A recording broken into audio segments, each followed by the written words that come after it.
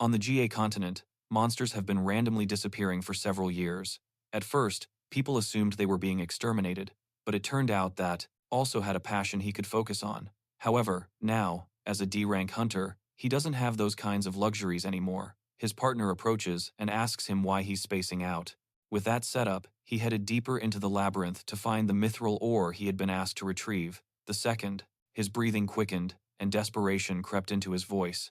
This can't be happening. We have to report this to the association immediately. We have to stop this war before it goes any further. That we all end up dead, the informant said. He tried to downplay the seriousness of the situation. The association has already been informed, and they disseminated warnings through official channels, but they are not intervening directly. They are staying on the sidelines. Kan Jinuk crossed her arms with an expression of cold certainty. They are not going to do anything, she stated harshly. The association is not going to stop this conflict. Do you know why?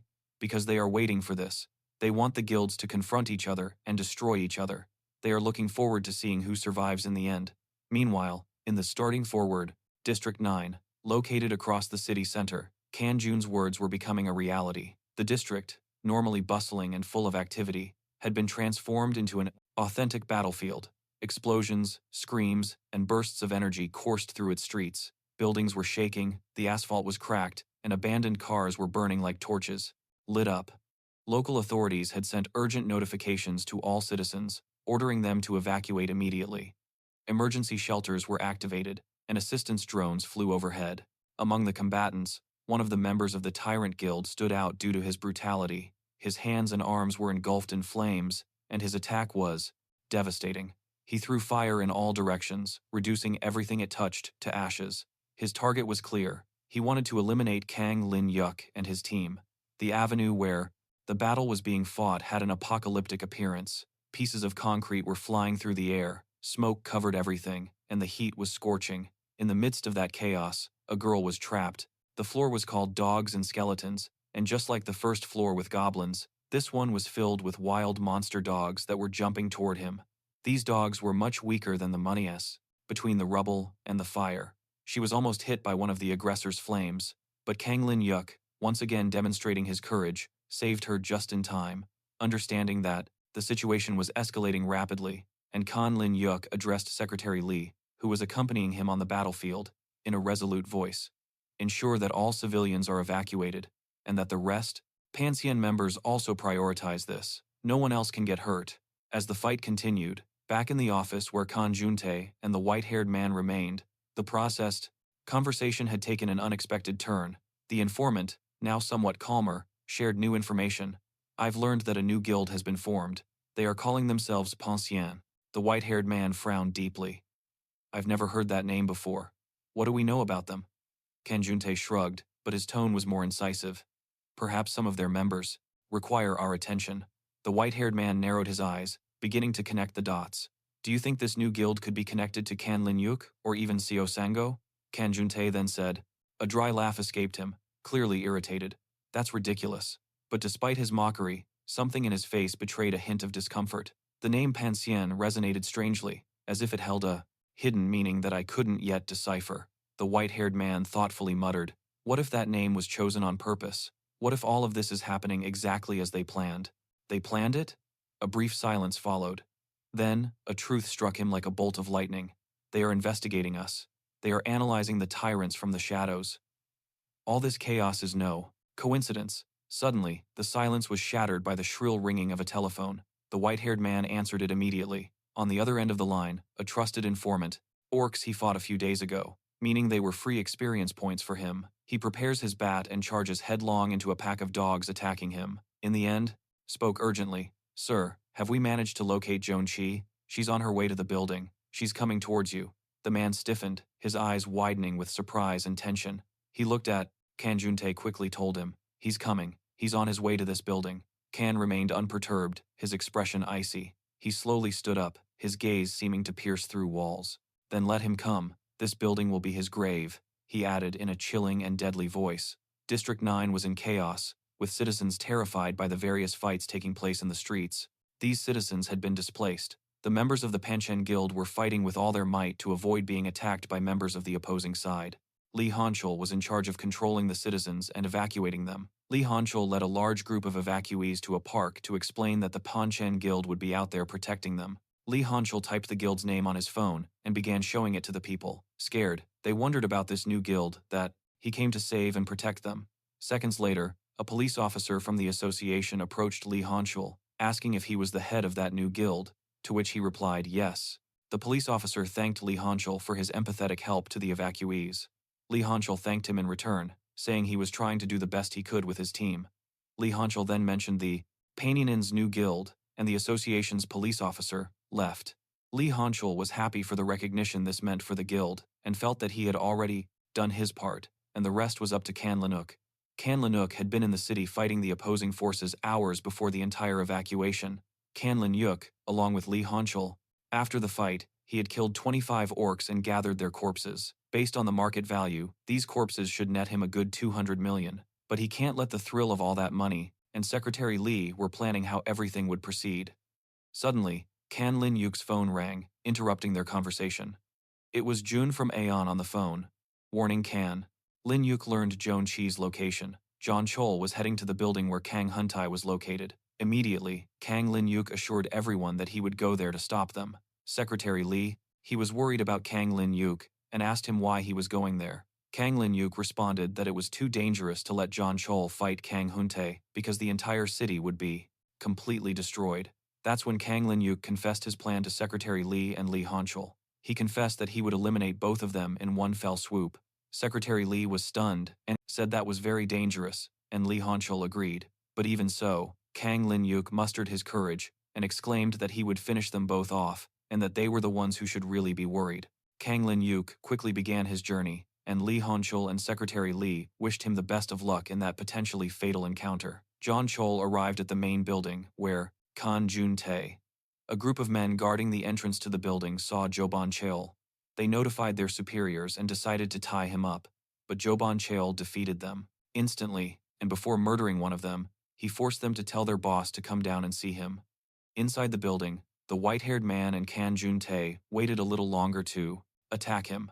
Firmly, Kan Jinuk told the white-haired man that he would bring Joban Cheol's head as a gift once he came downstairs. Bluntly put, the battle between Kan Jinuk and Joban Cheol had begun. There were no unnecessary words or attempts at negotiation, just a tension that could be cut with a knife and the weight of old grudges hanging in the air.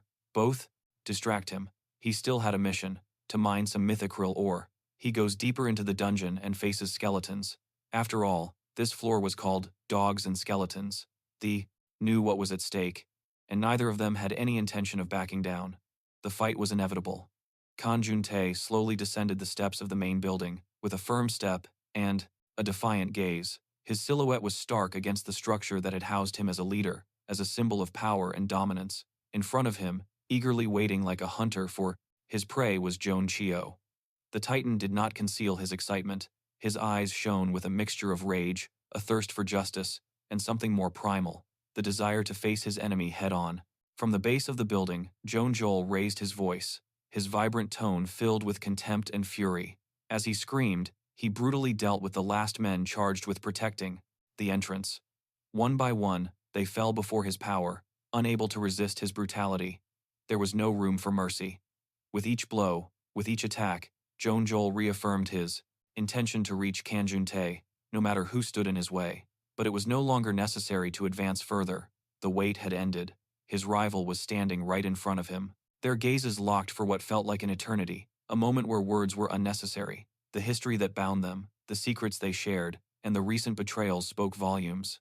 And then, with a roar that shook the very air, they lunged at each other. The fight was immediate and brutal, with no tentative moves or warnings. From the very first instant, both fighters gave it their all. Each blow they exchanged caused the ground to tremble. Yan Shou fought with the strength of one betrayed, with the fury of someone seeking justice. As for Kan Jinuk, moved with terrifying precision, as if he had already calculated every step of the confrontation. His gaze never wavered from his opponents for even a second. For a fleeting instant, skeletons are an annoying type of monster. Their bodies cannot be sold for money, and the only way to defeat them is to break their core. This makes the fight even more painful. As they traded blows, Yuan Cho raised his voice, his rage undisguised. "Where is Zio Sango?" Kan Juntae's response was as cold as it was calculated. delivered with a loaded smile. "Of poison," he replied. "If you care so much, ask him when you're dead." That phrase resonated like a gunshot, a direct provocation, a declaration of personal war that it further fueled the fire between them. After those words, they intensified the battle. They faced each other not only because of their guilds, but also because of their pasts, their losses, everything that they represented. Every blow, every technique, every burst of power marked a new level of ferocity. The battlefield was now a scene of destruction, and no spectator could determine with certainty who had the advantage. Many kilometers away, in a different dimension, alien to the chaos that reigned in the city, was Lucia. She had decided to take a brief rest after hours of study and attempts at comprehension. Sitting inside an ancient temple, surrounded by time-worn columns and an atmosphere of unearthly calm, she tried to deciphering a message that seemed to resist her efforts. In front of her, an ancient scroll floated, suspended in the air, covered in mystical symbols that shifted and changed their forms. Every time Lucia analyzed them with her power, she frowned, confused. She knew that this message had a hidden purpose, a key that would allow her to unravel the mystery of the magic circle. Magical inside of it, but no matter how hard she tried, there was one last part that she couldn't quite understand. It was as if the message was mocking her efforts, challenging her to go further. Even so, she didn't give up. Lucia knew that within that magic circle lay the key to returning to her old dimension and closing a cycle that had been left open for far too long, especially since there were many coming toward him, but with his current skills and level, there was no way he wouldn't be able to defeat them. By the end of the fight, he was tired, and she took a deep breath, trying not to let frustration overwhelm her. Around her, the temple remained in absolute silence, as if respecting the importance of her task. In a moment, in the pause, her thoughts drifted. Her mind inevitably wandered to Kan Jinuk. She thought about him, his determined gaze, and how he had changed since she first met him. He wondered how he was doing now, where in that chaotic world he might be, and if he was all right. Despite the time and distance, she felt a deep connection with him, as if something invisible still united them. She reflected on all they had experienced together and who he had become. A slight smile graced her face. Lucia was convinced that Kan Jinuk was not only okay, but that he had managed to become something more. An elite hunter, a leader capable of changing the destiny of many, perhaps even someone greater than any known rank. That thought strengthened her.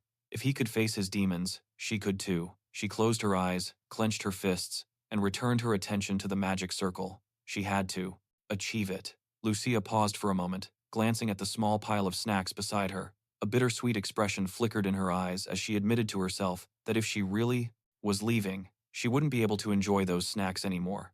With a soft smile, she decided that for now she should savor them while she still could. Then, a different concern crossed her mind. Jock had been gone for quite a while. He had confidently stated that he didn't need reinforcements, but she couldn't help feeling uneasy. Would he really be all right out there? However, she knew better than anyone how much Jinuk had progressed. Compared to before, he had grown enormously, probably even stronger now than those S-rank hunters. One Cheol, he realized that the dwarf probably sent him there because he didn't want to deal with those pesky monsters himself. Still, there was a silver lining to all of this. Killing those skeletons caused his lunged forward and forcefully attacked Juntae. In response, Juntae rapidly spun her spear, creating a blur of motion as she blocked the blow with precise accuracy. Without wasting not even an instant, Juntae leaped into the air and retaliated with a fierce strike aimed squarely at Hongho. Hongho swiftly conjured a magical shield to intercept the oncoming attack. The collision of their powers unleashed a massive shockwave, its force slamming into a nearby building and causing it to collapse with a deafening rumble. In the distance, Jinuk observed the unfolding destruction. His eyes narrowed as he gauged the sheer scale of the chaos. He understood now, more than ever, that the power of an S-rank hunter was like a force of nature, a disaster wielding human will, yet bringing ruin like a storm. Witnessing the damage firsthand, he finally grasped the true meaning of that comparison. As a massive fragment of the crumbling building began to plummet, Jinuk didn't hesitate. He sprinted directly toward it, wielding his bat with a firm grip. The weapon radiated a vibrant aura. He knew that he would never have dared to get into a fight like this in the past, but the situation was different now. He jumped and swung the bat with all his might, destroying the dock structure in mid-air before it could cause any more damage. Confidence flowed through his body. He was no longer the person he used to be. Meanwhile, the brutal confrontation between Juntae and Huan Qiu continued. Their blows were so powerful that they tore apart the environment, shattering buildings and reducing the battlefield to rubble. Huan Qiu was beginning to recognize that Jun Tae was stronger than he had imagined, while Jun Tae mocked Huan Qiu for only appearing strong, when deep down, he was full of fear. Suddenly, they both heard a voice from above, level to rise to 100, meaning that he would now be able to change classes. His class would be automatically chosen based on his previous actions. With all the recent fighting, he would definitely ordering them not to move. They both looked up just in time to see a huge bat hurtling down from the sky. They reacted quickly, retreating and narrowly avoiding the impact. The force of the blow had reduced the place they were standing to rubble. When the dust settled, it was clear that Jinuk was the one who had launched the attack. He stood tall and unperturbed, admitting it was a shame he had failed, as he had hoped to eliminate them both with a single strike. Wan Chol was confused, not recognizing this newcomer, and he tried to find out who he was, wondering how someone with such powerful energy could be unknown. It felt almost like S-rank energy, and he found it hard to believe that someone like Jinuk existed in Korea without him having heard of them. Jinuk turned his attention to Jun Tae, casually pointing out that it had been a long time. Jun Tae smiled contemptuously and sneered, calling him the weakling who once fled after being defeated. Meanwhile, Wan Chol examined Jinuk more closely and sensed the dangerous pressure radiating from him, which confirmed his suspicion lingered. Jinuk was not someone to be taken lightly. Juk's gaze hardened as he fixed his eyes on Huan Xiu, recalling the horrible stories he had heard about that man, who was guilty of sacrificing countless innocent women to a creature like Al Rau. His expression darkened as he spoke, reminding them both of the destruction that they had caused. The city around them was in ruins, and the common people were trapped in the middle of their senseless war. He pointed out that people were suffering and being injured, while they fought without a care. He challenged them to look at the damage and reflect, asking if they felt no guilt whatsoever for what they had done. Juntae scoffed at the idea, become some kind of berserker or warrior. However, the system classifies him as a cleric. Still, he presses on, and manages to gather the mithril ore that the dwarf wanted. Showing absolutely zero remorse, he belittled the civilians, calling them useless insects. He even ridiculed the idea of protecting them, comparing their deaths to something insignificant, like insects crushed underfoot. He claimed that he never would have expected someone like Jinyuk to appear, acting with false righteousness, just like Sango. Hearing this, Jinyuk's patience snapped. He gripped the bat tightly, his aura bursting with intensity. His body radiated pure energy as he made his decision. Those two were not only reckless but also ruthless. Now he saw them. He saw them as something worse than beasts. With the bat trembling in his hand, Jinyuk thanked them. Their lack of remorse had made things easier for him. He no longer had the slightest doubt. He could take them down. Hesitations without any regret. Junta heard Jinyuk's words and stopped, unsure if she had understood correctly what she had just heard. With growing irritation, she asked who. He planned to kill whom. He then turned to Wai and calmly told him to wait, assuring him that he would take care of Jinyuk first. Wanche Alol smiled maliciously and accepted without protest, thinking that this would play to his advantage. If Juntae and Jinuk ended up fighting and exhausting each other, he would have the upper hand without lifting a finger. However, Jinuk showed no hesitation and said he had no problem facing both of them at the same time. That comment ignited Juntae's anger, and he charged forward with his spear glowing with energy, launching a powerful thrust at Jinuk. But Jinuk calmly raised a defensive shield that effortlessly blocked the powerful attack. The sudden and easy defense surprised Juntae, who hadn't expected such solid resistance. Without wasting any time, Jinuk counterattacked with a powerful swing of his bat. As he moved, he spoke confidently, questioning Juntae's surprise and reminding him that he hadn't even started fighting seriously yet. Time is of the essence when there's work to be done. They need to hurry because they haven't even completed half of the job. After a long day of labor, the two men take a break in their work. It was surprising, since the dwarf didn't expect Jinuk to come out of that experience alive. He may be alive, but he was exhausted from all the fighting he had to face. Still, he didn't get out of. Juntae tried to block the blow with his spear, but the overwhelming force sent him flying through the air and across the battlefield. One of the onlookers watched everything unfold with wide eyes. Surprised by how easily Juntae had been overcome, Jinyuk didn't miss a beat, charging forward and closing the distance between himself and Juntae. While his bat crackled with rays and radiated a fierce energy, Juntae attempted to dodge, narrowly avoiding the full impact, but was still grazed across the face. He counterattacked with a swift, spear-like thrust, but Jinyuk deflected the attack and gracefully leaped backward to recreate some distance. Juntae wiped the blood from his cheek and admitted that Jinuk had definitely become more strong, far more than he had ever anticipated. He lamented that it was a pity he hadn't finished him off back then when he had the chance. Jinuk simply smirked at the confession. He knew that Juntae must be regretting it now, but Juntae denied it, declaring that, regardless of the situation, Jinuk would die by his hands. Jinyuk's expression hardened as he responded that on the day he barely escaped Huntae's clutches, he swore to become stronger, and now he had returned not only for revenge, but to kill the one who humiliated him. Huntae's confidence began to waver, finding the situation increasingly complicated, especially now that Jinyuk's power was undeniable. Then, a thought crossed his mind. Huntae narrowed his eyes and came to the conclusion that Jinyuk must have taken the elixir. Hango, who was still watching closely, focused his attention on the conversation upon hearing that name. He demanded to know why they were talking about the elixir. Huntae quickly explained that Jinyuk was the one who killed Al Rao and kept the powerful elixir, causing Huan Chio's eyes to burn with fury. That meeting ended with empty hands. He managed to take some mithril ore for himself, since it seemed valuable, and then gave the rest to the dwarf. Because he obtained the ore, the dwarf, as soon as he confirmed it, anger overwhelmed him, and he yelled at Jinyuk, demanding to know if it was true that he was the one who stole the elixir. In response, Jinyuk reached into his pocket and took out a pill. Bright. With a small, satisfied smile, he held it up high and asked if that was what they were looking for. That was all the confirmation Hangchi needed. Consumed by rage, he launched himself against Jinuk with a powerful punch, ready to crush him, but Jinuk reacted quickly, twisting his body and leaping high into the air in one fluid motion. Hangchi looked at him in disbelief, astonished that Jinuk had so easily avoided a full-power attack from that angle. Mid-jump, Jinuk noticed a drone hovering above him, operated by the press, broadcasting the RFS battle live to the public. The coverage reported that the city center had been transformed into a complete war zone, with buildings reduced to rubble. It also noted that a new hunter had appeared on the battlefield. Although his identity remained a mystery, he was standing his ground against two powerful S-rank hunters. In a safe zone for civilians watched as Gina observed the broadcast, commenting that everything was proceeding as planned. With the media present, broadcasting the fight live, the stage was set up exactly as they wanted. Jun continued to observe the unfolding battle, unable to conceal his growing astonishment. The way Jinyuk effortlessly dodged Huan Chio's fierce attacks, deflecting and counterattacking with surgical precision, left a powerful impression on him. Every movement spoke volumes about Jinyuk's enormous progress, and Juntae silently acknowledged that something had changed drastically.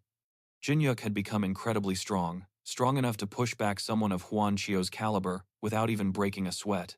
Huan Chi, after receiving a blast, he agrees to use some of it to make whatever he wants for him. Since he already had an excellent weapon, the next thing he needed was some kind of armor to withstand strong attacks from monsters. Clean hit to the ribs from Jinyuk, crashed violently against the ground, raising a cloud of dust.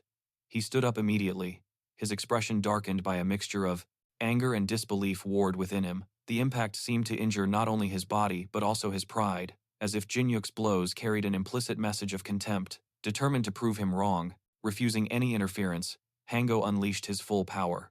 His body radiated a monstrous surge of energy, and with a deafening roar, he charged head-on towards Jinyuk, launching a rapid flurry of punches to overwhelm him. However, Jinyuk remained composed, dodging each blow with practiced ease and counterattacking with a devastating impact, straight into Wan Chio's chest, forcing the veteran hunter to stagger several steps backward, his eyes wide.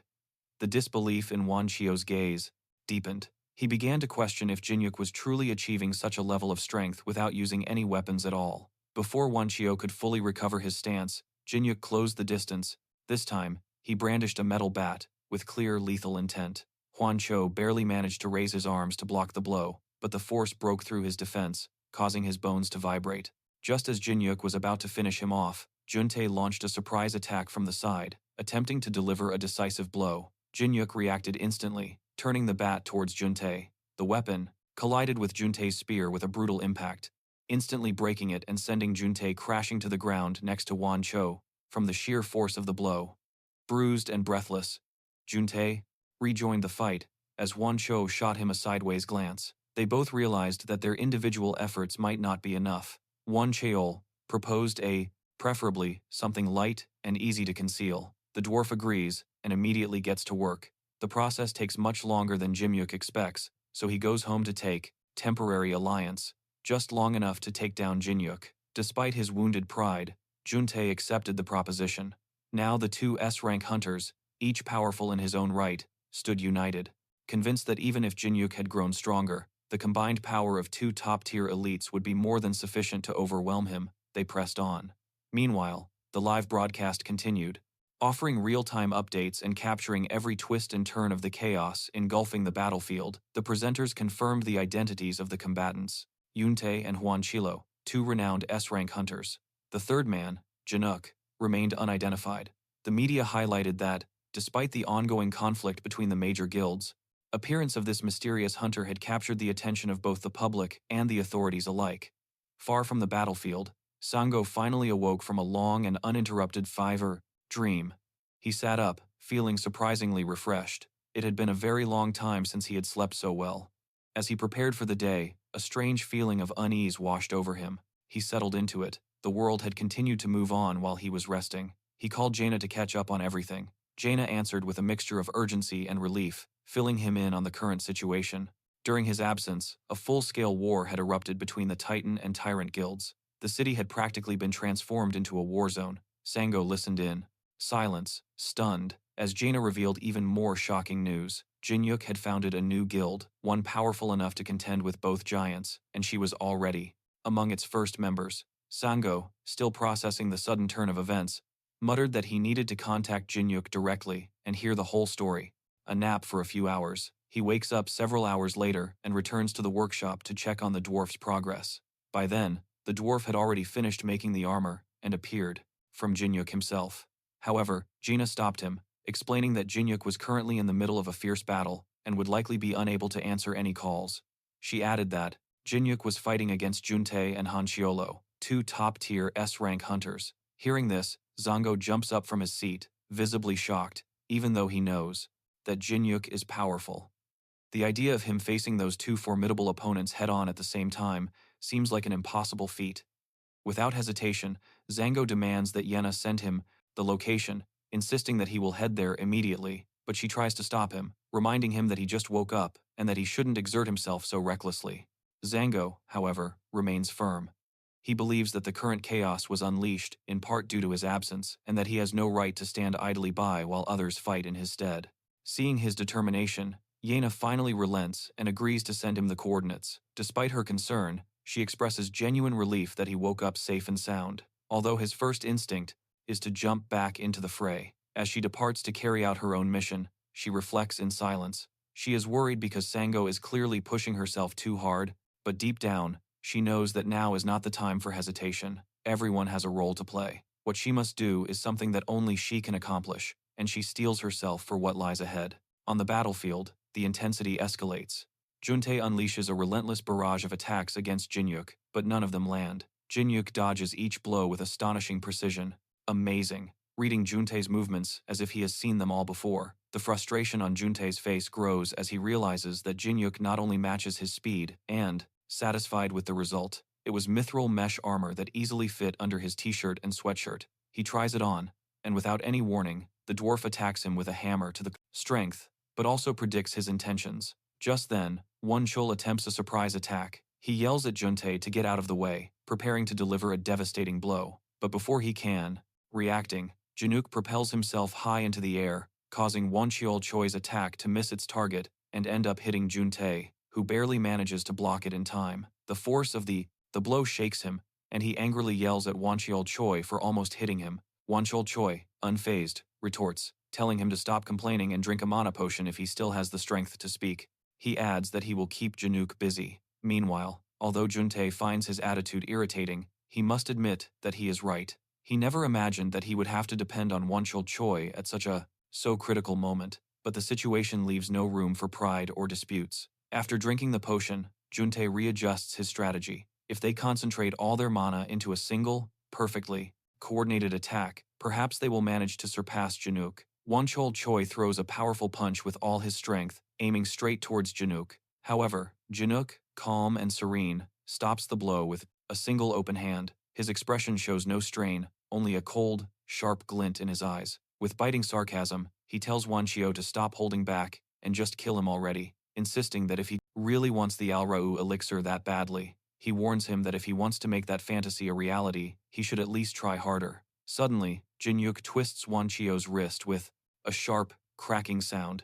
In a firm voice, he warns him that if he doesn't try harder, he will be the one to die. Immediately after, he swings his metal bat in a brutal arc, hitting him squarely in the face. The impact sounds like bones breaking, and Wan Chio is sent flying, crashing violently to the ground. His body lies prone and motionless in a cloud of dust. Juntae, just a few meters away, observes. Chest. There's no better way to explain something than with a demonstration.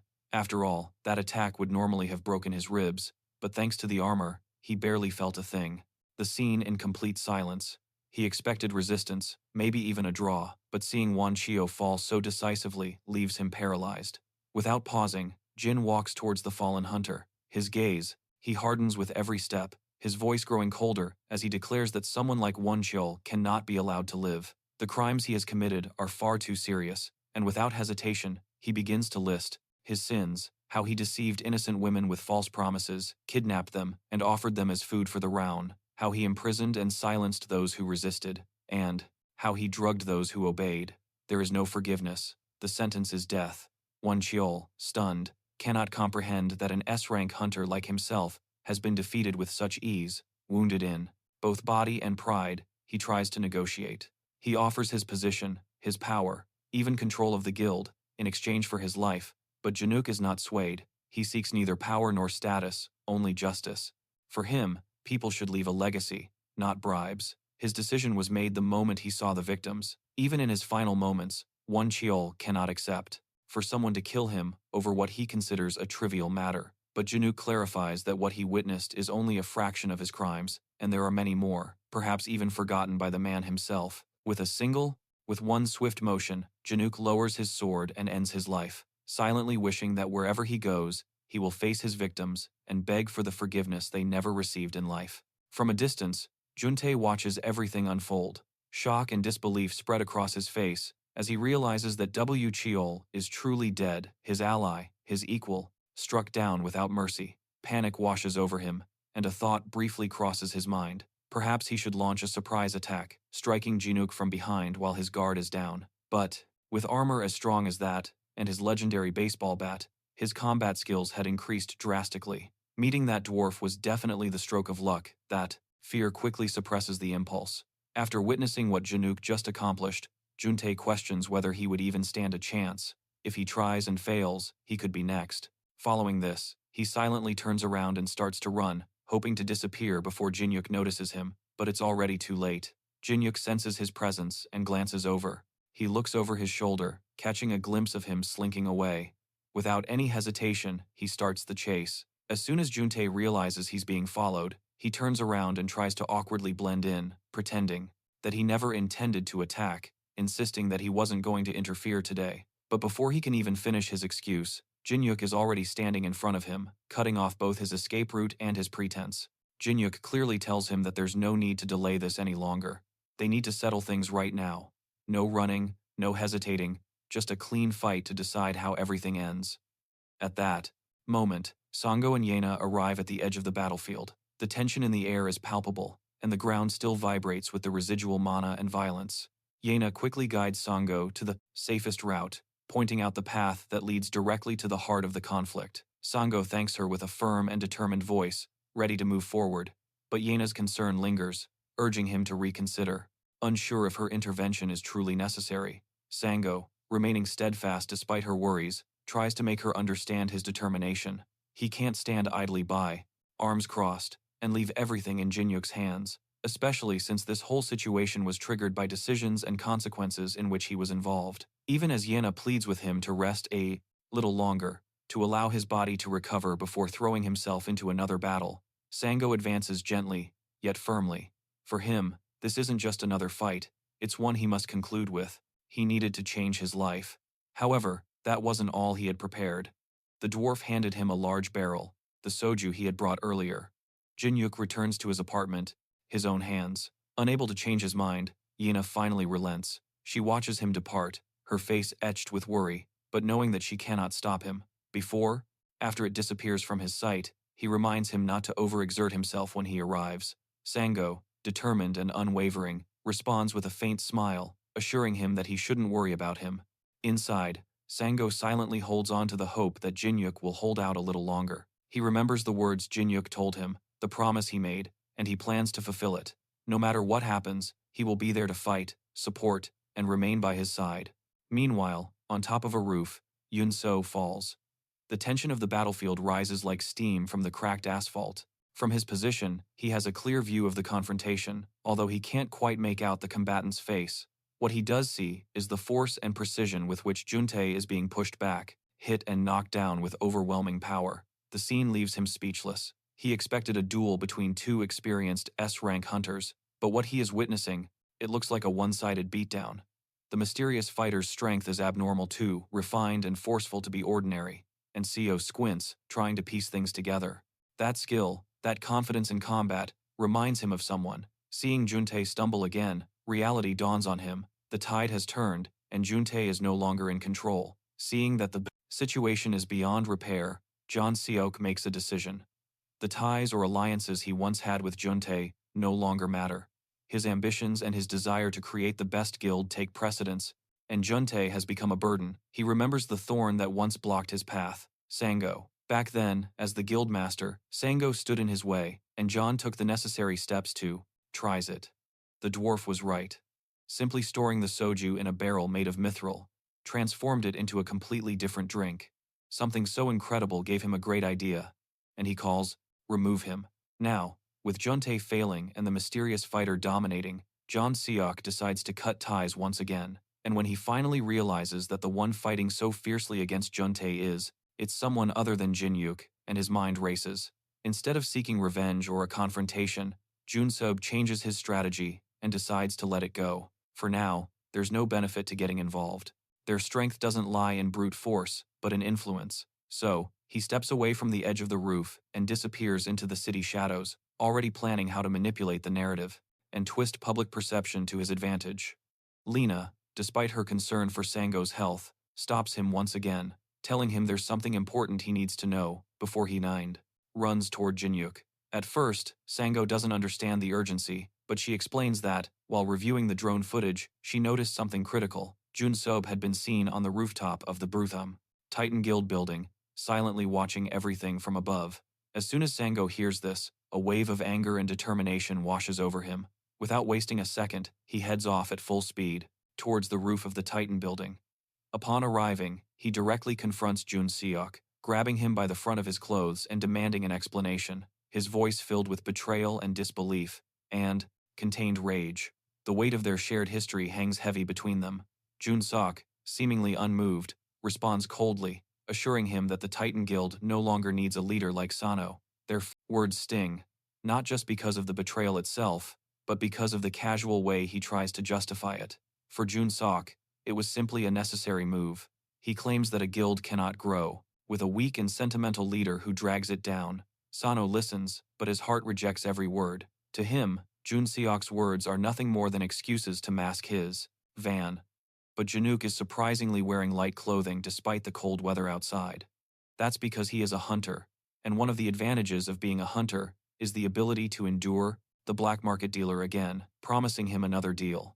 This time, he will sell high-quality silicious cobalt corpses. Elsewhere in the city, the Titan Guild has just ambition and greed as progress. He retorts that whatever Jun Seok believes he has saved is an illusion, because now the Titan Guild is on the verge of collapse, not due to weakness, but because of Junsi's selfish decisions. At least from Sango's perspective, this entire disaster is a direct consequence of his poor judgment. The accusation infuriates Jun Seok, who violently shakes from Sango's grasp and attempts to flee. As he escapes, Sango yells after him, her voice filled with disappointment. He's tired of being let down by someone who was once by his side, but Jun Seok is full of frustration. He doesn't understand why Sango can't see the bigger picture. Why can't he accept that all of this was in order to build something stronger? In his mind, everything would have turned out well if Jinuk hadn't appeared. Still, Jun Seok convinces himself that, once he manages to escape from this rooftop, he will find a way to prove that he was right all along. However, Sango is not willing to let him go. He pursues him, determined to put an end to the chaos that Jun Seok has sown and force him to face the consequences of his actions. Finally, Sango catches up to him, and punches him in the face. He strikes Yoon's head with the blunt edge of his dagger sword, stopping him in his tracks. Yoon collapses, unconscious and defeated. Sango allows herself a moment of stillness. The anger is still there, but the task is accomplished. The traitor has been apprehended, and in her mind, the burden of that justice has been fulfilled. She doesn't waste any more time. Aware that she has already wasted valuable moments, she turns and runs towards the heart of the battlefield where Jinuk still faces his own challenge. Meanwhile, on the blood-soaked battlefield, Jinuk has already pushed Juntae beyond his limit.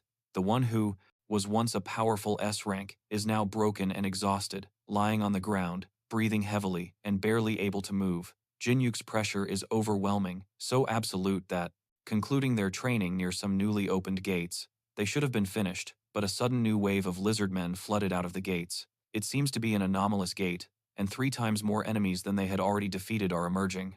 Juntae no longer even has the strength to lift his arms. His defeat is undeniable. Jinuk, relentless, stands over him. His sword shines with determination as he prepares to the final blow, the end of their rivalry, the ultimate farewell. But Juntae, in a last desperate act, begs for his life. His voice is weak and hollow. He promises to renounce his entire position, Titan Guild, anything at all if Jinuk spares his life. But Jinuk doesn't forget. He remembers the day they last fought, how Juntae defeated him without hesitation and without mercy. That day, Jinuk never begged. He fought until his body couldn't move, until the very last moment. That was the difference between them. And now, with Juntae crawling before him, Jinuk makes his position clear. If he wants to live, he must fight for it. But Juntae has nothing left to offer. His eyes are empty, his hands tremble. He admits that he can't go on. Still, Jinuk refuses to mistake weakness for forgiveness. With a final, clean, and precise cut, he ends Juntae's life. After his death, Jinuk feels a deep satisfaction, knowing that he has only managed to stop 2 S-rank hunters. Just then, Sango arrives and immediately asks if Jinuk is hurt. Jinuk, surprised to see him, asks when he woke up. Sango replies that he recently regained consciousness and has already he has recovered, so he asks her not to worry about him. While observing the scene, Sango asks Jinuk to explain what happened. Jinuk admits, it's a long story, but summarizes that he recently found an opportunity that allowed him to become much stronger. Thanks to that, he was able to defeat both Wanchu and Juntae. Sango is stunned, unable to believe that Jinuk has acquired so much power in such a short time. Jinuk promises to explain everything in detail later, but for now they should prioritize repairing the damage caused by the Monopolize times more enemies than they had already defeated. One of the guild members suggests requesting assistance from another guild, but Doyun, the sub-leader of the guild, can't put aside his battle between hunters. However, Sango assures him not to worry, saying that he and Gina will take care of it. Then he remembers to inform him that Gina received a message from the Hunter Association, summoning him. Jinuk is surprised to hear this, not understanding the reason for the summons. At the Hunter Association headquarters, everything is prepared for a physical aptitude test. Jinuk is present, as they had requested.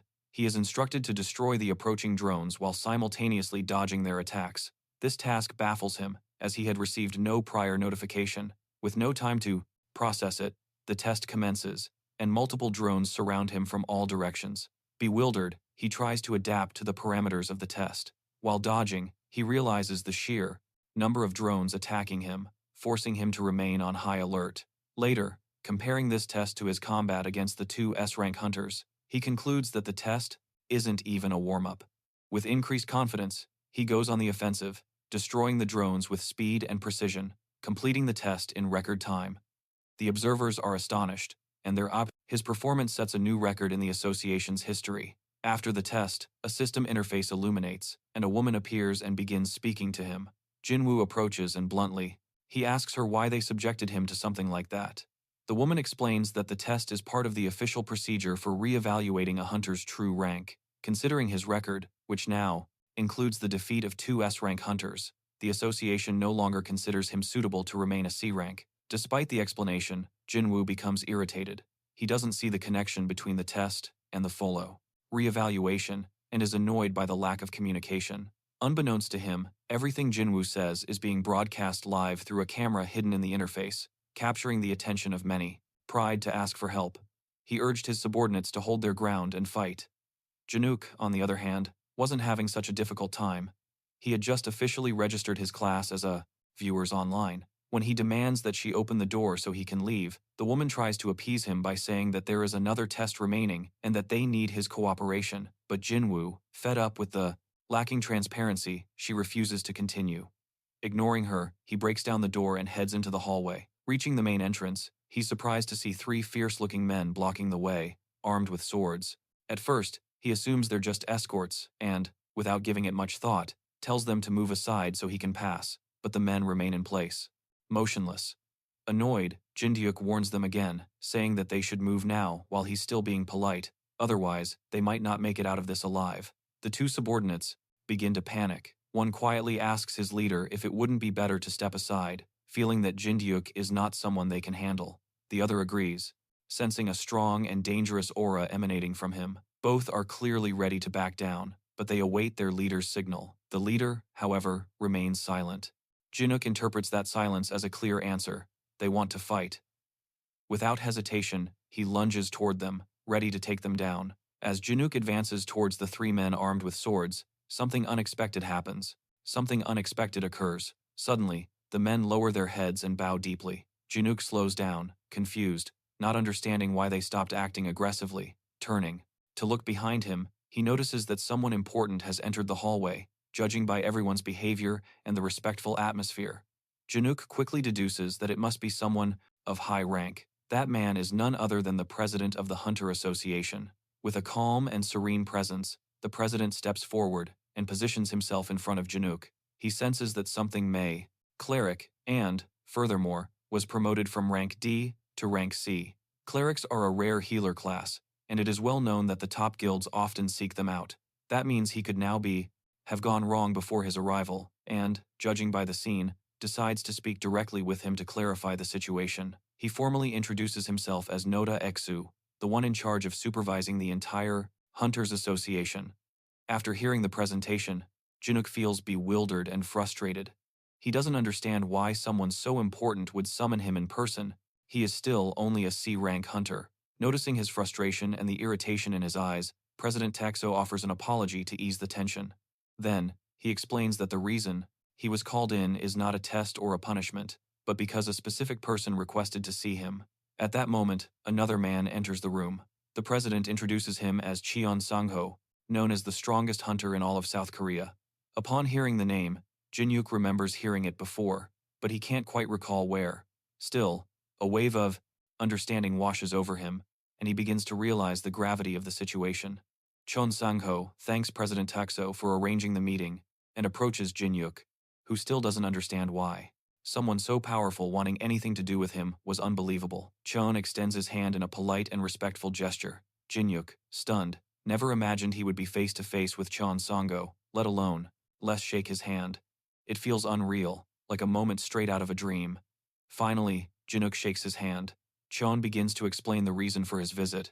He had seen the recordings of the battle between the Titan Guild and the Tyrant Guild. He was impressed by how Jinuk stood his ground against such overwhelming opponents. That performance was what made him want to meet him, in person. Jinuk listens carefully and feels truly honored to receive such recognition from someone like Cheon Sang-ho. Then, Cheon reveals the main reason for his visit. He has recruited by a guild. Suddenly, a bloodied and battered hunter comes running through the gate, searching for a cleric. Jinuk raises his hand and offers his services as a cleric. The man leads him, come to ask him for a favor. Meanwhile, in a more secluded corner of the building, Sang-ho talks to Lena. She gives him important news, delivered with the official approval of the Association of Hunters. The remaining members of the Titan and Tyrant guilds have merged to form a new group called the Pantheon Guild. Although it's a fresh start, Genmi feels some guilt because her original intention was always to protect the Titan Guild, not to see it dissolve. Sang-ho, however, doesn't blame her. He calmly tells her that she shouldn't feel bad, as dissolving the guild was the right decision. Correct after everything that happened. He reflects on the past and admits that he was often too rigid and stubborn. Although he doesn't believe all of his decisions were wrong, he recognizes that if he had been more willing to listen to others, perhaps certain misfortunes could have been avoided. Therefore, he takes personal responsibility for the downfall of the Titan Guild. That guilt weighs so heavily that he begins to think his time as a hunter might be coming to an end. However, Yuna disagrees. She believes it would be a waste for someone like Sang-ho to retire. Backing up his words, he hands him a document, an exclusive hunter contract from the Pantheon Guild. While Sang-ho reviews it, Gina explains that the guild needs him now more than ever before, and that even the current leader supports his joining. At that moment, Sango realizes that Jaina is already a member of the new guild. Back at the Hunter Association headquarters, things take another turn. The favor that Sango asks of Jinuk turns out to be simple but intense. He wants to fight him. Jinuk, still overwhelmed by the strangeness of the situation, doesn't fully understand the reason for this challenge, but he prepares nonetheless. Meanwhile, President Tae Exo and the same employee who administered Jinuk's previous test observe from the shadows. Both are to the location where the Titan Guild members are battling hordes of lizardmen. They instruct him to remain at the rear and heal as many people as possible, along with the other clerics. Surprised that someone like Cheon has come to the association headquarters of his own free will, since he is rarely seen in public. The president remembers that, after seeing the battle of Jinuk's fight against the Tyrant Guild, Cheon remarked that he might have found someone he could fight alongside, or perhaps a worthy opponent. Although Jinuk didn't grasp Cheon's exact motivations, regarding Cheon's exact intentions, he was certain of one thing: Cheon wasn't one to back down from a challenge.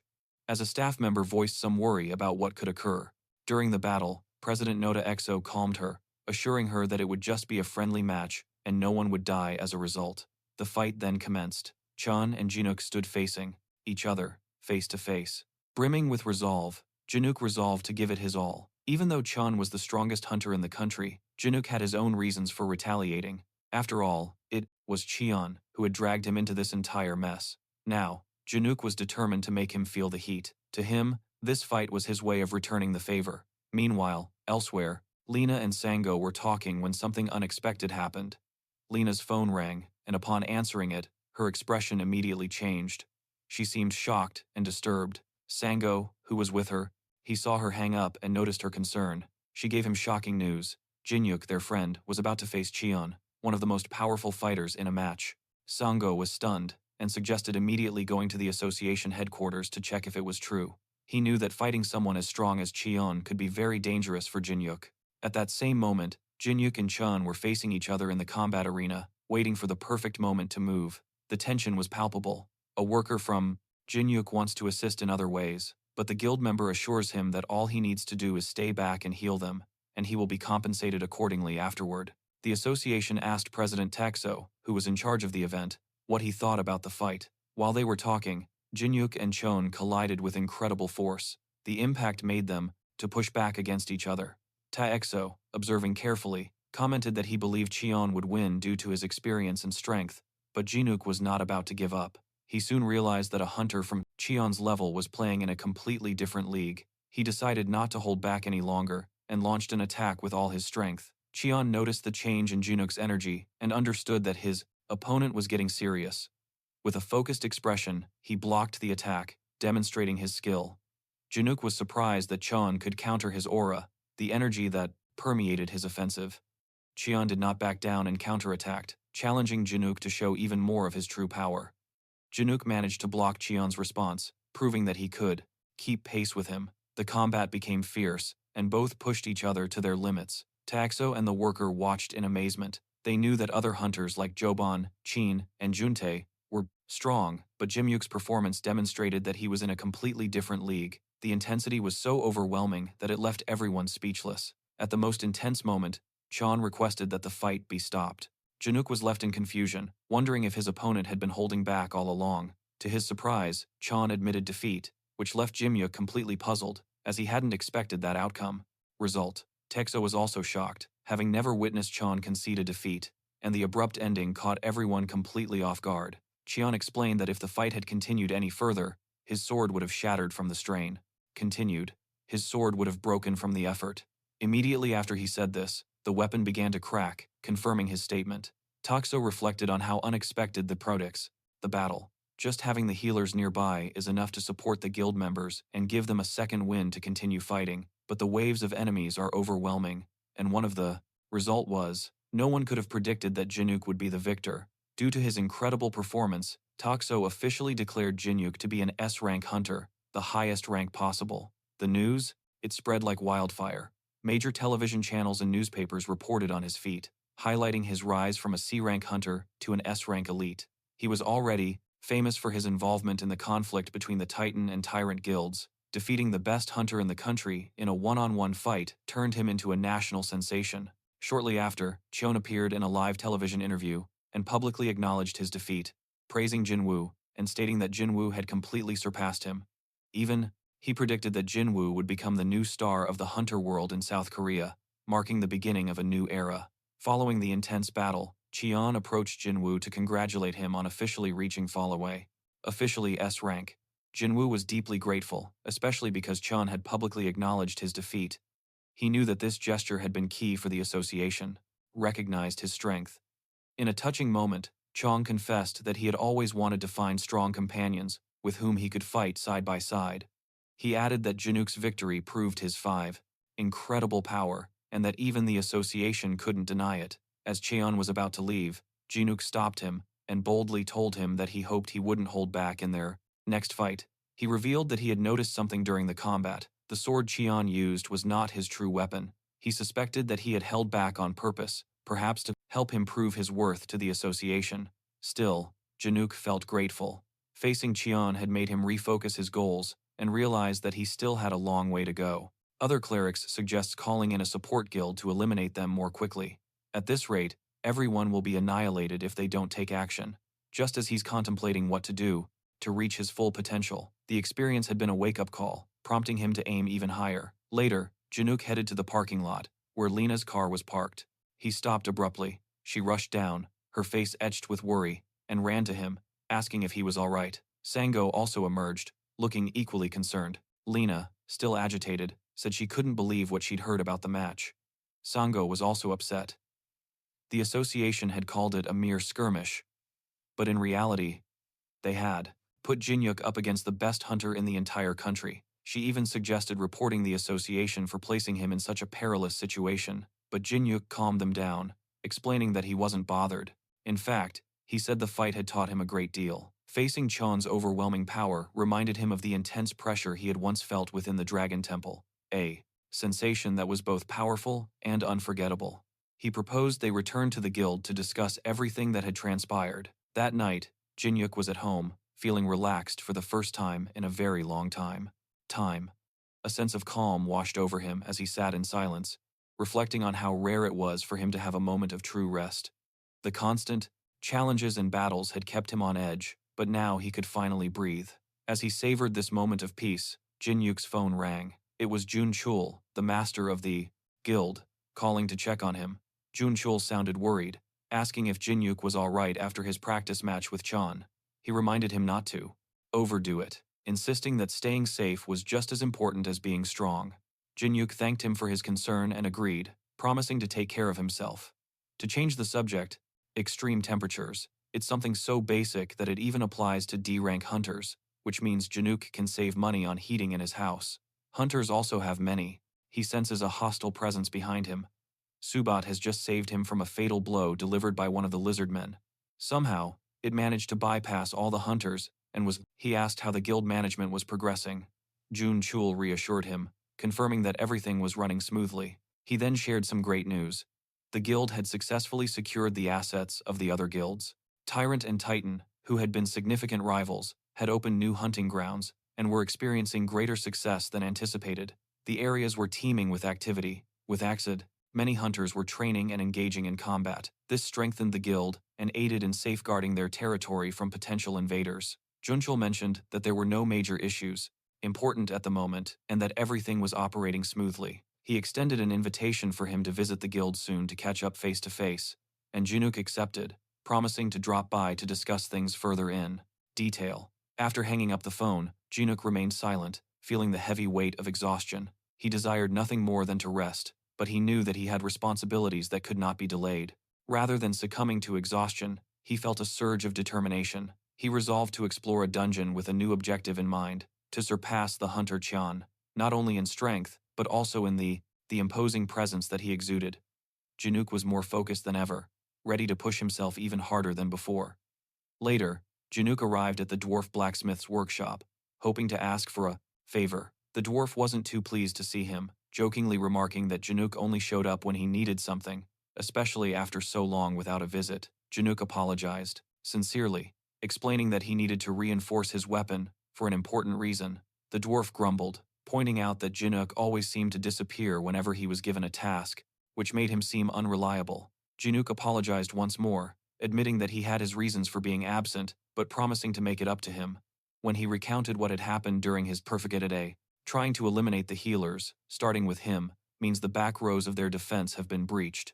There are only clerics in the back line, and if these monsters get through, fight with Chan. The dwarf became enraged. He demanded to know if he had truly lost while using the weapon that he had forged with such care, and he snatched the bat from his hands. He said that he couldn't let this go. But instead of refusing to help, he commented that Jinuk was lucky because he just happened to want to try out a new technique. Jinuk thanked him, but the dwarf interrupted, making it clear that he wasn't doing it out of kindness, but out of pride as a craftsman. As he left the workshop, Jinuk thought about Lucia, whom he hadn't seen in a long time, and realized that she might have a solution to a problem that had been bothering him. Feeling that perhaps his worries had been in vain, he was filled with hope that Lucia could help him move forward.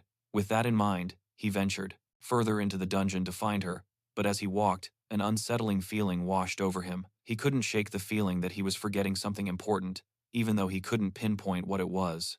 When he finally found Lucia, she was furious and almost punched him, yelling at him for showing up empty-handed. Instead of responding, Jinuk told her that he had been looking for her, and he asked if she had really remained in the dungeon all that time.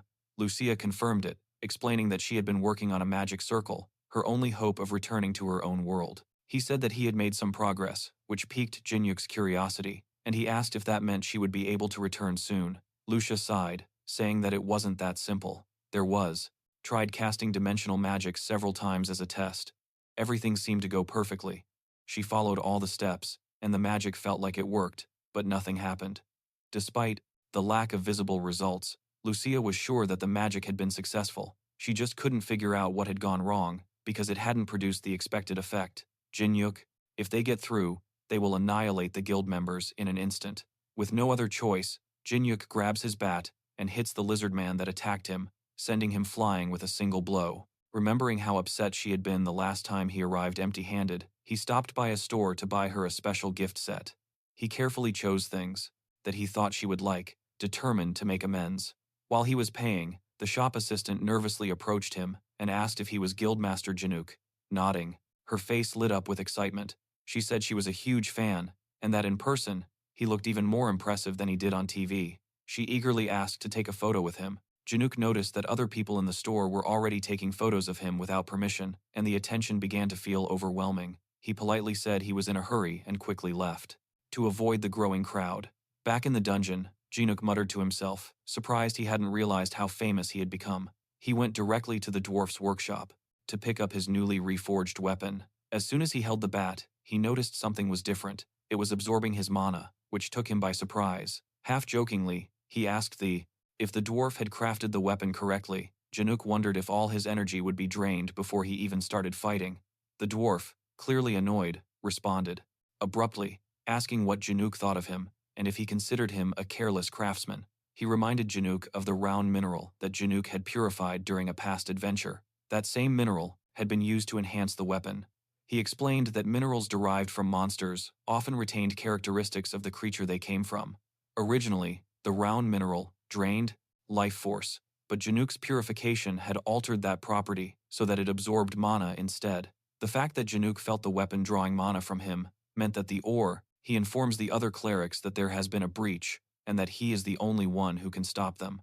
They have come this far, getting behind them thanks to a concealment technique, and now was functioning as intended. Jinuk was somewhat concerned about the draining effect, but the dwarf reassured him, saying that it wouldn't last forever. Once the weapon absorbed enough mana, he would stop taking mana from his body. He added that the bat was already fully charged, so he could test it without any worries. Jinuk concentrated and noticed that he no longer felt the loss of mana, confirming that the weapon had reached its limit. The dwarf explained that the mana stored in the bat could be used however he wanted, whether to power up attacks or to support other skills. He told him to go outside and try it out to see how it worked. Eager to test it, Jinuk left the workshop and struck a nearby stone statue with the bat. At the moment of impact, a powerful surge of mana-infused energy cleanly sliced the statue in half. The dwarf, who was watching from a distance, was stunned for a moment. He noticed with what Jinuk handled his new weapon and realized that he had not only become stronger, but also more skilled and adaptable. Jinuk was delighted with the results and couldn't stop. Smile. He thanked the dwarf for creating such an incredible weapon, genuinely impressed by its power. The dwarf, maintaining his usual gruffness, brushed off the compliment, saying that if Jinuk was so grateful that he could repay him with some liquor. Jinuk laughed, mentioning that he had actually brought some and was happy to share, but the dwarf waved him off, telling him to forget about it. Intrigued by Jinuk's next move, he asked where he was headed. Jinuk replied that he was going to visit Lucia. Upon hearing her name, the dwarf's face turned serious, taking on a bitter tone. Jinuk noticed the change and asked why he and Lucia always seemed to argue whenever they were together, wondering if there was something more. Trying to ambush them from behind, Jinuk instructs the clerics to focus on healing for now and to leave the lizardmen to him. It will be difficult, but he is the only one who can. Behind their constant bickering, the dwarf sighed and explained that it was a long and complicated story tied to an ancient feud. He recounted that the dwarves and the elves, like Lucia, were enemies, mortals with centuries of accumulated resentment between them. At that time, they only tolerated each other's presence because it was a necessity. Then, he revealed a shocking detail. According to dwarven history, the elves, they had betrayed the dwarves by selling them out to the dragons. Jin was shocked, realizing that the rift between the two races was much deeper and more complicated than he had initially imagined. As he exited the dwarf's workshop, his thoughts remained anchored to those words regarding the ancestral enmity. He realized that their constant disputes were not merely disagreements, but rather a reflection of a deeply rooted hatred. Later, Jinuk arrived at the location where Lucia had asked to meet him. Upon seeing him, she sighed in relief, saying that she was beginning to worry that he wouldn't appear. She mentioned that she had even left him a note in case he forgot. Jinuk, curious, pointed out that she was normally in the chief's room, dungeon, and asked why he had summoned him to the temple instead. He looked around, trying to discern what was different.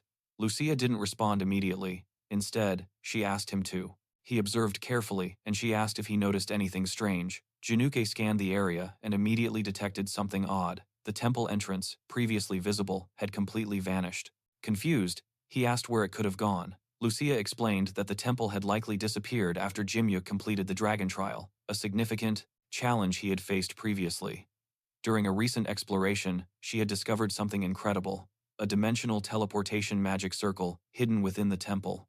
Unlike the Potteroth, stop them. The other clerics are worried about him, since they think he is just an ordinary healer like themselves. However, Jinuk launches forward to confront them head-on, telling them that incomplete circle she was constructing in the boss room. This one was far more advanced, boasting a complex and powerful magical design that impressed her. She asked him if he understood what that discovery could signify. When Jinuk considered it, he realized that if they managed to study and control that circle, he might be able to return to the dimension where he had previously lived, that he had been separated from. Lucia nodded, confirming his assumption, but added a condition. Even if they completed the circle, Jinuk wouldn't be able to use it on his own, as it required specific knowledge and special abilities. With a mischievous smile, she offered to personally teach him magic, warning him that he would have to start with the fundamentals. Jinuk understood that this was his opportunity to get closer to his goal, even though it would involve a significant effort under Lucia's guidance. Somewhat confused, he asked her if that meant he would have to study magic and work with her in order for the spell to function correctly. Lucia nodded, explaining that the circle was too powerful for a single person to activate, as it required an immense amount of mana, far more than she herself possessed. Contribute on her own. Even with Jinuk's help, she wasn't entirely sure that the spell would work, given its complexity and unpredictability. The sheer magnitude of the bow, the mana requirement made Jinuk pause, wondering how they could possibly achieve it. Then, an idea struck him. Perhaps he already had the solution. Excitedly, he summoned his bat, the weapon that the dwarf had recently improved, and he showed it to Lucia. A brilliant flow of stored mana emanated from it, visible to both of them. He explained that the dwarf had modified it to absorb and store mana, which he could use whenever he needed it, almost like a magical battery. However, he admitted that he didn't know exactly how much energy it currently contained. Lucia looked at the pros. Don't worry about him. He wouldn't be saying these things if he didn't have at least some confidence in his own abilities. Of course, even after saying all that, he was still nervous about the whole situation. Bat with interest and wondered if that energy could power the dimensional spell. She wanted to test it out and reached out to touch it, but an invisible force pushed her hand away. Surprised, she took a bath. He stepped back, stating that he couldn't even get near it. Jinuk then recalled a warning from the dwarf. The weapon was uniquely bound to him, preventing anyone else from wielding or touching it. This special connection prevented even someone as skilled as Lucia from manipulating it. She sighed, accepting the situation and concluding that there was only one option. Since the mana stored could only be accessed by Jinuk, he would have to be the one to activate the dimensional spell. This meant he had no other choice but to learn magic himself. With a serious expression, Lucia declared that, from that moment forward, Jinuk would be her student. She would teach him everything he needed to know about magic, guiding him step by step, and so began Jinuk's journey into the world of magic, under the strict but patient guidance of Lucia. Learning magic was completely new to Jinuk, and it proved to be far more challenging than he had anticipated. Memorizing an enormous amount of complex magical theories, rules, and ideas that explained how magic worked, he also had to understand intricate principles about how mana flowed and how to control it precisely, almost like learning to direct a fast-flowing river. Additionally, Lucia taught him how to activate and manipulate magic circles, special patterns that they channeled magical energy. It was an advanced skill that required both careful concentration and a natural instinct for sensing magic. The training was exhausting, pushing Juke to his physical and mental limits every day. Lucia was a demanding teacher, ensuring that he skipped no steps or took any shortcuts. She gave him exercises to practice control of the situation, but in the end, he managed to stand his ground against the frenzied monsters. One of them manages to slip past him while his guard is down and heads straight for one of the other clerics. Mana, such as moving it around his body in specific patterns or keeping it stable without it dispersing. Sometimes he spent hours trying to correctly draw a simple magic circle, only for Lucia to point out small errors that he hadn't even noticed. There were times when Jinuk felt frustrated, wondering if he would ever truly master it. However, Lucia's encouragement and her insistence that he could improve kept him motivated throughout. After weeks of arduous work, Jinuk finally had a major breakthrough. One day, during a practice session, he managed to activate a basic spell for the very first time.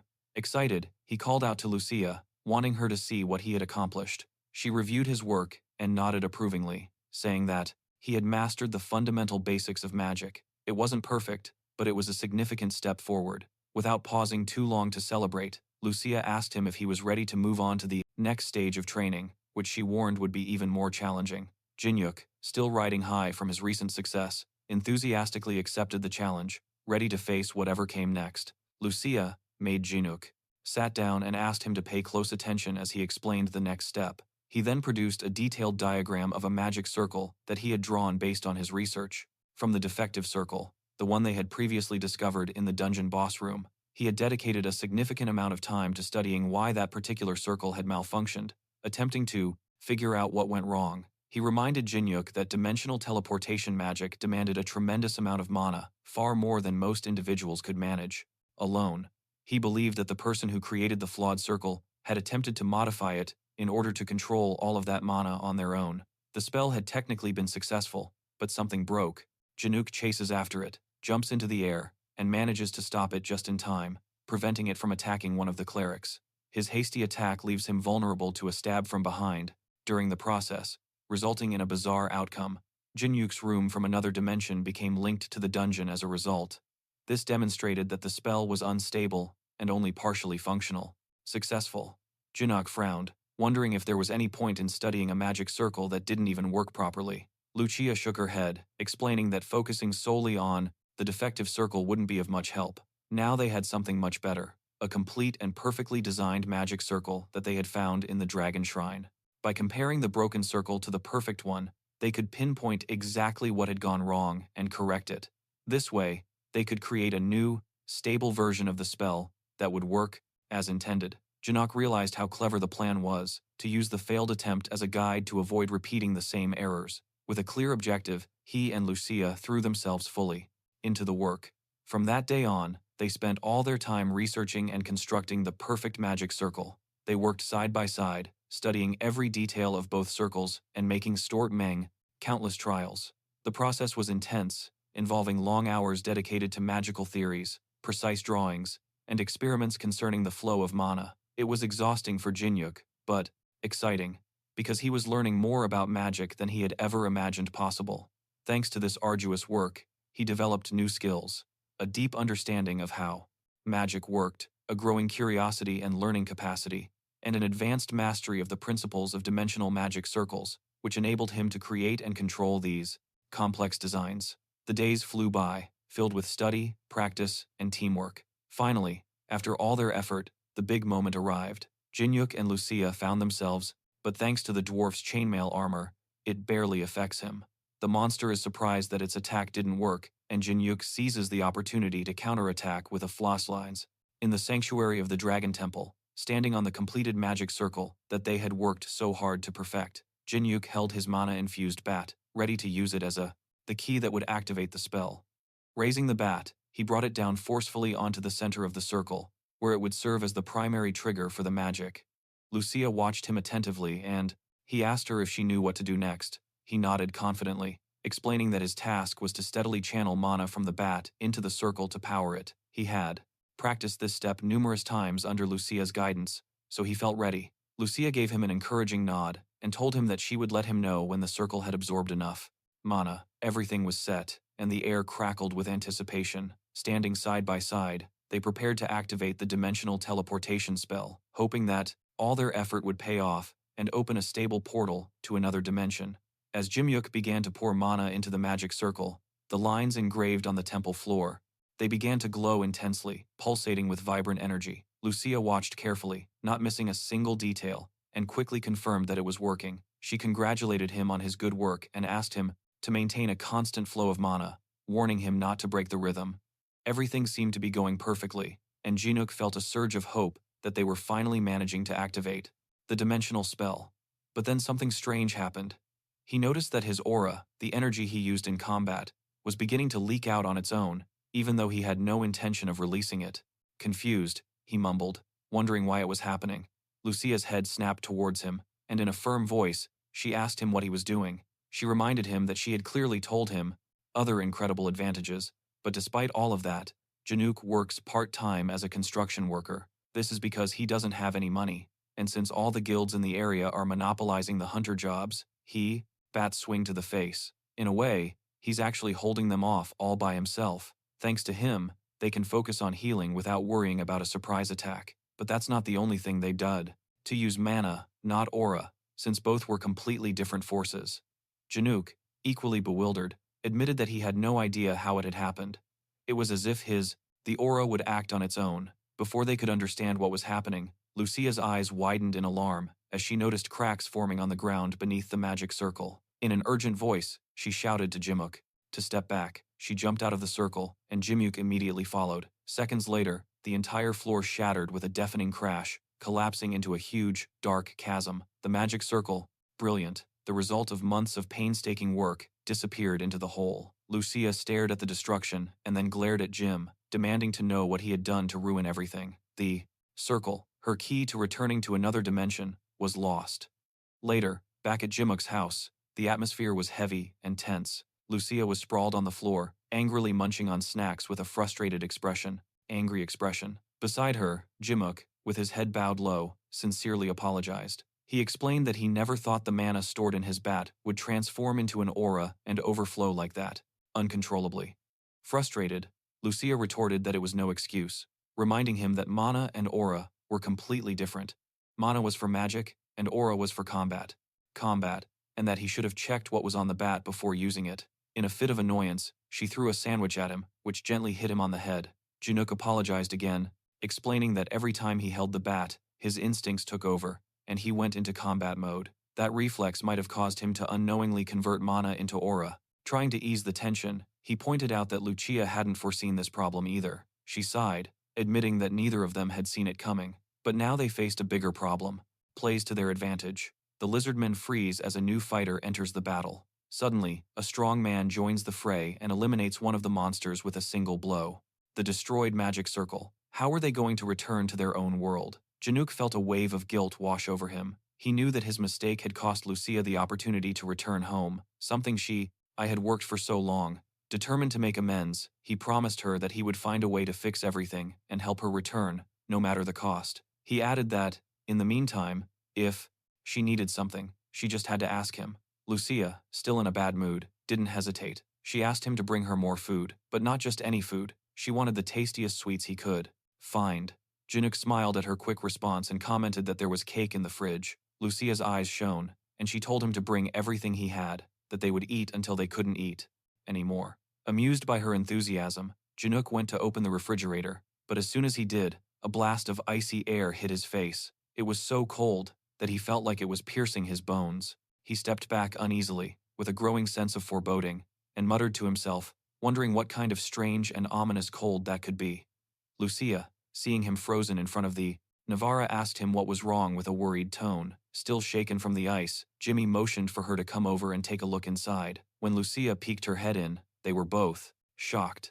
The interior, which was supposed to hold leftovers and snacks, had been transformed into a vast, frozen landscape. Snow-capped mountains stretched as far as the eye could see, encompassed by dense, frozen trees that glistened under a pale light. It was as if the refrigerator had become a portal to an entirely different world, a mysterious Arctic kingdom, and awe-inspiring. Lucia's eyes widened as she pieced everything together. She suggested that perhaps the magic circle hadn't failed after all. That strange, snowy scene could be the result of the newly arrived Titan Guildmaster recognizes Jinuk and asks if he was the one who eliminated all the monsters in the area. The S-rank hunter admits that he was the one who dimensional spell they had attempted to activate earlier. Leaning forward, sensing the mana in the air, she commented that the energy felt very similar to that of her dimension. She didn't know how. The spell had ended up connected to the refrigerator, but she was certain that the frozen world was another dimension entirely. Excited, yet cautious, she insisted that they had to cross over and explore in order to understand what was happening. Jinuk nodded, agreeing that they should investigate, but said he needed to take care of something important first. He took out his phone and called Junchul, the guildmaster, asking him to come to his house immediately. It wasn't long before Junchul and Gina arrived, both curious and somewhat worried. Jinuk apologized for calling them with such short notice, but he needed to speak with them before moving forward. Junchul got straight to the point, asking if it was true that Jinuk had decided to step away from the guild for a while. Jinuk took a deep breath and confirmed it. He explained that his practice match with Chon, the strongest hunter, made him realize that he wasn't powerful enough yet. He wanted to undergo a period of intense training to reach a higher level, believing the refrigerator's frozen world might be the perfect place, though he wasn't entirely sure. Still, it was an opportunity he couldn't miss to push his limits and become stronger. Lena, who was listening attentively, asked him to check his phone to see something she had sent. As he read the message, he explained that the guild's current schedule was manageable, but too long of an absence could cause operational problems, especially with so many responsibilities. Juk nodded, understanding her concern, but before he could respond, Junchu intervened with a confident smile. He told him not to worry about the guild's daily tasks, assuring him that he got rid of the monsters, but is confused as to who this powerful new man is. The clerics are surprised that he doesn't recognize the S-rank hunter. Sango is so powerful that handle them without a problem. He reminded him that the guild's strength wasn't solely due to its leader, but because of everyone working together and supporting each other. In a firm but encouraging voice, Junchu told. Jimyuk was told to focus on his training and to return when he was ready. Later, Junchul calls another guild member and informs him that the guildmaster he will be away for a while, so he will be taking on more responsibilities. The man seems a little worried upon hearing this, and asks if it is really okay for him to leave at a time like this. The co-founder reassures him, assuring him that there is no problem, because when the guildmaster returns even stronger, their influence will grow even more, and they will become the #1 guild of the country. Meanwhile, Lucia waits for our protagonist. He comes out wearing a heavy winter coat and apologizes, saying that he had more things to pack than he initially thought.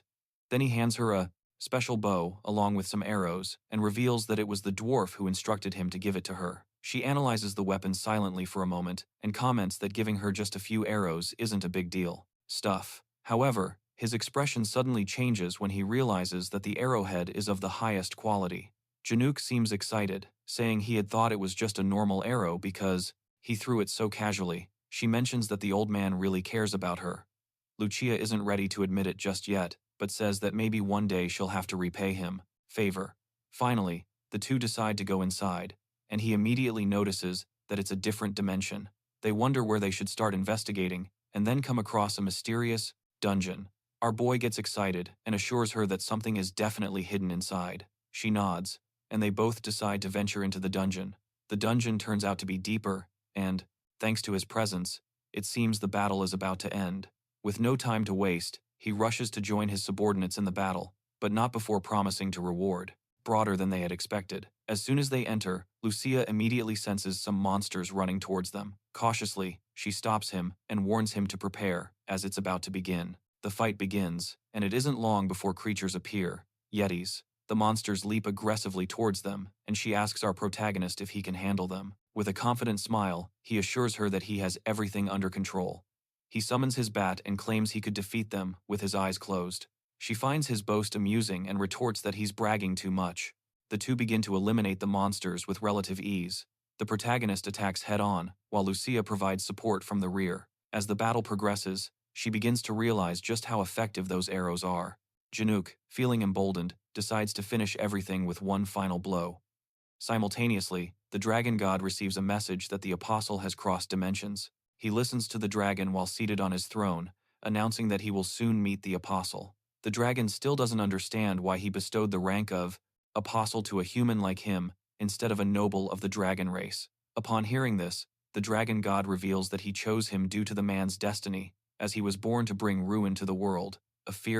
A battle breaks out between Jinuk and the monstrous creatures. Our protagonist launches himself into the air, preparing to quickly end the fight. Without hesitation, he strikes with his blow like lightning. The weapon smashes into the creature's skull, killing it instantly. Gasping, he opens his inventory and reads the monster's name, Yeti. The name surprises him, because he doesn't remember ever seeing such a creature before. Lucia approaches and reacts strongly upon hearing the word Yeti. She explains that Yetis usually live in packs in the mountains.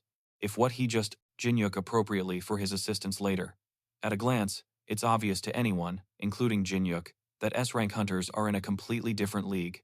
When he is killed was really a Yeti, then they need to leave the cave immediately. Confused by her urgency, Jinuk asks why the rush. She warns him that killing a single Yeti, it usually provokes the entire pack to retaliate, and when they do, their strength is overwhelming and merciless. Before they can continue arguing, a blizzard suddenly bursts through the tunnel, and monstrous howls echo from the shadows. Realizing the danger, he asks her why she didn't warn him sooner, but she admits that she had only just remembered. With no time to argue, she urges him to run. As they flee, the frozen ground begins to crack beneath their feet.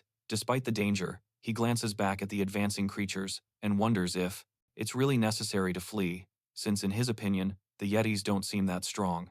However, Lucia explains that the real danger isn't just the monsters, but the structure of the cave, which is fragile, and any battle there could cause the ice to collapse, burying them all. Suddenly, he stops. Alarmed, Lucia demands to know why he has stopped in such a dangerous place. Dangerous. He calmly replies that he has a tool that might help. He pulls out a flashbang grenade, planning to use it to immobilize the monsters.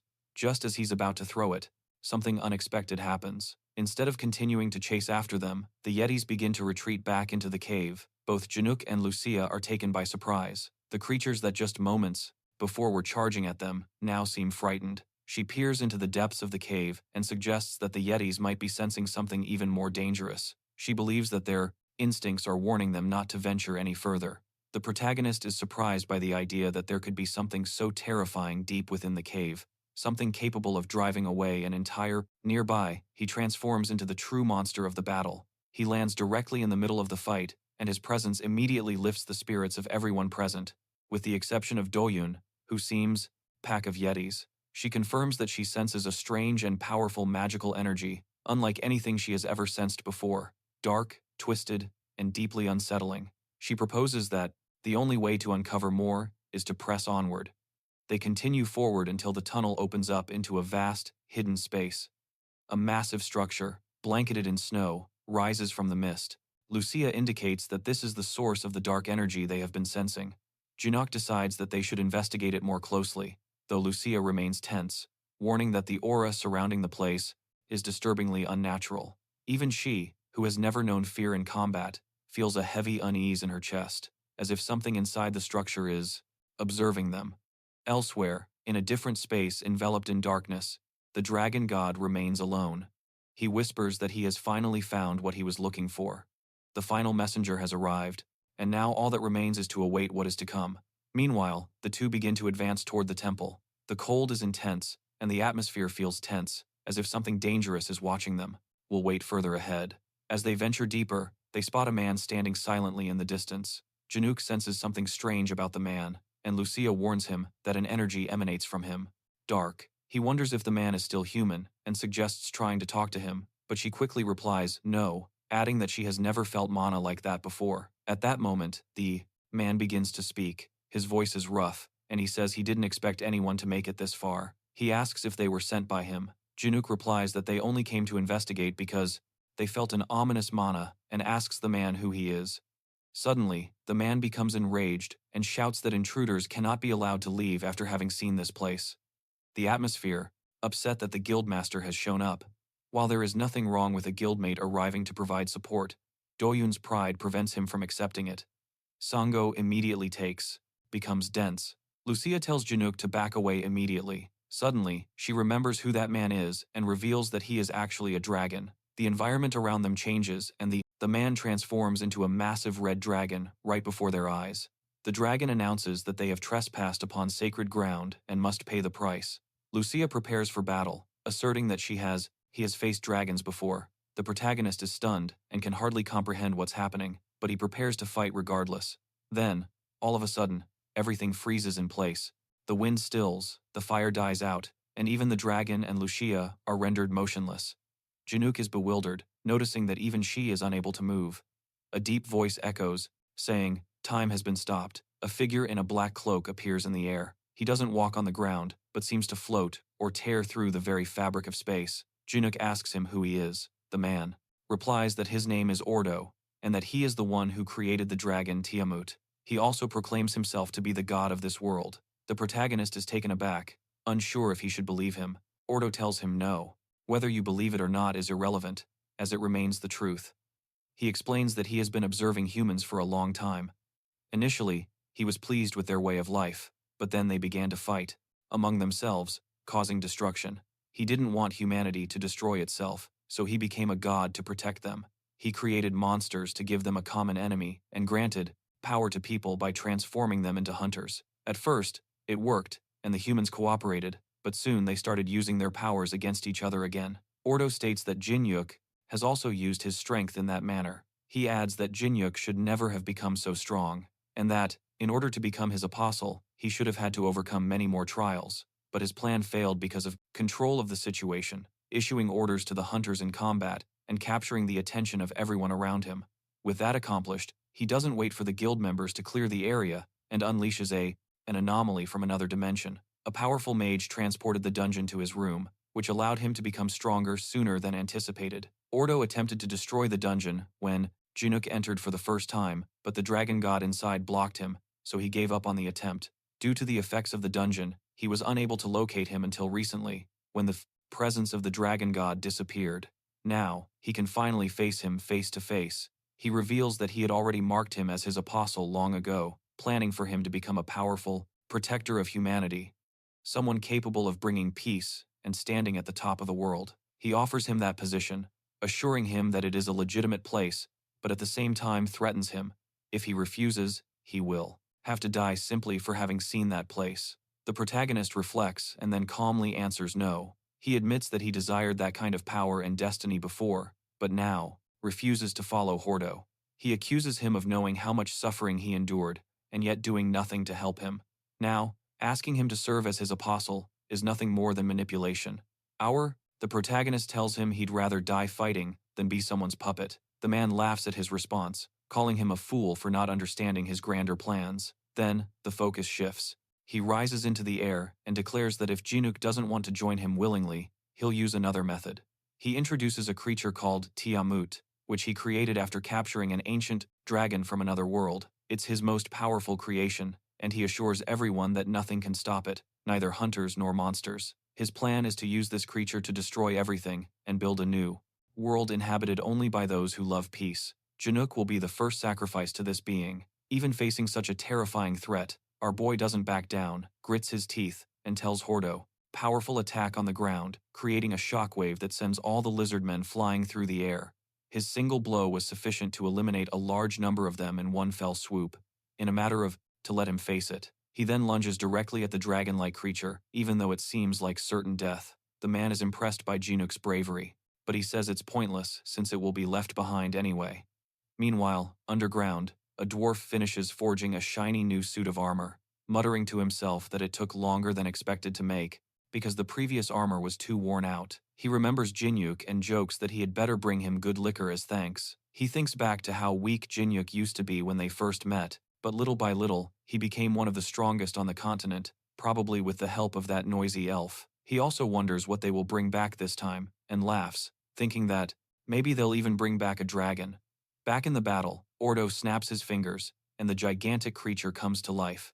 Its eyes shine, and its enormous muscles begin to move. Lucia regains consciousness and understands what is happening. She yells at Jinuk to be careful. The dragon unleashes a huge blast of fire toward him. The protagonist tries to dodge it, but it is too fast, and ends up being engulfed in flames. Lucia is horrified and screams in despair. Ordo smiles coldly and mocks him for giving such a dramatic speech, only to fall so quickly. But then a voice booms from inside the dragon's mouth. He's still alive. He begins to force the creature's jaws open from within with sheer strength, causing it to roar in pain. Lucia, overwhelmed with relief, asks him if he is okay. Jinuk responds that, of course he is, and adds that he won't let someone like Ordo destroy the world. No matter what happens, he will stop him. The man just laughs in amusement and says he wants to see how long he can resist. However, he warns that in the end, all he will feel is absolute despair. Meanwhile, can't do much about it. All of this is because of a serial killer who has been murdering hunters from the most prominent guilds. Since they haven't been able to, with Sango's assistance, all of the monsters are eliminated. Now that he is certain his guildmates are safe, he grabs Doyun by the jacket in order to reprimand him. Gina receives a call from the guild's co-founder, who informs her that the association has issued a mandatory summons. Confused, she asks him why this is happening, but he replies that he doesn't know the exact reason why. Dungeons are appearing all over the city, including the area under their jurisdiction, so they are requesting his cooperation. Upon listening, Jaina tells him that she will immediately notify the other guild members. When he hangs up the phone, Sango asks him what is going on. She reveals that a large number of portals have appeared in Region 9, which, curiously, is very close to Jinuk's house. While all of this is happening, our protagonist is trapped in the mouth of Tiamud, the dragon.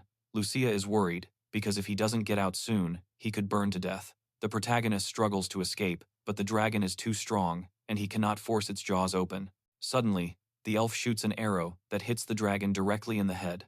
The dragon roars in pain and opens its mouth, giving our boy enough time to escape. Despite receiving the direct hit of the arrow, the dragon appears to be almost completely intact.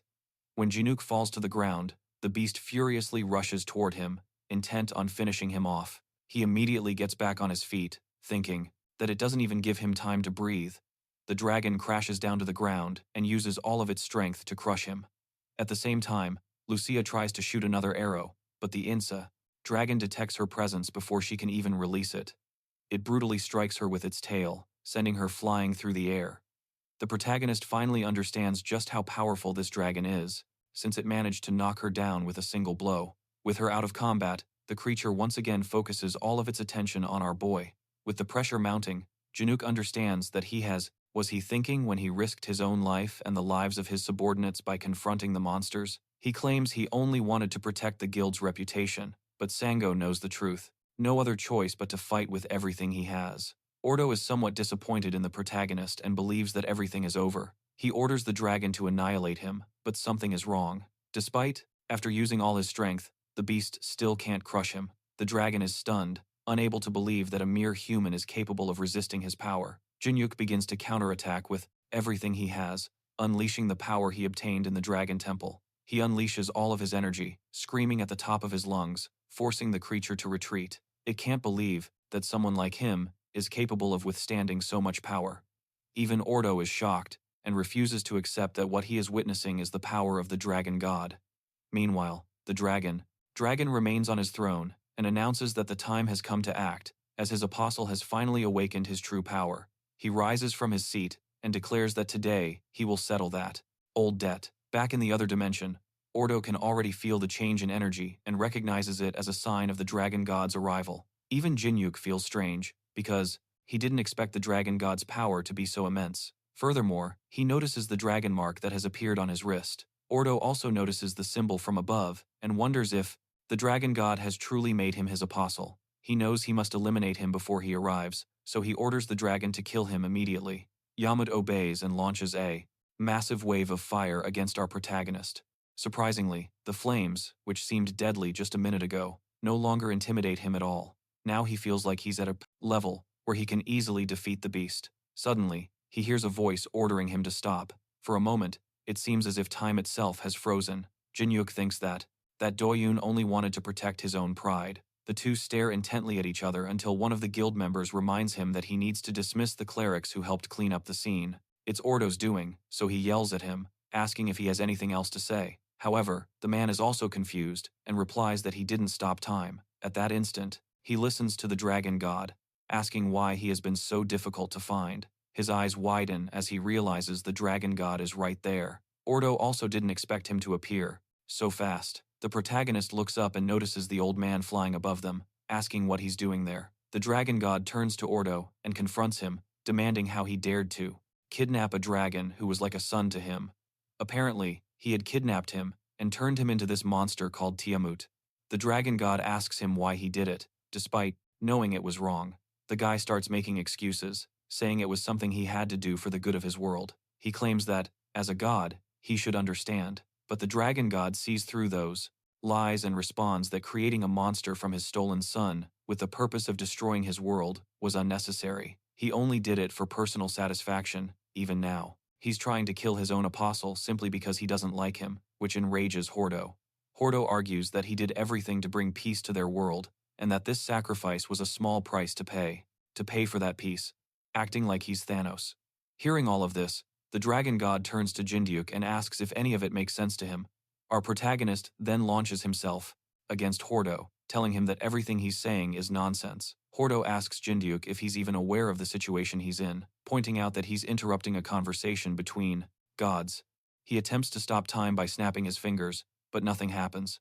With a surprised look on his face, he wonders why his powers aren't working on the protagonist. The dragon. Scene.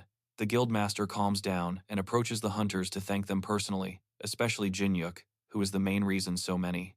God explains that Hordo is facing his representative, someone capable of wielding the dragon's power.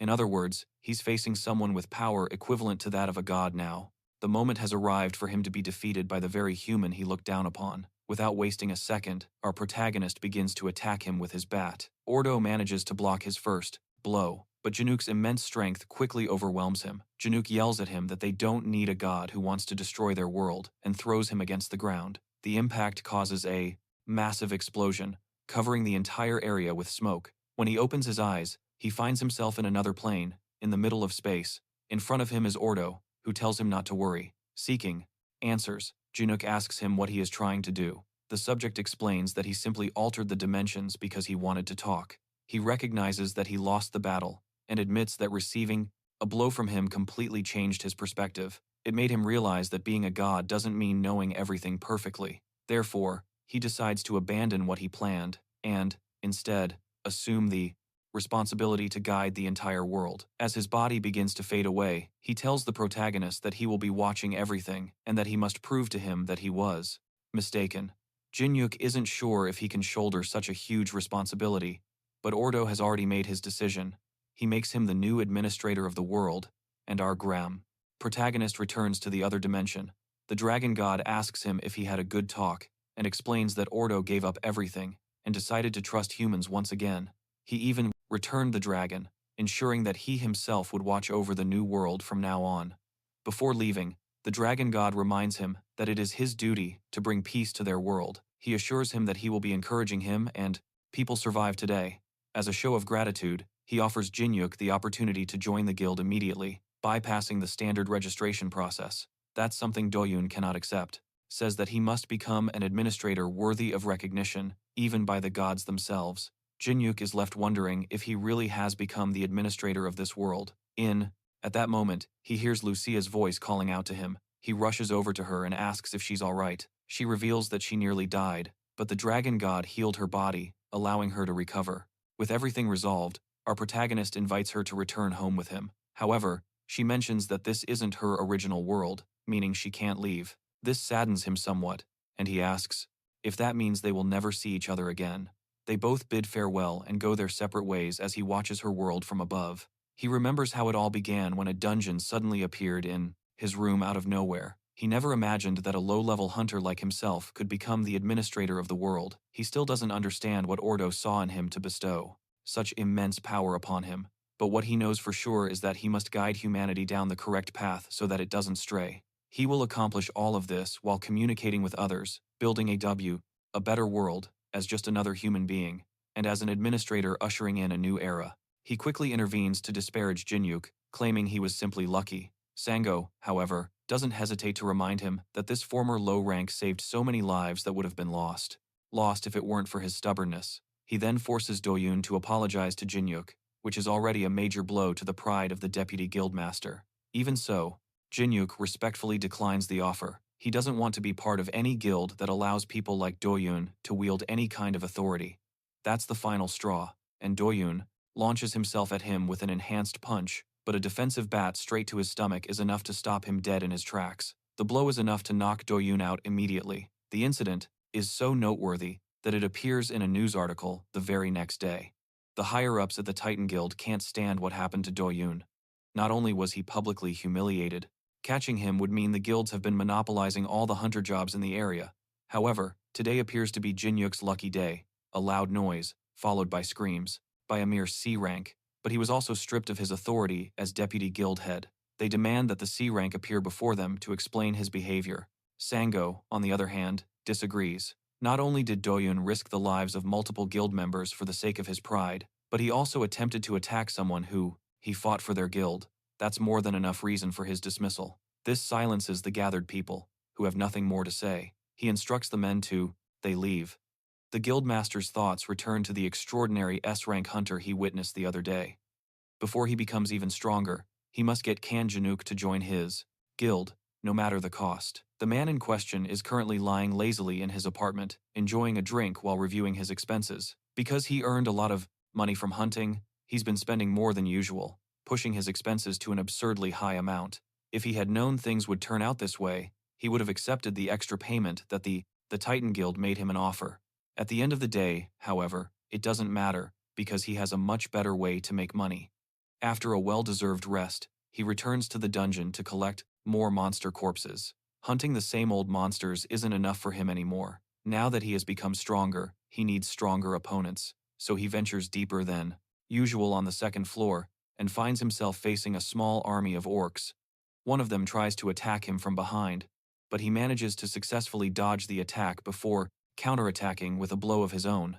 The blow defeats the orc immediately, just as several others surround him in the hallway. Just a few days ago, he would have been dead on the spot, but thanks to it's coming from the school area, this is his chance. The chaos can only mean that there are monsters in the area, and eliminating just a few could give him enough money to survive. His new equipment, he can defeat them all with ease. In the end, he counts a total of 20 orc corpses, which should give him enough money that he won't have to worry about anything for a while.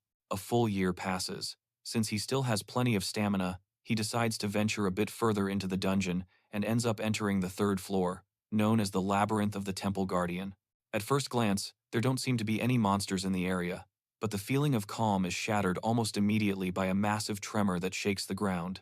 A giant hand emerges from beneath him, and Jinuk barely manages to move out of the way in time. The hand belongs to a stone golem, which is an artificial monster constructed from mana. Its attacks are too fast for him to dodge, and they are so powerful that even when he blocks them, they push him back a great distance, leaving him with very few options other than to try and endure as best he can and fight back. The golem appears to be incredibly strong, but lacks the intelligence to effectively utilize that strength. Jinuk takes advantage of this and manages to land a blow on its head, shattering it and causing the ploss. The creature falls. However, it doesn't take long for it to begin reforming itself. Jinuk had forgotten a crucial point about golems. They can only be defeated by completely destroying their core. Realizing this, he attempts to back away and create some distance in order to rest and strategize, but the monster manages to regenerate its hand quickly enough to catch him before he can escape. There aren't many ways he could escape this trap, but suddenly an arrow flies through the air and strikes the golem in the chest. Jinuk seizes the opportunity and follows through, with a swift strike of his bat, shattering the golem's core and defeating it once and for all. He managed to escape that situation alive, thanks to the stranger who saved him with that arrow shot. A whole year. Those hopes are dashed as soon as they appear, when a man rushes in and pushes him back, while several other hunters show up on the scene. The guild, Arrow. He turns around to thank his savior, but is surprised to see that, instead of the dwarf he was expecting, there is a beautiful woman with peculiar ears. Those ears indicate that he is an elf. He bows his head and thanks her for saving him, but doesn't notice the elf lunging at him while his head is down. He only has a second to see her before. I grabbed him by the neck and brought him closer to question him. She hasn't seen him before in this dungeon, and is curious about who he is and where he came from. The elf is clearly not from Jinuk's world. She doesn't know where he is from, and his attire seems unfamiliar. She asks him a series of questions as he struggles to free himself from her grasp. She finally lets him go after he mentions that he entered the dungeon today. That means he knows where the dungeon entrance is. She pushes him to the ground and drops her bow. She has finally found a way out of this dungeon. Jinuk stands up and demands to know what is going on with her unnecessarily aggressive behavior. The elf ignores him and instead demands that he take her to the exit. He is not impressed that she is giving him orders like that. Nothing is really pretty, however, so she'll let it slide for now. She mentions that if he successfully guides her out of the dungeon, she will compensate him appropriately. After all, she's a platinum rank mercenary, so he can trust her. Her name is Lucia, and she is a half-elf who prides herself on being quite famous. He must have heard of her somewhere. But Jinuk has no idea what she's talking about or who she is. She repeats that she is a platinum rank mercenary and shows him her insignia, but he has never seen or heard of her or any of it. None of those things before. He comes from some rural area. How could he not know what the badge is or who she is? He tells her that he is from South Korea. Now, it's her turn to be confused by the Titan, who is in charge of the area, is already there, and has taken control of the situation in an instant. Doijun, the guild's sub-leader, orders him to leave before he's forced to kill him. The difference, names he mentions, and realizes that the crazy wizard might have succeeded with his dimensional jump spell. She explains her suspicions to him in simple terms. A magician. From his dimension, he cast a spell on this dungeon, causing it to jump into his own dimension. Something like that doesn't seem possible, but apparently, that's exactly what happened. However, since it was a dimensional shift means that reversing the magic will allow him to return to his world. Jinuk had felt that something was strange, but it turns out that this dungeon isn't even from this world. If this place returns to its original location, that could be a huge problem for him. He asks her if she plans to return the dungeon right now, but she replies that she can't. It would be too difficult to reverse the magic here. However, there is one possible location that would be useful, a hidden room on this floor that he found a while ago while searching for an exit. She asks for his help to get there and promises to reward him for his assistance. The conditions don't seem too bad, so he agrees to help her reach the hidden room. They head in that direction and fight against some orcs are on the road. Jinuk realizes that she is much stronger than he initially thought. The arrow she shot earlier was also no joke. Fighting her there would be a disadvantage for him. His best option would be to cooperate with her and continue to assess the situation. After walking a bit further, they decide to rest in a safe place.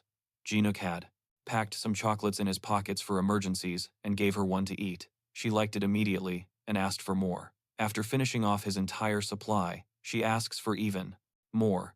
Unfortunately, that was the last one, and she accepts it, seeming satisfied enough to continue the journey. Eventually, they arrive at a large room that houses the boss of. In reality, they were being transferred to another dimension. And that's precisely what one particular wizard had been hoping to study for himself. This wizard has been investigating between a simple D-rank hunter and an A-rank hunter from a major guild, is too vast to even imagine bridging, leaving him unable to do anything to change the situation. And the dungeon. Lucia believes that there is a possibility that the spell of M is in that room. In order to investigate it, they will need to defeat the boss and clear the room. She tells him that he doesn't have to just do a lot. You just have to help her finish it once she has weakened it. They open the door, and the monster immediately lets out an angry roar before attacking. Lucia readies an arrow and aims it directly at the boss's chest. She tells Jinuk to watch her closely. Then, she uses a technique called aura to increase the impact of her attack. She shoots the arrow, and it hits the boss squarely, knocking him onto his back. Immediately, just one of her attacks was enough to knock him down, despite how enormous the monster was. Battleship. This is the technique he will teach her, but first, he has to finish off the monster before it gets back up. Just like with golems, he must aim for the core in order to eliminate it. He jumps onto the fallen creature's chest and swings his bat right where he believes the core should be. However, one blow doesn't seem to be enough to take it down, and a large A fist is thrown at him from the side. He blocks it with one of his cleric abilities, the Holy Shield, and then uses its momentum to push himself back onto his chest. If one hit isn't enough to knock her down, then he'll keep hitting her until she stops moving. He finally manages to break the core, and the creature is defeated. He levels up again, almost reaching 200 at this point. Now that the creature is defeated, he returns to Lucia and asks her to teach him how to use aura, but she tells him that he already used aura, his shield ability transformed his sacred cleric power into aura. To him, it was just a class skill, but she doesn't know what that is. Furthermore, if he can use skills like that, it seems that he will be able to learn to use aura more. With his dreams in pieces, he heads to his next part-time job, hoping it will at least give him some income. That night, Jinuk arrives home with a heavy feeling of defeat. Faster than she thought, since he has the potential to handle it. That means he could even start enhancing his attacks with aura right away. But first, there's a condition. She sends him back to retrieve more chocolates for her. Back in the city, Sango walks alongside her secretary, Liana, and they discuss a new anomaly that has appeared near the 9 Gangnam station. It was detected yesterday, which means they have approximately 5 days to prepare before a powerful monster manifests there. No matter how much you imagine Sango trying, there's no way her guild can deal with it alone. However, all the other major guilds have been dispatched abroad, meaning that the Titan Guild is the only one remaining in Korea to fight. Liana will continue searching for capable hunters who are working independently in the area, but none of them seem reliable. However, Sango already has her sights set on someone else. In fact, that person just happens to be crossing the street on the other side. She excuses herself from her conversation with his secretary chases after Jinuk. He brings home a large box of snacks that the elf asked him to buy, and the guildmaster's voice catches his attention. He offers him his proposal for joining the Titan Guild once again, but Jinuk has no plans to change his mind. In that case, Sango offers Jinuk a job as a mercenary. That way, he can still work for the guild, but not be a member. The rewards are also substantial. That sounds more interesting, but Jinuk only promises to think about it.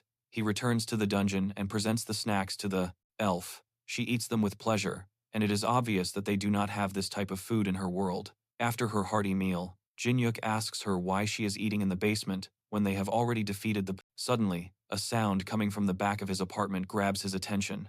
He goes to investigate and finds himself face to face with some kind of portal to another world. Monster boss. She points to a magic circle on the ceiling and tells him that it connects the dungeon to the world she lives in. Because of that, she will stay there for the moment to study it. So, he wants to learn more about aura, so he needs to bring her more chocolates. Now that she's finished eating, she takes his hand to teach him how to use aura. First, he will have to infuse his aura into his body to show him how it feels. Jinuk immediately feels the power flowing within him. Lucia also notices the increase in power in his body after she infuses him with her aura. It seems to have more talent for it than she initially expected. The movement of sacred power flowing through his body is impressive enough that she believes he will be able to master the basics before the end of the day. She praises him for his talent and asks if he can remember the flow of aura in his body. He's sure that he can. She acknowledges it. Before turning to leave the dungeon, he was supposed to investigate the magic circle first, but it seems like it would be faster to fully train him on how to do it. Use aura. The best way to learn is through practical experience.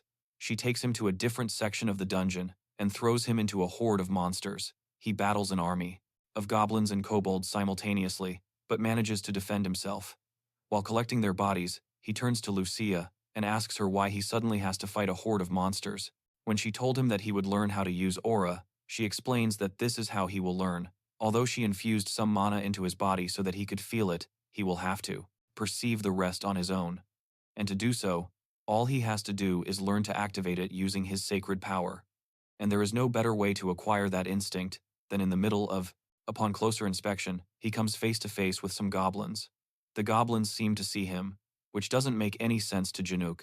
Real combat. He's upset that she didn't tell him any of that, and instead just threw him into the action without any warning. As they fight, the ground begins to shake, and a stone golem, it emerges from the ground, letting out a loud roar and pushing Jinuk back, while Lucia continues explaining that he needs to face a real crisis to unlock his potential.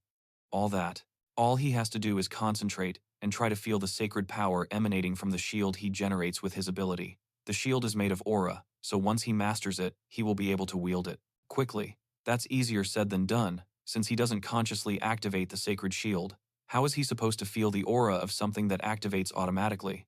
The monster brings a huge fist down on Jinuk, and he blocks it with the sacred shield once again, but this time he feels something, a kind of energy that gathers around his hand. Left, which is the hand that activates the ability. This must be what sacred power feels like. The monster rears back and attacks again, and Jinuk summons his sacred shield once more. Time. Except this time the shield has a different shape than he remembers, and the sensation of summoning it is also different. This must be mana. The golem doesn't give him time to figure things out. All this, and it crushes the shield, sending Jinuk flying backwards. Lucia mocks him from her podium, telling him he should master his skill and not make such silly mistakes. However, he was doing exactly what she told him to do. As he prepares for another attack, a status window pops up in front of him, indicating that he has acquired a new skill called Power Application. Sacred Power. This ability allows him to use sacred power and expend the energy to enhance his attack and defense, depending on the amount of sacred power used. This means there are ways to obtain he is able to pass through without his body reacting in a strange way. This could be the opportunity he's been searching for. Skills beyond just a job change. Lucia notices that he is distracted and decides to take matters into her own hands. It seems that facing a golem while learning aura is too much for him, so he offers to take care of it himself. However, Jinuk quickly recovers and tells him to stop, saying that now that he's mastered his new powers, he should be able to handle it. He launches himself at the golem, jumping off the ground and narrowly avoiding another stone fist heading his way. While in the air, he focuses his mana on the bat and uses a flip forward to gain more momentum before slamming the mana-enhanced bat into the golem's head. The monster falls, but he's still not satisfied. He lands on its chest and concentrates, again, trying to channel even more mana into his bat before bringing it down on the golem's chest, simultaneously unlocking a new ability called Holy Aura. With his weapon improved, he stabs the golem with his bat and manages to break the core. Unlocking his Holy Aura also allows him to gain new abilities such as Precise Strike and Unbreakable. Thanks to Lucia's training allowed her to unlock 2 passive skills and 1 active skill. However, she is more worried about how quickly she learned to use aura in battle. She had hoped to just teach her the basics and call it a day, but now she has to see things through to the end. She takes one of her arrows and knocks down a wall, opening the area to an even larger horde of monsters. Jinuk is not impressed, but readies his bat and prepares for another battle. Fighting monsters in the dungeon exhausts him greatly, and when he goes to sell the corpses of the monsters, he is exhausted. He is so tired that the black market boss, Jinuk, notices when they meet. He looks like he has been through a war. Jinuk. Then he goes downstairs to gather his thoughts. This is definitely a dungeon, something that until now only existed as a concept. If it had appeared anywhere else, he would have been much happier, but it just had to appear in his attic. The most logical step would be to report the incident to the association. But if he did that, he would be kicked out of his home under the pretense of decides not to ask too many questions and gets to work accepting the monster corpses. He also brings up the topic of the alcohol he sold them last time and how he marketed it. Like traditional artisanal soju, and since its release, orders have been flooding in due to the drink's rapid rise in popularity. He could focus solely on selling liquor and never worry about money again, having enough to last a lifetime, plus a small business already set up. Jinuk returns home to rest, as his training with Lucia has left him immensely tired, and he falls asleep almost immediately after lying down. It isn't long before he's awakened by the sound of a disaster alert. A loud, automated voice urges everyone on the street to evacuate and seek safety. Today is the day of the monster invasion, and it seems to have arrived early this month. Monster invasions usually happen randomly, but there's a specific invasion that occurs after a fixed period of 1 month. This particular invasion is quite common, and normally Jinuk would use this opportunity to catching some low-level monsters to earn a bit of money. However, this time he's too tired to even bother. The big guilds will take care of them anyway, just like always. He shouldn't have to lift a finger. At least, that was the plan until a notification popped up on his phone, informing him that, due to the urgent nature of the invasion, the rewards for the monsters would be tripled. With triple the rewards now up for grabs, Jinuk can't just ignore the invasion. He heads out into the streets to see if he can take some down and make some money.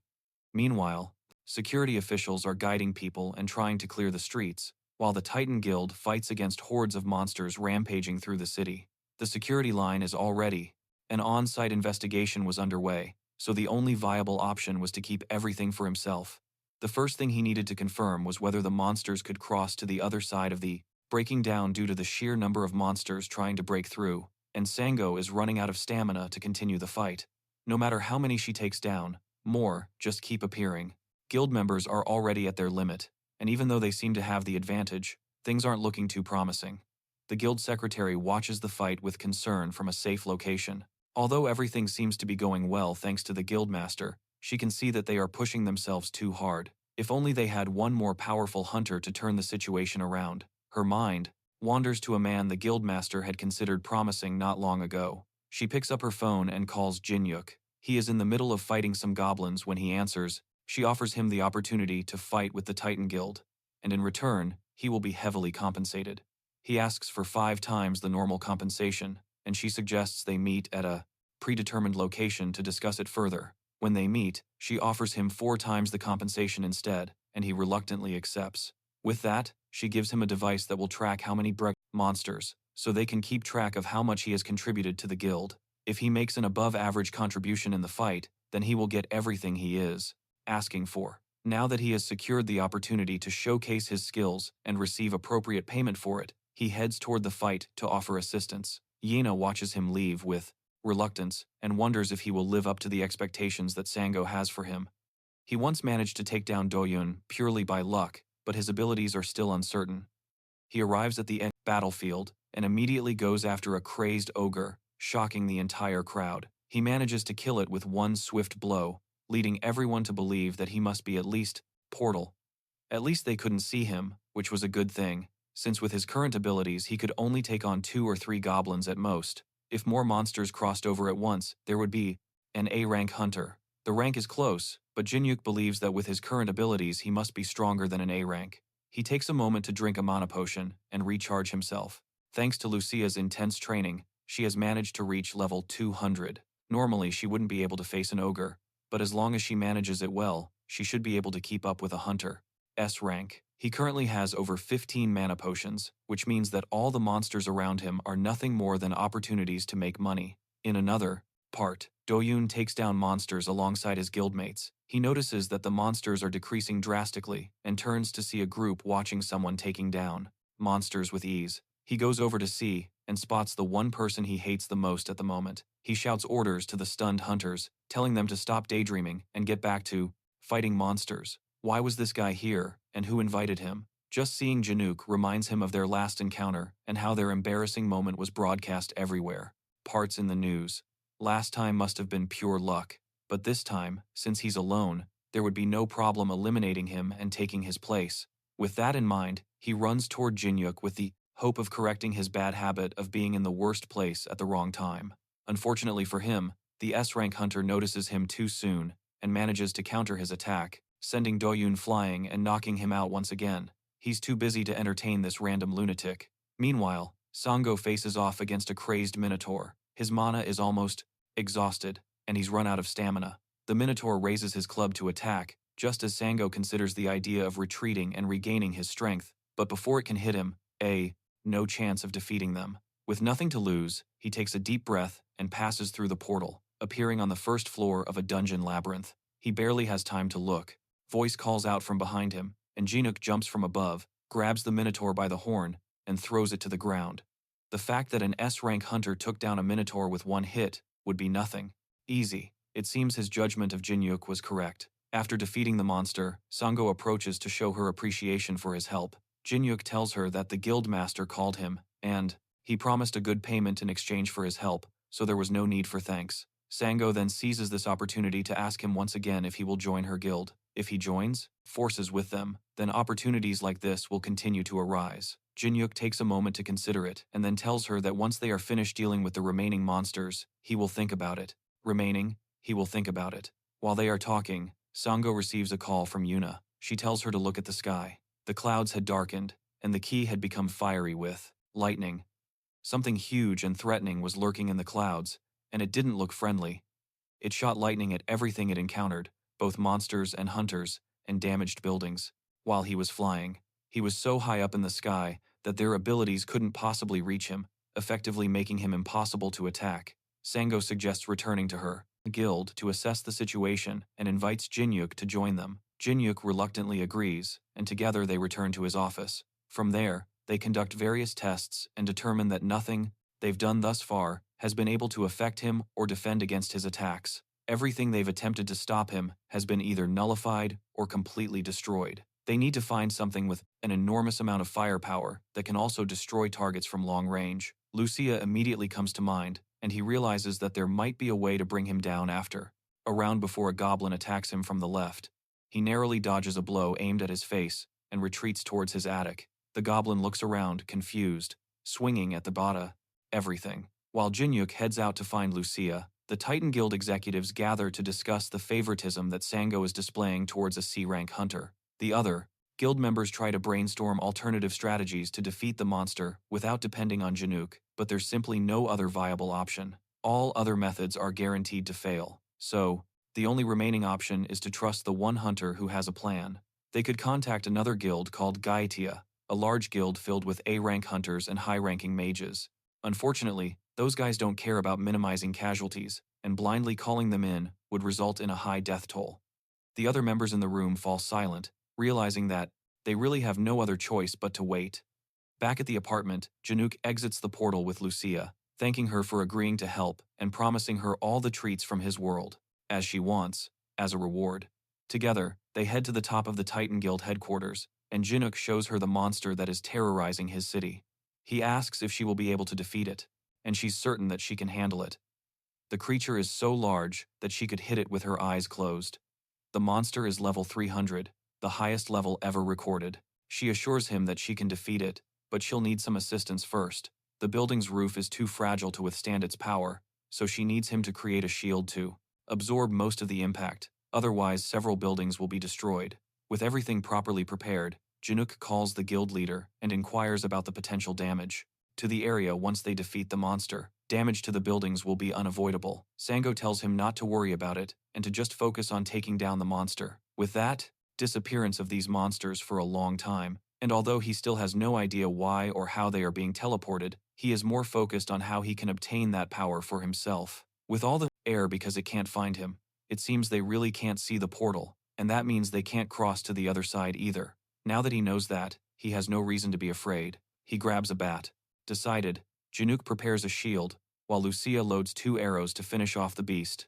She aims carefully and then releases the shots, causing a huge ripple. The shockwave pushes Jinuk back. Even with the shield, the 2 shots pierce the sky towards the monster and, in just a second, land a direct hit on the beast, knocking it down with a single shot. The damage is so massive that half of its body disintegrates from the impact. The Titan Guild watches from the ground, amazed that he managed to do it so easily. Hunter Kang Jinuk continues to surprise people. The whiplash from Lucia's attack was enough to leave smoke marks on the roof of the building. It may not have been the Poxus time to hold back, but this was too much. Lucia, on the other hand, is more disappointed that the monster was so weak. It wasn't like that at all, which just goes to show that Lucia is simply too strong for any monster that appears in this world. Anyway, the job is done, and it's time for her to return. She hands him the tracker that keeps a record of her points, and the reading was a massive 240 points. With that, he turns to leave, but not before leaving her with a warning. She shouldn't trust other people too much when there's so much at stake. Game. People's minds tend to become clouded by the hope of money. It would be best not to allow himself to be deceived, as has happened to him in his many adventures. Jinuk assures him that it will be fine. If he notices anything strange, he will be sure to handle it. They say goodbye, and Jinuk goes down to the street, where Sango finds him with his secretary. They catch up with him and ask him how he managed to take down such a big monster on his own. He politely declines to answer the question, saying it's a secret. One of the executives with him is offended by that, and doesn't believe that the defeated goblin raises its bat and stares at him before striking him in the face, instantly finishing him off. This was the first time he had hunted monsters alone, and because he didn't have to share the experience points with anyone, they were all his. Rank could take down such a huge beast, but Jinuk shows them the monster's tracker, which has a large number of points, proving that he really was the one who took it down. Sango. He stops him there and apologizes to Jinuk for the explosion, while the executive watches them with an angry expression. It seems Sango prefers to side with an S-rank hunter rather than her own guild members. In that case, it's time to seek a change, because Sango is constantly hindering the guild's future. He pulls out his phone and calls an unknown number. By the next day, the rumor had already spread throughout the city that an ordinary S-rank hunter had defeated the giant monster. The Titan Guild members don't believe it, but it's easy enough to confirm. There was even word going around that the guildmaster personally offered him direct entry into the Titan Guild, but he turned it down. He must be extremely confident in his abilities to reject such a significant offer from Sango himself. The rumors even reached the members of the Ultron Guild, who also received information that Doyun had been hospitalized after the monster invasion events. He was known for his impressive skills, but the information reveals that he was defeated by the famous C-rank hunter. If that's the case, if that's true, then there's some truth to the rumors. The Ultron Guild scouts decide to meet with Jinuk themselves to verify the information. He could have unlocked a hidden class, hidden, which is exceptionally rare for hunters. If that's the case, they had to recruit him into their guild before another guild snatched him up or eliminated him. Jinuk, on the other hand, slept peacefully after the battle. He had exhausted all of his energy during the fight and fainted as soon as he had the chance. He woke up after 2 days of deep sleep and realized, with the goblin eliminated, his level, which hadn't increased in 3 years, immediately rose. The goblin's corpse was also his, and he could. That this was a consequence of overusing his energy. He goes to his living room and finds that Lucia had made a huge mess with all the snacks he bought for her. Managed to eat it all in just 2 days because she had no choice. There was no food left in the fridge, and those snacks were the only things available to eat. Plus, she couldn't go back. The dungeon, since he hadn't opened the portal for her. This confused Jinuk, as he had never needed to open it before. As far as he knew, it had always been open. He goes to his attic to show her that the portal was open even at that moment. That didn't make sense to her, because just a moment before, there had been nothing there. He tells her to step away from the door, and then opens it again, and sure enough, there's nothing there. Now that she has stepped aside, Jinuk has no idea what is going on, since he has only ever seen the dungeon open. Lucia has a theory. The dungeon only reacts to him, which means that wherever he goes, the dungeon follows. It seems that the dungeon is directly imprinted on him, which means there was a chance the dungeon could have fallen directly on his head. Fortunately, it was just a failed spell. He decides not to dwell on it, and, instead, she orders food for both of them.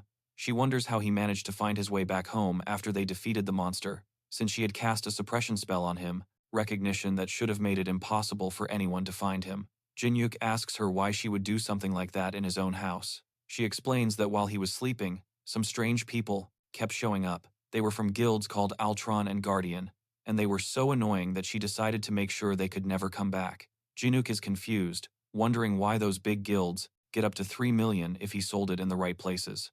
The next day, he takes the goblin's corpse to a hunter's market and tries to sell it to a merchant. After examining, would be looking for him, so he takes out his phone to find out what happened while he was asleep. The first headline he sees immediately catches his eye. News about him defeating the new giant. The monster had spread across the internet, and there was even a video circulating that clearly showed him fighting alongside the Titan Guild. It seems he became an overnight sensation. This is going to be a problem. It seems he became too greedy, and taking advantage of Lucia's power has put him in the spotlight. The hunter industry is territorial, and every time, those who see a strong competitor try to eliminate them as soon as possible. He decides not to stay stuck in the past. With Lucia now satisfied, they return to the dungeon to take their loot to the dwarf. Thanks to Lucia's powerful attack, the body was too weak to use, and they were only able to recover the head. The old man becomes frustrated with the elf for overdoing it and ruining valuable material. It seems that he and Lucia have a natural animosity towards each other. Jinuk intervenes during their argument and asks the dwarf if he can do anything with the corpse. The dwarf takes a moment, and he takes something out of his head. It's the organ that allows him to produce lightning. With that, he can enchant the baseball bat to produce lightning as well. Jinuk asks him how he'd like to be paid, but he just wants the elf to leave his workshop. Lucia starts trembling with rage, and Jinuk has to calm her down by promising her more sweets. He stops her just in time from shooting the dwarf in the head, then heads back to the city to buy the promised sweets. On his way back home, he senses something in an alley. It seems like someone is following him. He leaves his purchases behind a wall and calls out to the stranger who's following him. A voice responds, surprised that Jinuk noticed him. Suddenly, a figure appears out of nowhere and lunges the corpse more closely.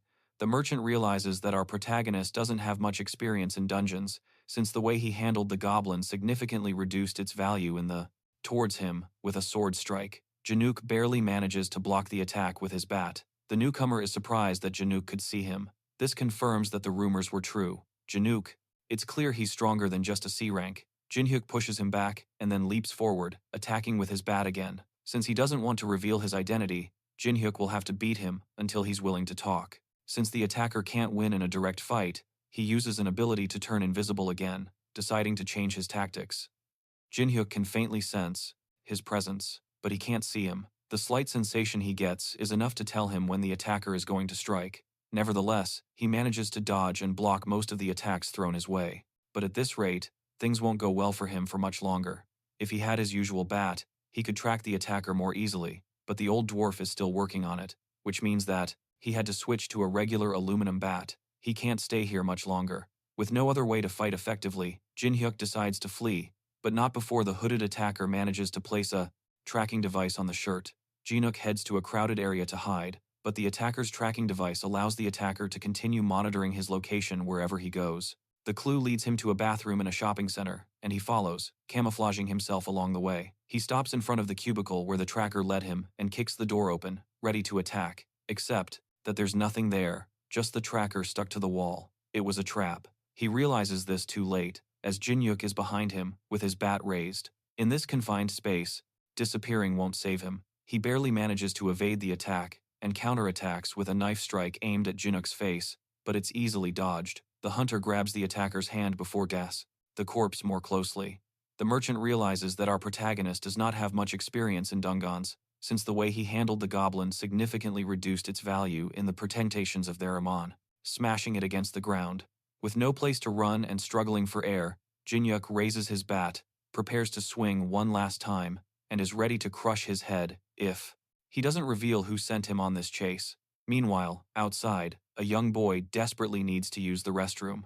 There's a sign prohibiting entry, but he can't hold it any longer. His father, reluctantly, he lets him run just as the assassin is about to confess.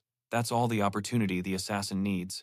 The assassin charges up a fireball and sends it directly towards Jinhyuk and the boy, forcing him to raise a shield to save both of them. The assassin uses the smoke as cover to flee while he still can. The superiors only told them to get information from him. He didn't expect things to be so troublesome. While attempting to escape, an object pierces his chest, killing him instantly. Jinuk stays behind, trying to catch his breath. It seems that he used too much force and accidentally killed him. As he laments the situation, a status window pops up in front of him. It acknowledges the assassination, but he labels it as self-defense. Because of this, he won't be granted the villain trait, and instead, a hidden job change becomes available. Not long after the incident, the police arrive to secure the area. Jinuk sits solemnly on a bench, contemplating what just happened. Normally, when a hunter kills a person, they receive the title of villain. Clerics, especially, suffer a penalty where their abilities are sealed if they acquire the title. He originally thought that was going to happen to him, but because it was in self-defense, he managed to escape that fate. However, he definitely didn't expect a class change. Two detectives approach him while he's pondering the situation and mark it. Despite that, he still managed to get a price exceeding 3 million won, just as he had expected. All he had to do was provide the name of the area where they ask him questions related to the incident, and he does his best to cooperate with them. Fortunately for him, since he didn't receive the villain trait, the detectives don't suspect any foul play intentions. He confirms that he only acted in self-defense, and they decide to let him go. However, before he can leave, they tell him that he cannot tell anyone about the status of the situation, villain, as it could cause them problems later if the wrong people find out that he can kill without immediate consequences. To counteract that, they give him a device that will monitor him and alert them if he says any words related to the case, including the words murder, self-defense, and villain. With that, they let him go and tell him to leave the cleanup in their hands. As this must be a great shock to his system, they advise him to return home and rest. As he leaves, the detectives talk among themselves. There is no way Jinhyuk is just a hunter of C rank. He managed to block a powerful attack from a wizard while protecting a child. Furthermore, he captured and killed a high-level hunter. At this point, it's more than just a rumor. They hope he doesn't. Nothing can shake his confidence. Jinuk returns home and examines his new class. It's called the Inquisitor class, and it appears to have powers based on his cleric abilities. The skills that he developed seem more focused on himself than the others. They allow him to fight and act like a tank while constantly healing. It also gives him high resistance to status effects, such as stun and poison. With upgrades like this, he becomes an even more powerful solo hunter. Another thing is that he now has the ability to see the karma of others and obtains.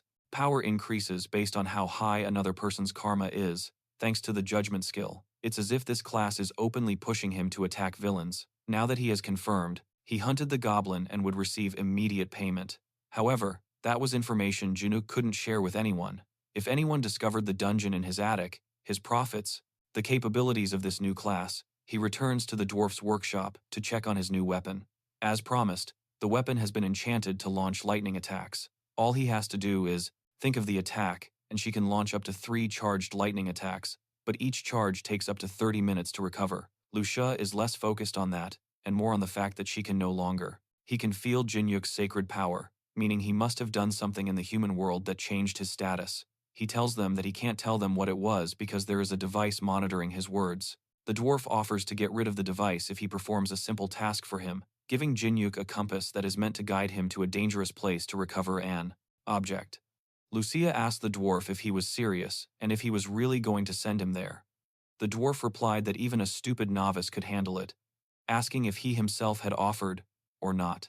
Jinyuk was surprised and asked if he was being sent to a dangerous place, and if so, what kind of place was it? After a while, Jinyuk began to descend the cliff. With a rope, he inquired about why they were mining minerals in that location. Lucia questioned what it was that frightened him, stating that it was just a cliff and nothing particularly special. Then, she started manipulating the rope. The boy yelled at her to stop. Lucia told him to simply follow her and catch up to her, and then she quickly descended. Jinyuk remarked that it was easy for her to say, but he was heavier than she was. After all, Lucia asked if he truly felt that way, or if perhaps he was simply scared. In her opinion, they weren't doing anything out of the ordinary at all. Jinuk considered her words and decided that maybe it was true, but he didn't care, so he released the rope with his hands and launched himself off the cliff. Lucia told him that she had achieved it, and asked him if he had lost his sacred power, would go down the drain. While he was trying to figure out a way out of his predicament, a group of hunters from the Black Dragon Guild burst into the area like a place sacred. Jinuk responded that yes, that was precisely why he had brought that device with him. Lucia asked if she could remove it. The boy replied that usually he wouldn't allow it, but the old man had said it was fine, so there was probably a way to help him. He has a real talent, so she could trust him with it. Lucia responded that she was reliable in that sense when it came to measuring karma, which explained why. He looked at them so strangely. She asked what his karma level was. Jinuk responded that it was 82, the highest of the 3 of them. Lucia said that he must not have had an easy life, so it was not surprising. He had to survive. Jinuk said the difference between them was only 20 points. Lucia responded that they still didn't know if 20 points was a little or a lot. In her world, there were sometimes saints who could distinguish between good and evil with just a single look. Jinuk said he was very far from being a saint. Lucia asked who would even say that he was a saint. He simply said that such an ability also existed in his world. In any case, now was not the time to look for the mine. They needed to fully understand their abilities. Jinuk asked why she was so interested in their abilities. Lucia replied that it was because he seemed interesting to her, that they wouldn't learn anything about karma levels just by sitting there, and that they should leave. If he was afraid of being attacked, she would protect him. Jinuk pondered what to do. "Old man, I'm sorry, but I want to resolve this matter," Jinuk thought to himself. Then he agreed that she was right, that they should go out, and immediately took out the return stone from his pocket. Jinuk broke it confidently, stating that they should resolve this problem first. In that same second, a portal opened. Once they arrived in the city, Jinuk asked the girl if she was sure her disguise was working correctly. Lucia transformed into a beautiful woman and responded that she was sure she had concealed them both, telling him not to worry. Pack of hyenas. Someone had stolen prey from their territory, and they weren't happy about it. At first, they thought Jinuk was responsible and approached him to confront him, but the Jinuk asked why people were staring at them so much.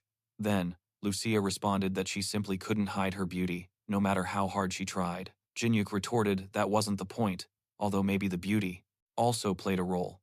Lucia told him to stop talking nonsense and instead summarize what they had learned about the karma system. Jinuk responded that karma seemed to accumulate when you did something considered bad. Breaking a promise to the dwarf increased their karma level, but if he hurt someone and it was mutual, the karma level remained the same. It wasn't entirely clear what counted as a high or low level, but one thing was certain: if the karma level exceeded 200 units, You were recognized as a villain. Lucia asked why that was. Jinuk responded that killing someone with a karma level of 200 or more didn't carry a penalty.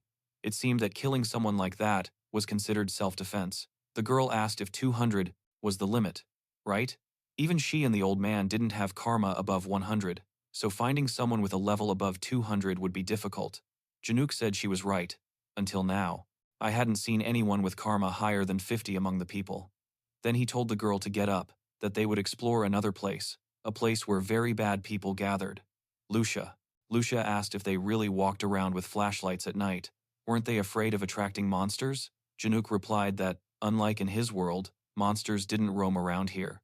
Lucia commented that, although the air wasn't very good, Jinuk responded that all worlds had their pros and cons. But suddenly, a boy approached them and told Lucia that she was beautiful. The boy, he said his bar was having a promotion at the time. Beautiful girls received up to 5 free cocktails. Lucia immediately disliked him and told him to get lost. Jinuk stopped her and said, research he managed to gather, he prepared a magic circle in a dungeon known as the Great Labyrinth. He can finally see his work come to life. As he adjusts, the merchant redirected their attention toward a blonde hunter who was completely unaware of the situation. The hunters pounced on him and beat him until he was barely conscious. That it was free. Maybe they could have something to drink. The boy became excited and said that he would generously invite them to follow him. Jinuk was immediately happy because he saw that he had found the scoundrel and he had 300 points. While sitting at the bar, Lucia commented that the alcohol in that world was sweet. The boy was happy at that moment because he had just drunk poison, even a single drop of which paralyzes the entire body. Then he gestured, and the boy declared that they would take care of him now. Jinuk immediately retorted for them to try, using his status resistance ability, and neutralize the poison. Then, he struck one of them. Lucia opened her eyes at that moment, saying that she was only pretending to be asleep, but in reality, she had actually fallen asleep. He turned around and asked who those guys were. Jinuk asked her what she thought they were. They're just bad guys, Lucia replied. The boy asked his men to do something, but one of the bigger ones told Jinuk that he had already had enough fun and charged at him with both fists. Lucia asked if he needed help, but Jinuk confidently told her no, that he could handle it alone. The boy then called. Jinuk is a bastard, and the boy asked him why he was ignoring him, but Jinuk stopped his punch with one hand. In that split second, the boy wondered, what the hell? Why couldn't he move? His arm? He asked Jinuk if he was a hunter. Jinuk replied that he looked like one too, but for some reason, he was playing at being a bandit. The boy wondered what he was doing there. What? Too bad, he should run away. But Jinuk held his hand firmly and began to squeeze it slowly. He hit him on the head with all his might, causing the boy's face to twisted. The manager was shocked and didn't understand what was happening. Jinuk didn't let go and grabbed him by the collar, telling him that he had a lot of questions. The boy shouted for him to let go, but he had infiltrated their territory and tried to hunt monsters without permission, leading them to believe he could be the serial killer they had been searching for. The man was barely able to. Jinuk said he wouldn't let go.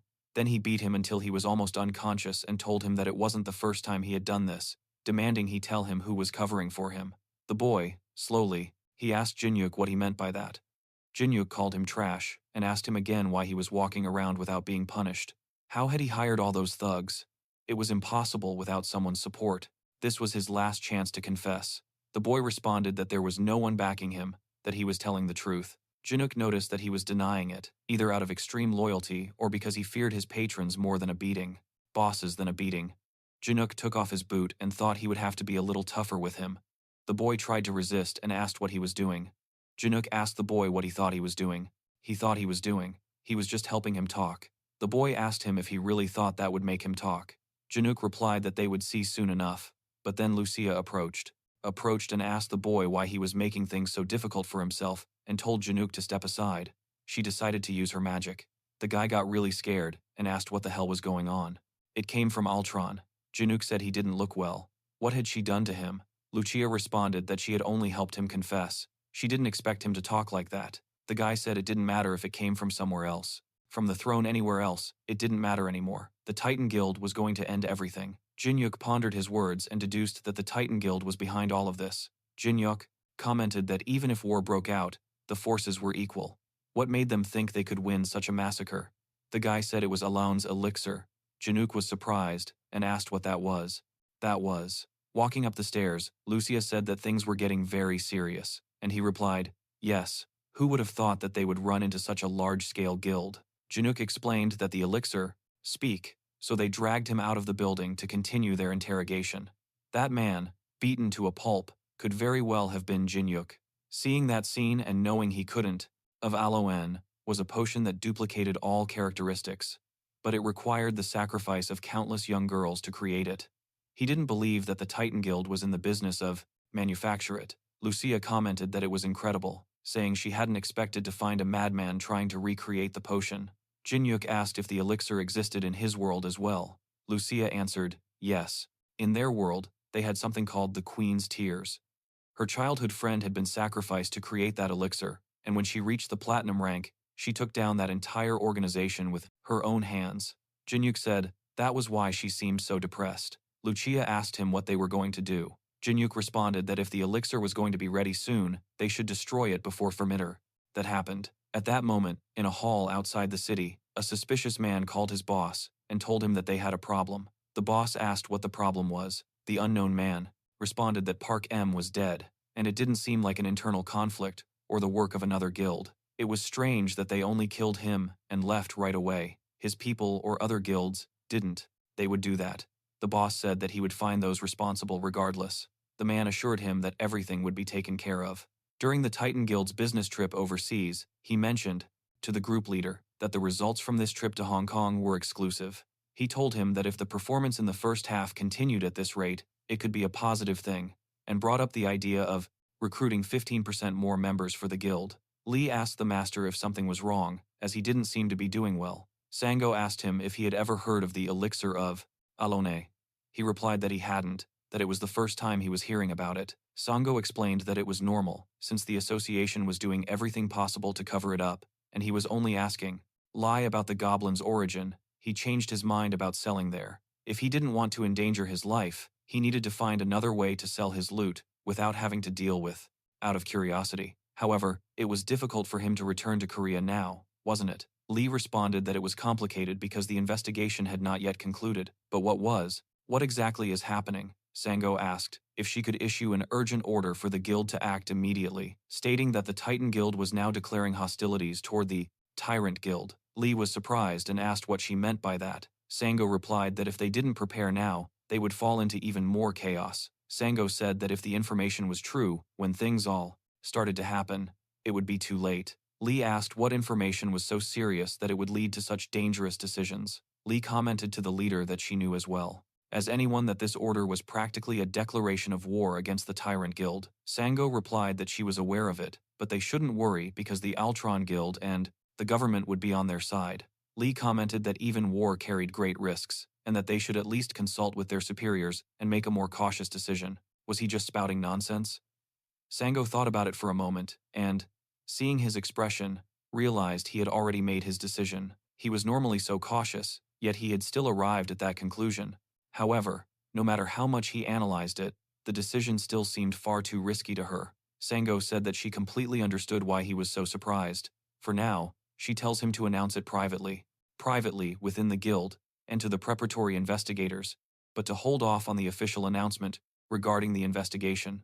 On the other hand, Lucia asked the guy if he had received any response from the trustee. Jinuk replied that yes, he would be contacted again as soon as the investigation team was ready. Lucia commented that, at least, the bullies from the largest guilds. As soon as Jinuk returned home, he decided to return to the dungeon and focus on becoming stronger. Before entering, he had to equip himself with the necessities to. There were still some sane people out there. Jinuk responded that if no one agreed, he would personally take care of it, and that if they already knew what Aloen was, that reaction was to be expected. By the way, he wasn't going back. Lucia asked him if he really thought she would go back to the dungeon and miss out on all this fun. Jinuk replied that if they were crazy enough to do something like that, then they were not ordinary people. Lucia asked him if he couldn't handle it alone, right? Jinuk confirmed that was true. Lucia then said that he should let her help, and suggested that they eliminate those wretches together. Jinuk thought about it for a moment and thanked her for the help, but suddenly someone knocked on the door asking if Kan Jinuk was over there. Lucia asked who it was, and Jinuk himself replied that he wasn't expecting anyone. At the door, they said it was a delivery person and asked if they could open the door. The guy looked at his sensor and said that the guy covered in park men. Jen's blood wasn't far from there. He thought about it and realized that the house was just in his imagination, or that the house looked a little blurry. Upon arriving, he remembered something, and he asked, wasn't this the home of a hunter who had captured a new type of monster? But did that mean that this person was the one who attacked the scene? But it didn't matter anymore. He would just do it. I would catch him and ask. Jinuk went to the door and asked the stranger who he was. The guy responded from behind the door that he was a delivery man. Jinuk immediately thought, and realized that there was no way a delivery would be happening at this hour. Furthermore, the recognition suppression spell was still active on the house, and if someone had overcome it and was pretending to be a delivery man, it must be a trap. The guy immediately attacked Jinuk with darts, but Jinuk was stronger and managed to dodge them. Jinuk said he already knew and asked if survive in such a dangerous place.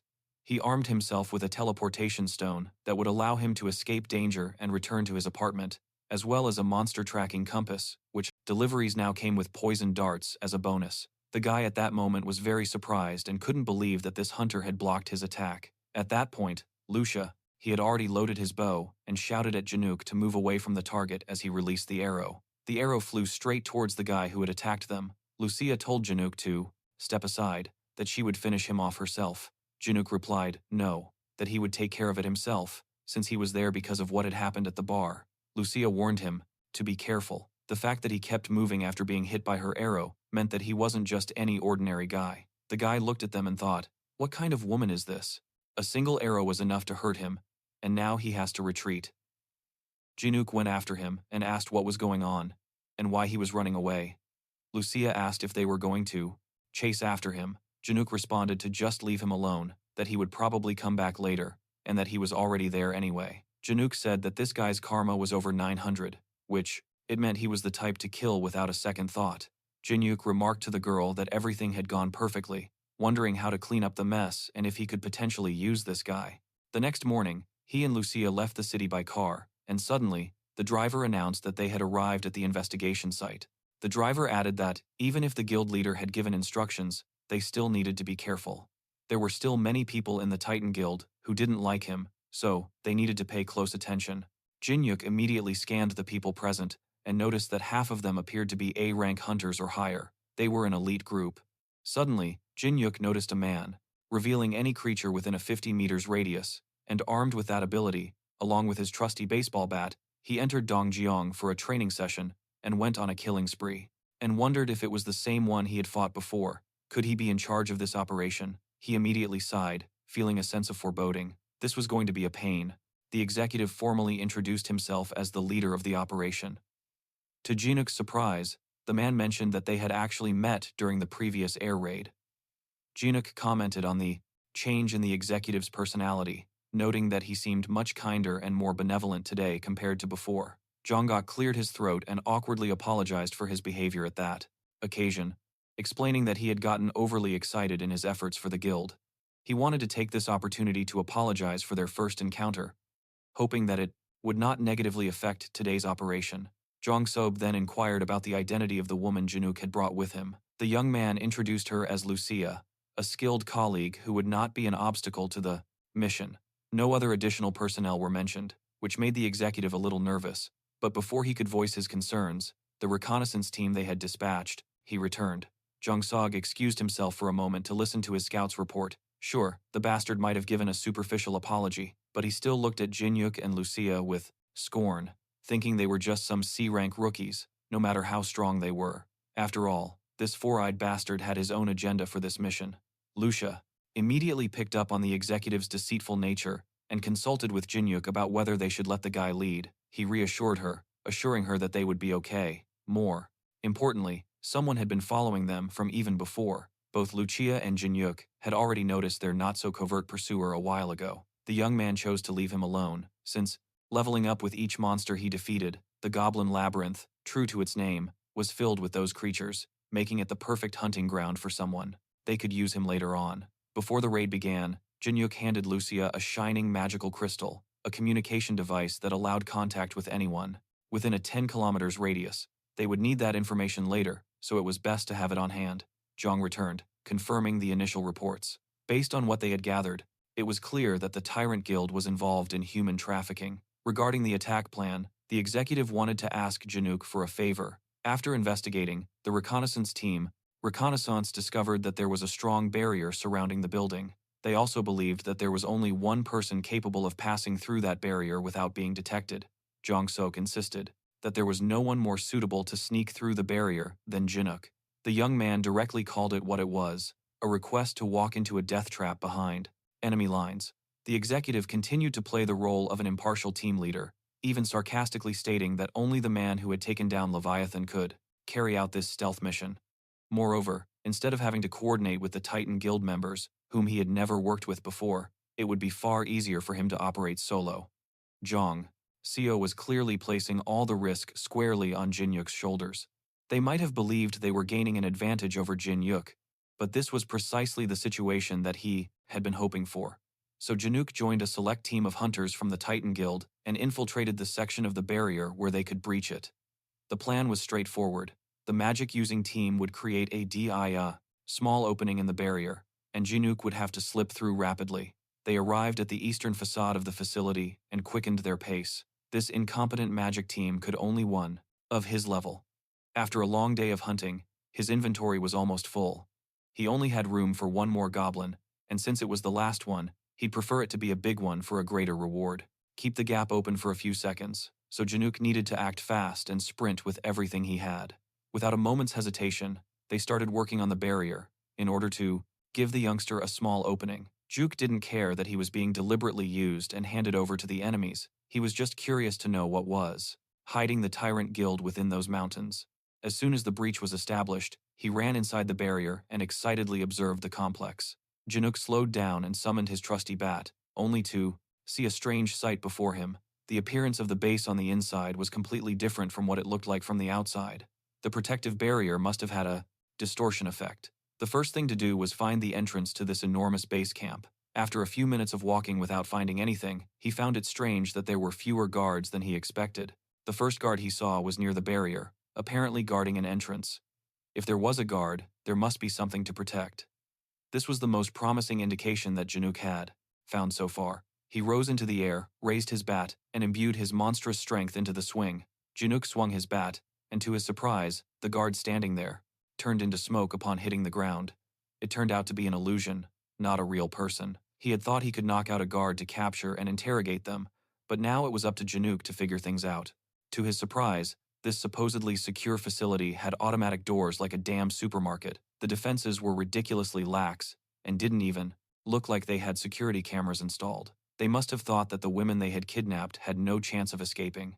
To make sure he wasn't being deceived, Jinuk, money. The compass indicated a goblin approaching his location, which was perfect. All he had to do was hide and ambush it before it saw him. He hid behind a corner and brought an insurance policy, so to speak. He took out an EMP, an electromagnetic pulse generator made from electric-type monster materials, from his inventory and casually dropped it on the ground. With this, any communication or security device in the immediate vicinity would be disabled, which is why he left the magical communication crystal with Lucia. As soon as the EMP took effect, Jinuk planned his next steps. With the entire complex disconnected from the network grid, it was time to begin his true mission. In the distance, a masked man was keeping a close watch on Jinuk. He was beginning to connect the dots regarding the young man's involvement in the Titan Guild and the bar incident. Like everyone else, the masked man also seemed to have his own hidden agenda, and Jinuk played a crucial role in ensuring everything went according to plan. As a result of the EMP that Jinuk had activated, one of the guards idly stationed at the complex had his game interrupted. When his phone went off, the guard blamed the remote location for disrupting his playtime. But when he finally felt that something was off and a red bat was already mercilessly striking him in the face, Jinuk didn't even swing. He simply hurled his weapon, which impaled the man with the bat's blunt end. Baseball. After confirming the guard was incapacitated, he used auto-recovery to retrieve his bat. Finally, he had found someone of flesh and blood to strike. The guard's blood splattered against a nearby wall as his body hit the concrete floor with a dull thud. The man he had just killed wasn't a hunter, just an ordinary man, but he carried a staggering 800 karma on his shoulders. This place was, without a doubt, filled with inhuman scum. Now Jinuk could eliminate everyone involved in this operation, coordinates, and builds a mana connection. He then places himself in the magic circle to finally move to the new dimension. A bright light surrounds him as the magic begins to take effect. Waited for the right moment to strike with his bat. But it wasn't a goblin he hit, it was a remarkably short man. The man shouted in a strange language that Jinuk didn't understand. Without a second thought, upon entering the locked door, he was met by a long corridor lined with prison cell doors. This must have been where they had been holding all the women, kidnapped. The living conditions within each cell were abysmal. They were chained up like animals, awaiting their turn to be used as fertilizer for that damned elixir. Jinyuk's thoughts were interrupted by a man's voice demanding to know who he was. One of the cells in this prison row was different from the others. Instead of a woman, there was a man imprisoned. Jinyuk also recognized the uniform the man was wearing, the uniform of the Tyrant Guild. The prisoner warned the young man to flee before it was too late, explaining that everyone in that facility had gone insane. Outside, the team leader, a despicable man, checked his watch and timed Jinyuk's infiltration. Quite some time had passed since the young man entered, and everything remained silent. Perhaps it was time for the main force to move in as well. Jongso ordered his men to advance, and they were stationed near the facility, ready to move in if anything out of the ordinary occurred. The moment he signaled, the Titans surged forward like a swarm of flies. With their black jackets, Lucia simply stood there, still and nonchalant. Jong could understand what his issue was. Eventually, the Four Eyes also joined his men to remain on standby while Jinyuk handled everything inside. Lucia wondered if it was time for her to play her part as well. Before the mission started, Jinyuk vowed to take care of the proof situation inside the building by himself. Lucia's job was to closely monitor the Titans from the outside. They still didn't know what Jongsek might attempt, so Lucia had to be. He quickly bowed in apology, which seemed to calm the man enough for him to pull 2 necklaces from a bag and hand one to Jinyuk. The moment he put it on, vigilant, the young man warned her not to get too involved, but that has never been her style. Inside the facility, the prisoner introduced himself as Daen. Jinyuk asked the guy about that a member of a tyrannical guild like him was in such a deplorable state. Daejong confessed that he had been imprisoned for attempting to kill Rao himself. Now, they were only keeping him alive for his experience with illusion skills. That distortion effect on the protective barrier and the false guard must have been his handiwork. Jinhyuk was curious as to why this man would want to sabotage his guild's investigation. The reason was simple. Daejong couldn't bear to watch his colleagues throw women to the monsters as bait. He reached his breaking point and tried to take out Rao once and for all, but he was captured and imprisoned. Jinhyuk was pleasantly surprised to see such a reasonable member of the Tyrant Guild. Even his karma score was low, only 62. The young man formally invited Daejong to work together and put an end to that facility. Meanwhile, the recruit assigned to monitor the control room was sound asleep at his post, comfortable office chair. Upon waking up, he realized he had once again fallen asleep at work. He always got sleepy around that time, so it was nothing new, and usually nothing ever happened. Nothing ever happened in that place, so it was fine. But today was different. Instead of waking up to the live feeds from throughout the entire facility, he woke up to black screens. He looked around to try and understand what was happening, but he didn't achieve anything. Seized by panic, he tried to turn the system back on, but the problem was the power source, which had been destroyed by the Jinyuk EMP. Every electronic device, including smartphones, was out of service. The entire computer system was down, and he had slept through the whole thing. He was able to understand what the man was saying and realized 2 things. First, that the man was extremely angry, which was fair, considering he had hit him in the face with a bat, and the control room guy is on track to becoming Employee of the Month. Just outside the command center, some of the guys from the Tyrant Guild were playing cards to pass the time.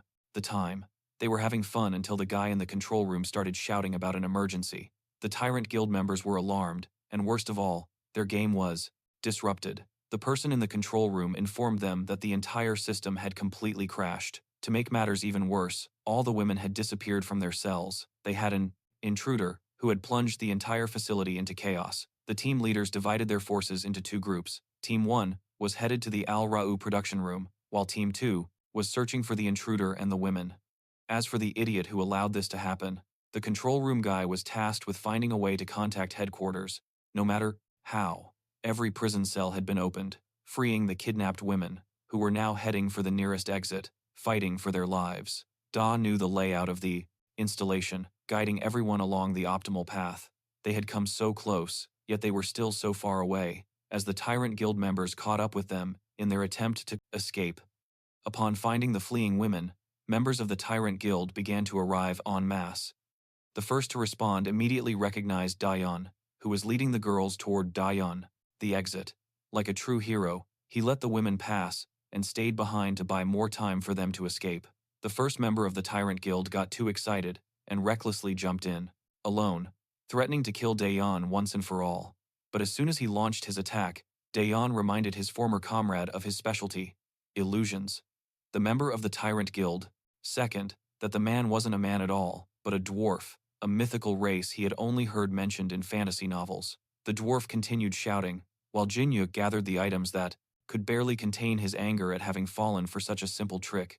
While Team 2 was playing cat and mouse with Daeyeon and the girls, Team 1 was suffering a much more painful fate. Each of them carried only a knife, which proved useless in a fight against baseball bats. Jinuk quickly finished off the team assigned to protect Al's production room. Raoul used his superior technique and footwork to make a mockery of those mediocre fighters one after another, striking each of them on the head with a single blow. Jinuk took down the last Tyrant Guild boy without even breaking a sweat. Seeing how desperately these guys were trying to protect the front door, it was obvious that Al Raoul was behind that door. Jinuk accessed the room and carefully entered. He looked around and saw all the equipment that the wretches from the Tyrant Guild had gathered to manufacture the inhuman drug. They had gone so far as to hide a gigantic underground laboratory for greater security. Person-sized test tubes filled the laboratory, each containing women who had been kidnapped by the tyrannical guild. Seeing the magnitude of this evil operation firsthand was even more repulsive than Jinuk had imagined. In the middle of the laboratory, there was a monster locked inside a protective glass capsule. It had to be Al Raoul, the source of all this pain and evil. Jinuk clenched his bat tightly. The monster didn't seem to react to his presence. It was entirely possible that it was sleeping. With a smile on his face, the young man summoned the lightning, residing in his weapon, and adopted a batting stance. If everything went well, he could end this once and for all, but that would be too easy. Al Raoul must have sensed the danger and woke up. It shattered the protective glass and launched its tentacles fiercely forward, had scattered across the ground. Everything he picked up appeared to be of very high quality, but he barely had time to admire them due to the shouting. The dwarf noticed his bat and picked it up, demanding. Jinuk had to move and dodge quickly, as the fast-moving tentacles targeted his vital points. His lightning attack had to be cancelled. He observed the movements of the tentacles intensified, and his fear grew as he saw how heavy and fast they were. If they hit him in the wrong spot, it would be over for him. For now, all he can do is remain on the defensive, hoping and praying for an opportunity to counterattack. Jinuk forced himself to concentrate. He had to stay calm if he wanted to get out of this alive. As for those who, if you were expecting to see a cute tentacle girl, today is not that day. Al Raoul looked like an addict covered in tentacles. Finally, the addicted beast broke its glass capsule, sending thousands of sharp fragments flying everywhere. It seems like our guy is completely outmatched this time, but suddenly his abilities, known as tough skin, activated, so he couldn't suffer many injuries. Jinuk avoided Al Rao's attacks with his tentacles, and thought that if he could dodge them, he would have a chance to launch an attack against Al Rao. That's why he suddenly rushed toward ahead, deflecting Al Rao's tentacles and hitting them. Because Al Rao's speed was so fast, he still tried to avoid the attacks. However, he didn't notice Al Rao was going to hit him, so he threw himself away, using his weapon to break his fall. The trajectory caught him sideways, and he couldn't believe the force of Al Rao's attack, because even though he had armor and tough skin, he still felt the damage from that attack. That's why our hero got serious. After receiving the damage, he immediately launched himself forward, and, without any difficulty, managed to dodge and ambush Al Rao's tentacles. But every time he attacked with his weapon, he was pushed back by the force of the attack. However, he used the wall to immediately return to his position. Our hero launched another, to know where he had gotten it, which puzzled Jinuk. There was nothing special about it, but the dwarf seemed very determined to find out. It was just a common aluminum baseball bat. But, very fast attack, which surprised Al Rao, since he didn't notice the speed with which Jinuk attacked. Jinuk stabbed her, causing Al Rao's core to scream because it had been destroyed. His last attack, Al Rao used his lightning ability, and Jinuk shouted that Al Rao had to disappear because he was a monster containing people. Al Rao was shocked as beams shot out, beams from Jinuk's weapon. Then, suddenly, Al Rao exploded because he could no longer withstand the damage he was taking. The remains of his body scattered everywhere, and they immediately dissolved, leaving only his magic stone behind. Jinuk immediately picked it up and wondered if it really was a magic stone. He carefully examined it due to the size of the stone he was holding and thought that it did look like a magic stone, so he stored it in his inventory and decided he would ask the dwarf blacksmith about it when he returned. Jinuk thought he had finished with Al Rao, so he communicated with those outside. He took the blue crystal to talk to Lucia and asked her what was happening outside, also asking if the women they had escaped safely. Lucia responded that both the women and the men were descending the mountains, adding that their pursuers were dressed the same as they were. Lucia then asked him what was happening, and Jinuk explained the situation to him, saying that the man he was referring to had been imprisoned by the Tyrant Guild because of the marks he bore, but he seemed trustworthy, which was why he decided that Jinuk would join him. He told Lucia not to worry, because the man was on their side. Lucia understood what Jinuk was saying, and asked him if he had managed to kill Rao. Jinuk responded that he had finished off Rao, and that the magic stone was now in his possession. Then, Jinuk asked what was happening with the people who were pursuing the women. Lucia explained to him that, at that, the dwarf believed he was made of a precious metal called orichalcum. To the dwarf, this ordinary bat was so valuable that he believed no amount of money would be sufficient to purchase it. They were fighting. She said that when the people in white uniforms arrived, the Titan Guild members began fighting them. But the strange thing was that those in the white uniforms, the whites ate something, and their forms changed. Little by little, the Titan Guild members began to lose their advantage. Suddenly, it occurred to Jinhyuk that what Lucia was mentioning was what the man had said, a drug called Al Rao, which increased physical strength like a magic stone, but at the cost of sanity. The members of the Titan Guild continued fighting against the whites, and one of the Titan Guild members was decapitated by a masked member of the same guild.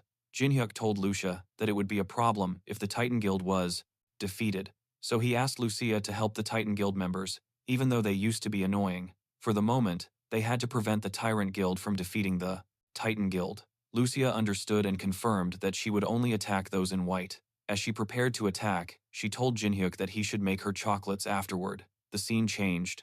Our hero was walking, thinking that his plans were finally going his way. Then, he asked the person who was hiding why they didn't come out, referring to them as a messenger. The man in the gas mask couldn't believe that our hero had detected his presence. Jinuk asked him if he was looking for him or the magic stone of Al Rao. The masked man removed his hood and charged forward, saying that his goal was the same as Jinuk's. But then he suddenly changed his target. Jinuk smiled and told him that since that was the decision he made, he would make sure that he regretted it. The mercenary immediately pulled out his knife and tried to finish the guy off with a single blow, but Jinuk easily dodged it. Jinuk struck him with his elbow. He offered Jinhyuk a trade involving some of his rare items in exchange for the bat, and with no reason to refuse, Jinhyuk followed him to his workshop. The dwarf carried the bat further into the workshop, and the mercenary didn't have time to dodge, being thrown back several meters. The mercenary was immediately shocked. After all, such a reaction speed was impossible for an ordinary C-rank hunter. Was the poisoned dart he blocked last time just a fluke? But after all, Jinuk was just a C-rank hunter. However, Jinuk was stronger and kicked him in the head. Then, Jinuk swung his bat directly at him, but he missed and hit the wall. In his next attack, he used an auto-return. The mercenary, he managed to dodge the attack and, seizing a good opportunity, hoped to kill him. However, launching an attack from behind, Jinuk managed to dodge it with ease. The mercenary was very surprised to notice that the guy was wearing armor. He decided to attack once more, but Jinuk deflected the shining knife by snapping his head back to avoid the blow. Jinuk launched his strongest attacks and asked the mercenary where he thought he could run. Then he used his electric attack with the bat and said that this time he wouldn't be able to escape. The mercenary immediately realized that he was in serious problems arose, and unable to dodge, he used his shield. Although he managed to withstand the attack, he exclaimed in amazement that he could barely block it. Looking around, the mercenary could only see fog, and he was wondering where Jinhyuk could possibly be. Jinhyuk took advantage of the confusion and attacked with his bat, driving it into the mercenary's chest. The mercenary told the boy that it was useless, that he couldn't possibly be that strong. Jinhyuk replied that he wasn't as weak as the mercenary thought. The mercenary retorted that it couldn't be possible, but Jinhyuk declared that there wouldn't be a next time, and that this place would be his grave forever. After the invasion, the mercenaries reported that all the bodies were removed and the area was burned to the ground, leaving nothing behind. One of the mercenaries ordered his men to tend to the wounded while he went. Jinhyuk glanced around at the weapons in the place, wondering which one he should choose. The dwarf returned shortly after with his bat, but somehow it was now glowing with an intense red color. To file the report. At that moment, Jong So was bandaging his hand and thought to himself, those tyrants, who would have imagined that they were hiding drugs? If that woman hadn't helped them, they would have died. These arrows. Her strength was nearly on par with an S rank. Jong wondered if there had ever been such a powerful huntress. Just then, a mercenary approached and informed the person in charge of the situation. The injured had been taken to the hospital, and all possible evidence had been processed. Jong Sok congratulated the mercenary on a job well done, and now that they had dealt with the tyrant, he suggested they go inside and properly finish the celebration. But suddenly, someone yelled for them to wait a minute. Jong Sog, surprised, asked if that man hadn't betrayed the tyrants. Bayon, panting, replied that he had a message to deliver. The tyrant guild leader and his main forces were on their way there. Jong Sog asked in surprise if the Sipanjins around the company. Tyrant's guild leader, Chon Chol, was coming. Dajon responded yes. Jong Sog immediately thought that if an S-rank hunter like Chobon was on his way, he didn't have any chance. Did they really have to go back to the past when all they had to do was defeat them? Suddenly, a mercenary radioed his team to ask what was going on. One of them responded. They could see the Tyrant Guild hunters approaching. There were about 4 or 5 of them. They might be the vanguard. The mercenary commented that it seemed the boy's words were proving true, and he asked what they should do now. Jong thought for a moment and realized they had no choice. He declared that the operation was terminated and ordered everyone to withdraw immediately. The mercenary immediately gave his men the order to evacuate the area. Jong Sok asked the boy if he would be leaving with them. Beijon replied that he wouldn't. He would stay behind and prepare an alibi. If he intense and was faintly radiant. Jinuk wondered if it was truly still his bat, but the dwarf confirmed that this shine was one of the characteristics of Ori Halcom. The metal disappeared. It would also look suspicious. He would stay and file a false report, making it seem like someone else was responsible. They needed to prevent a war between the Titan Guild and the Tyrant Guild. John Exok agreed and confirmed that they would proceed in that manner. He also added that they would include Hunter Conte from the Titan Guild in the report, as that would be the most natural way to explain the situation.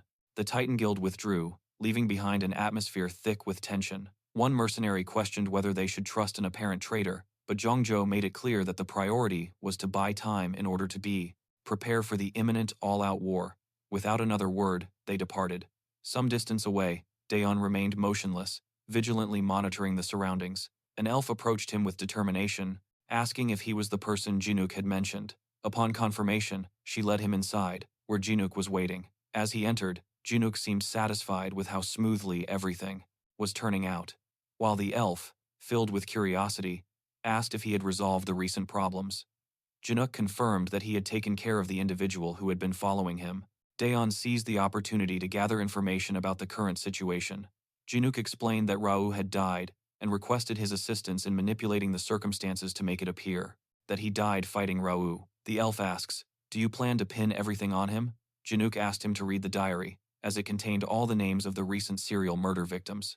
Serially, this man was the notorious guild killer who has been causing public uproar, responsible for several recent deaths. So what if blaming him would divert suspicion towards, quote, a convenient target? Jinuk asked the man, "Can you pull it off?" Although the elf voiced concerns about potential future complications, Jinuk reassured her that everything was under control. Dawn took effect. The aura generated by the spell is intense enough to blanket the entire area, and suddenly, everything comes to a standstill. The magician notices that the airflow and temperature of the place have started out soft and weak, but became strong and durable the more it was enchanted.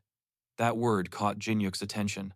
Apparently, the dwarf had somehow enchanted his weapon, an object, the initiative, and organized the subsequent steps. He explained that the Tyrant Guild's advance, visible in the distance, was merely an illusion created to buy them time.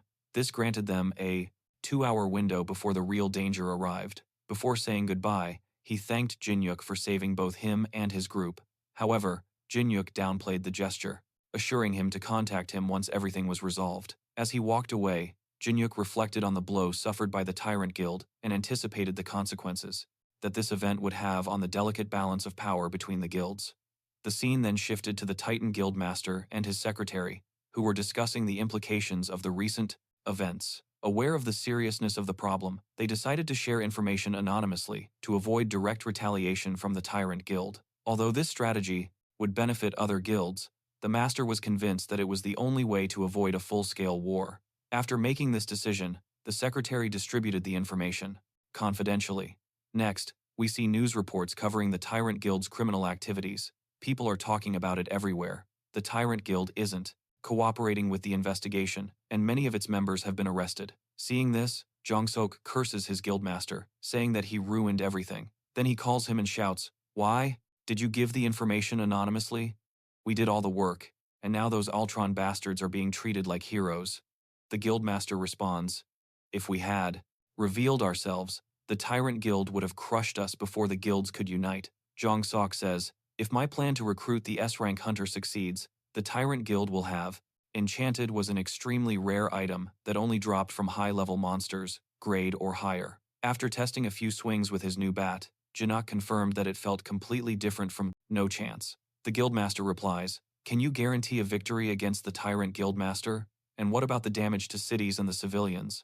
Jong-sok, "Yes. If we absorb the Tyrant Guild's power, it would be a relatively small loss."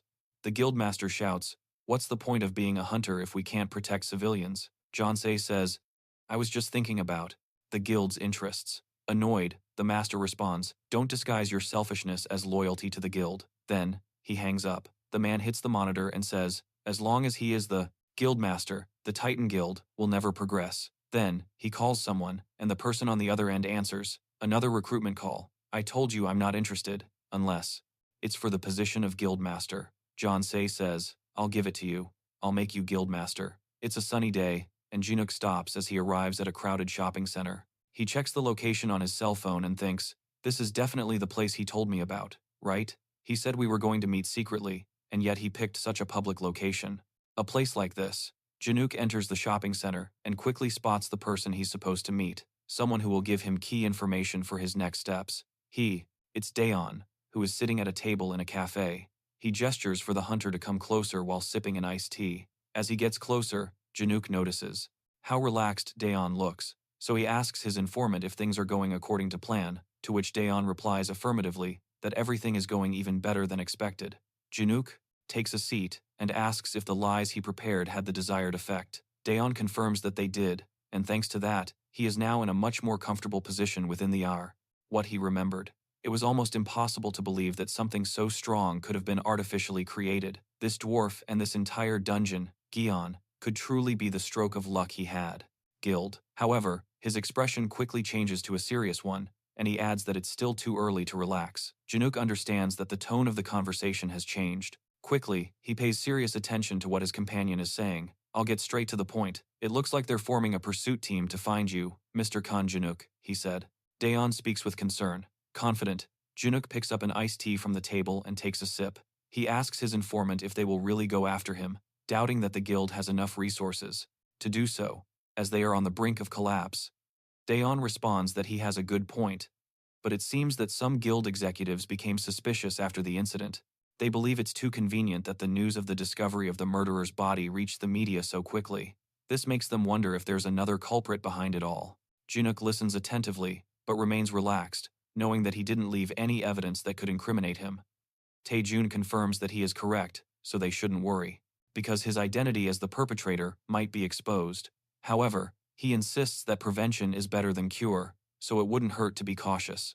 "Alright, do you think I should maintain a low profile for the time being?" Jinuk asks to confirm that they are on the same page. Dae nods and adds that if things stay in place for a while, the Tyrant Guild will soon collapse. Will collapse. The informant again asks the hunter to be careful until then, while handing him his smartphone. There he will find the information of those who are in charge of the ongoing investigation. He thinks Jinuk might be interested in checking the list right off the bat. He suggests that he read it instead of telling him the information, so as not to raise suspicions. However, been searching for all this time. Upon checking the stats in the status menu, he discovered that the bat was now a legendary baseball bat, with S-grade durability and automatic recovery ability. Jinuk doesn't seem at all nervous about the situation, so he begins to review the contents of the list without much interest. The perceptive hunter makes a comment that takes Daeon by surprise. "Well, anyway, it doesn't matter. After all, they are all illusions, right?" Baejon is surprised by Jinuk's insight, who noticed that all the people in the cafeteria were really illusions created by him. Jinuk doubles down, telling the stunned investigator that he knew it all along. Daeon is surprised by how quickly his deception was noticed. Incisively, the hunter demands that Daeon tell him exactly who the guild members are that are after him. He emphasizes that he can say it out loud, since there is no one else besides them in that room. Daeon finally reveals the information, telling him that it's an archer and a magician. He adds that they are both masters of disguise and concealment of magic, so they could try to take him by surprise. He stresses to Jinuk that they could even pose as someone he knows in order to attack him when his guard is down. Jinuk processes all the information and asks his informant if that is all the information he possesses. Daeon doesn't interrupt, adding that there is one more thing he needs to show her. He pulls a shiny, silver object, about the size of a coin, from his pocket. When Daeon shows it, he asks the hunter if he is familiar with monster counters. This stirs a vague memory in Jinwoo, who recalls a similar, stopwatch-like device used when he was assisting the Titan Guild. However, upon closer inspection, he notices that it looks different from the one he remembers. It's smaller, and has no numbers or letters inscribed on it. He tells Daeon that it's different from the version he is familiar with. The association informant tells him that this is because what he's holding is a much more advanced version of the existing monster counter, which was automatic. His ordinary aluminum bat had been transformed into a rare and legendary item. If he could sell it, he would make a fortune. But the bat was soulbound to him, which meant that, developed by the association to monitor hunters following the Al-Ra'u incident, Jinwoo examines the artifact carefully as he continues listening to Daeon, who explains that, from now on, all hunters belonging to a guild must wear their counters according to regulations, and these counters must be monitored by the association to prevent future. Jinwoo thinks to himself that this tracking system will be a nuisance, as even hunting in his dungeon could become problematic. Dae continues his explanation and suggests that if Jinwoo plans to take the pill, he should hurry, because doing so after the monitoring system takes effect could attract the association's attention, as they would notice that his Keen's Tuwa strength would increase exponentially from one moment to the next, and even the Tyrant Guild would begin to suspect him. After this, Jinwoo leaves the mall, and as he walks down the Ma Street, he can't stop thinking about the monitoring system. After considering it, he concludes that the best course of action is to get stronger, even if it's just a little, before it. Start keeping an eye on him. To achieve this, he decides to head to the dungeon immediately. In the next scene, we're already in the dungeon. We see the dwarf blacksmith's workshop from the outside, and a deafening scream pierces the sky. It's the boss, the dwarf, who vigorously reprimands Jinuk. Are you making fun of me? I sent you to look for some minerals, and you disappear, without a single word, and now you come back after weeks as if nothing happened, and you show me this? The boss shouts, while holding the mineral that Jinuk brought him. The human apologizes, and tries to excuse himself, saying he went through unavoidable circumstances. The blacksmith turns a deaf ear and continues to scold him. He complains that he thought Jinuk had died who knows where, but now he appears. He couldn't sell it. Still, possessing a legendary item was a significant advantage. Furthermore, there were still other ways to earn money. He had an inventory full of goblin corpses that he could sell. Shamelessly, just like that, Jinuk tries to de-escalate the conversation, interrupting the dwarf's threats. However, the boss continues yelling and tells him that the material that he today carried is a cursed mineral filled with countless grudges, and dwarves are so vulnerable to curses that they can't even look at objects like that. Then, Jinuk remembered that Lucia didn't even want to go near the boss's house while the material was there, so she knew what the boss said was true. The boss continued to berate and call Jinuk stupid. Jinuk, until he decided to discard the ore. Jinuk, knowing the value of the material, devised a plan to mess with the boss and prevent him from throwing it away.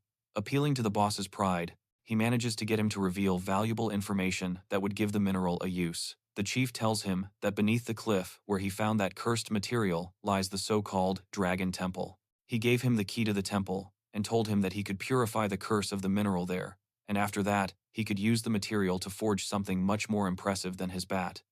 In this scene, we see Jinuk and Lucia entering the aforementioned Dragon Temple as they discuss the conversation the human and the dwarf had on the surface before opening the doors. From inside the temple, Lucia warns Jinuk about the kind of place it is, telling him that it's more dangerous than any dungeon he has ever entered, and that he could die if he's not careful. He reconsiders and decides to turn back and return home to prepare more thoroughly.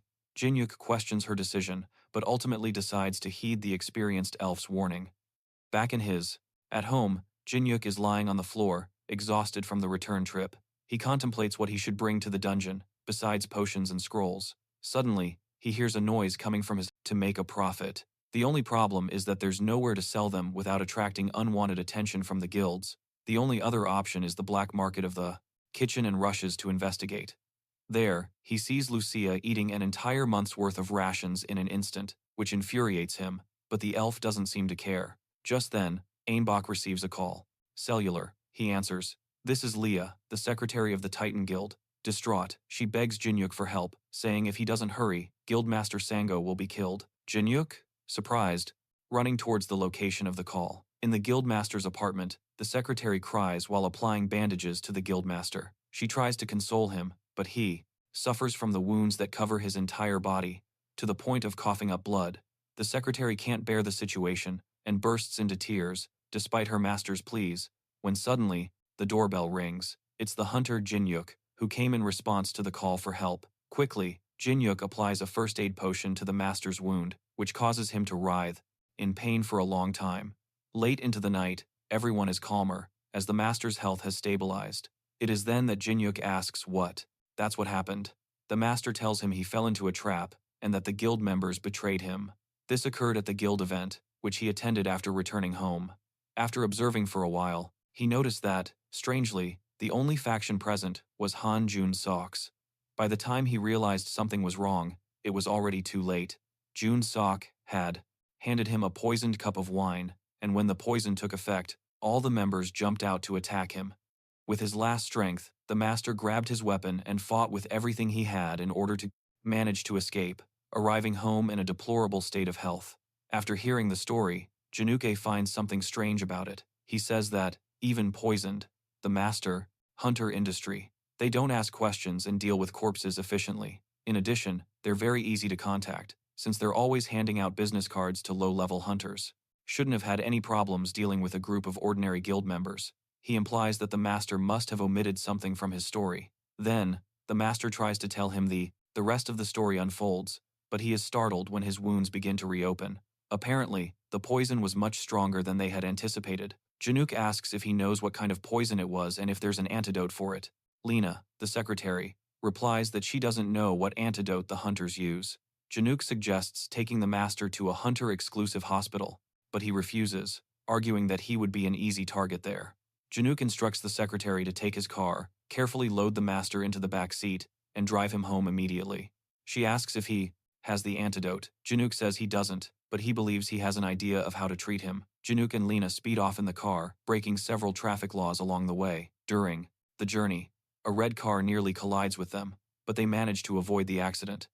The master does everything he can to remain conscious. When they stop at a traffic light, the secretary tells Januk that the car parked behind them is a car that looks familiar. It's the same red car that tried to run them over just a few minutes ago. That's when Jinuk realizes they've been followed this whole time. The traffic light changes again, turning green. Januk decides they can't lead the car, chasing them back to their house, so he starts formulating a plan. He decides to tell his secretary to head towards a vacant lot where there's a building under construction.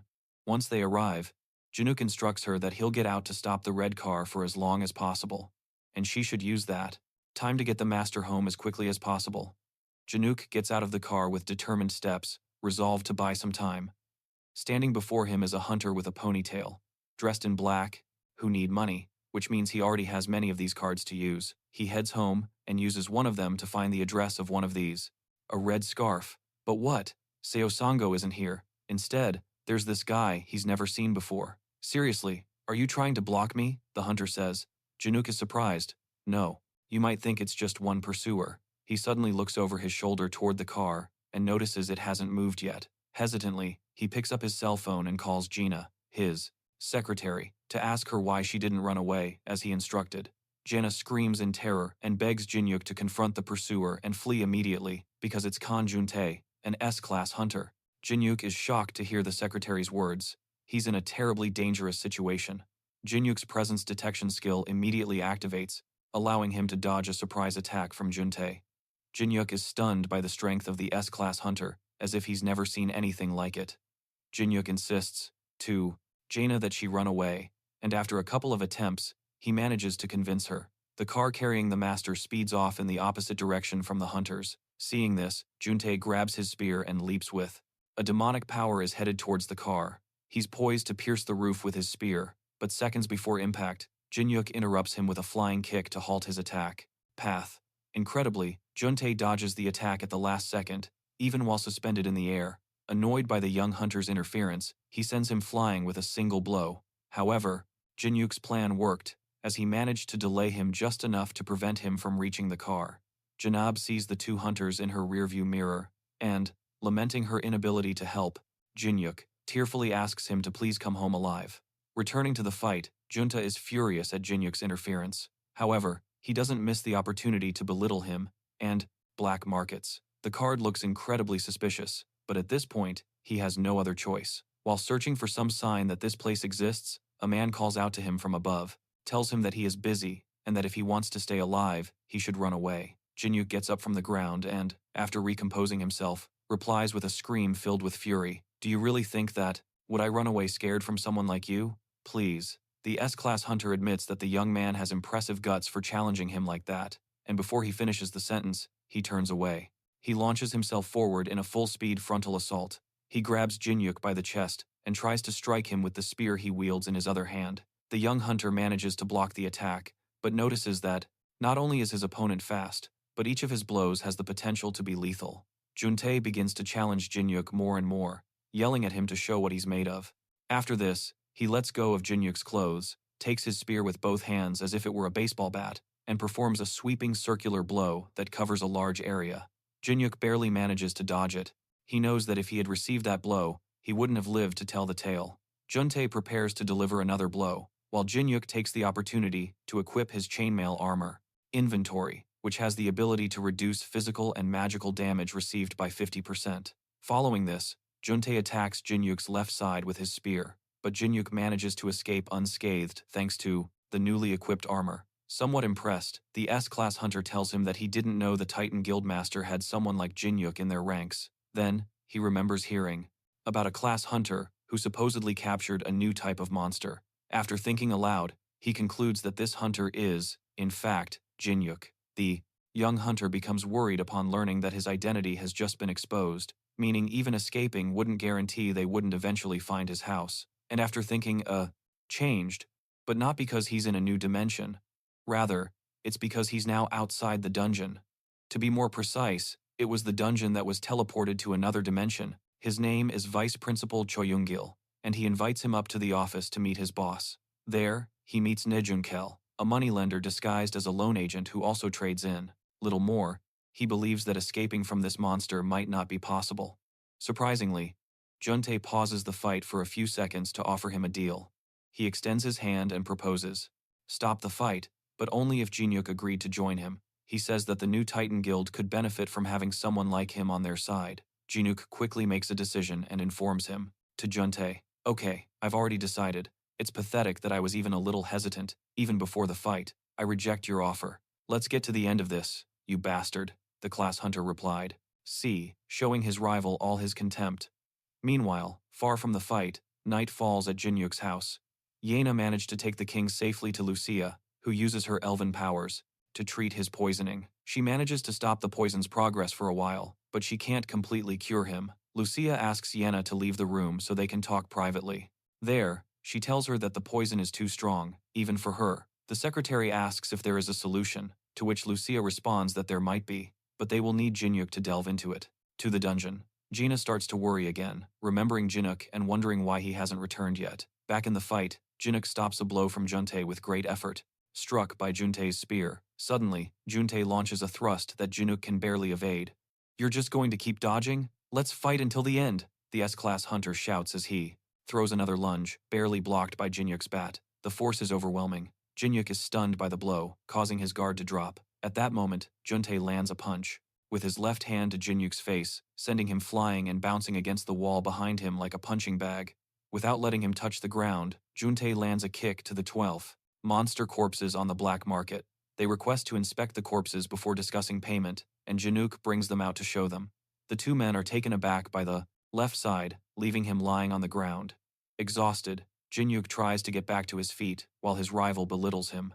He knows he's at his limit. If he doesn't see another option, he'll do it again. Put him into combat, but he knows the relentless blows won't give him enough time. After considering his options, he realizes he only has one viable choice: to land a decisive attack. Juntae taunts him to keep attacking. Jinuk quickly lunges forward, swinging his bat, but his opponent easily jumps over it. Jinuk. He wonders why he can't land a single hit while taking a downward strike from the S-class hunter's spear. Growing bored with the fight, he suddenly kicks Jinuk in the face, violently spinning him around and causing significant damage. Jinuk is left slumped against a beam after the hit, and Juntae throws his spear to finish him off.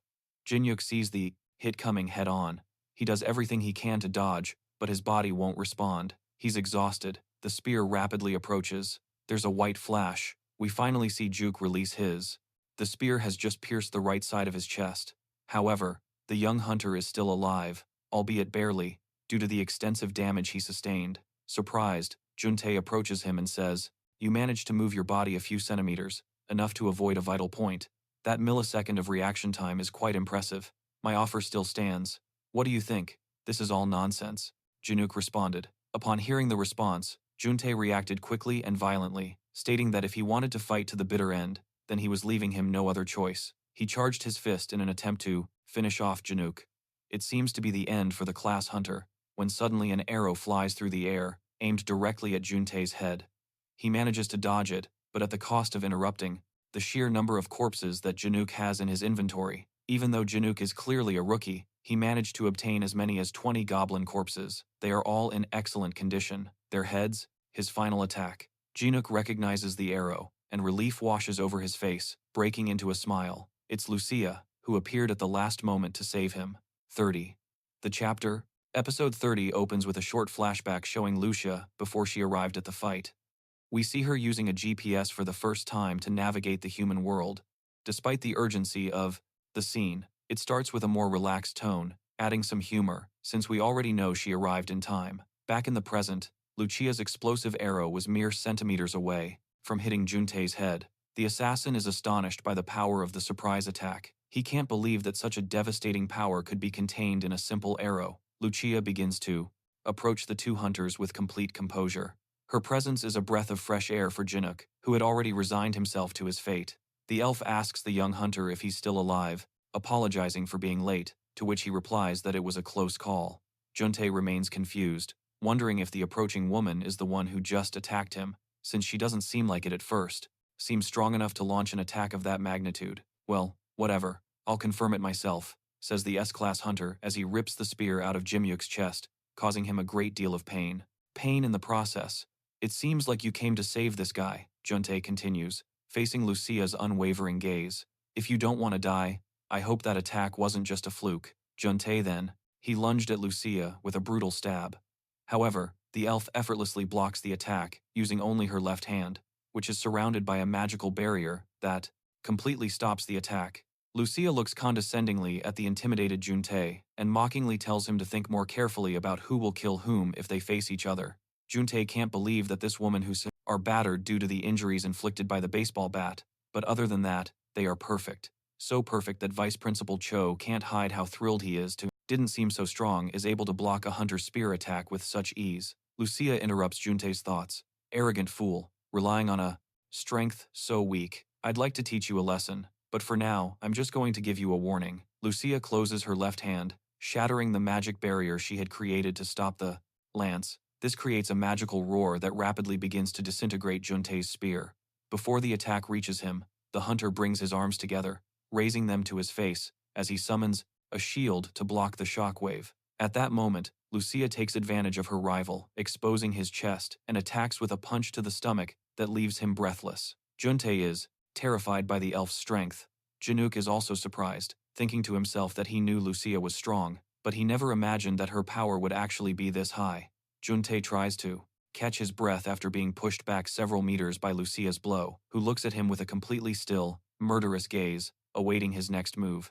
The hunter can't believe the strength of his rival. He begins to wonder if she is a foreign S-class hunter. Otherwise, he should be aware of someone that strong.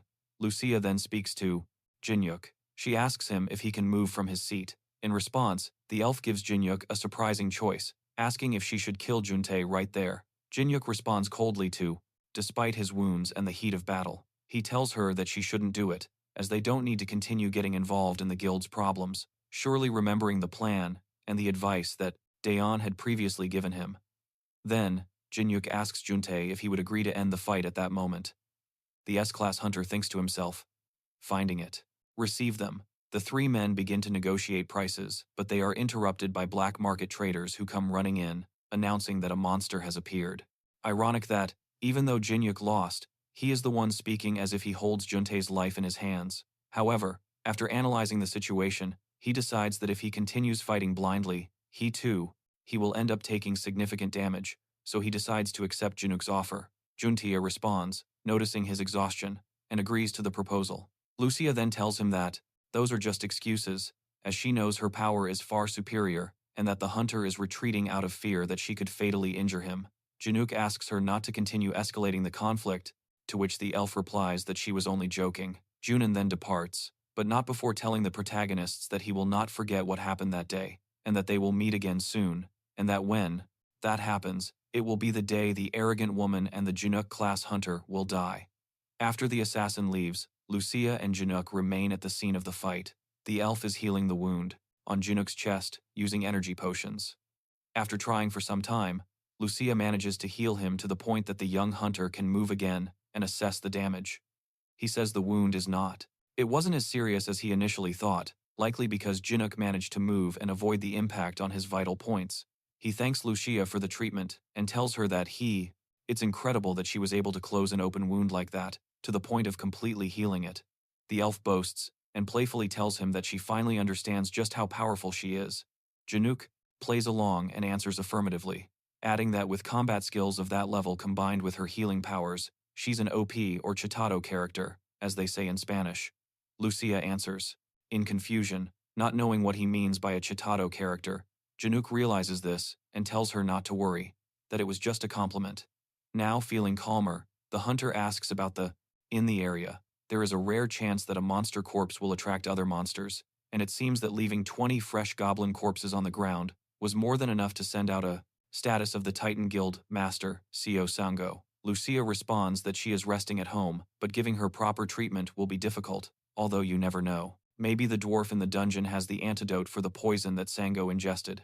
Without wasting any time, Jinuk urges him to return quickly, as every second is crucial. Lucia follows him, warning him to be careful moving so quickly, because his wound could reopen from the sudden, jerky movements.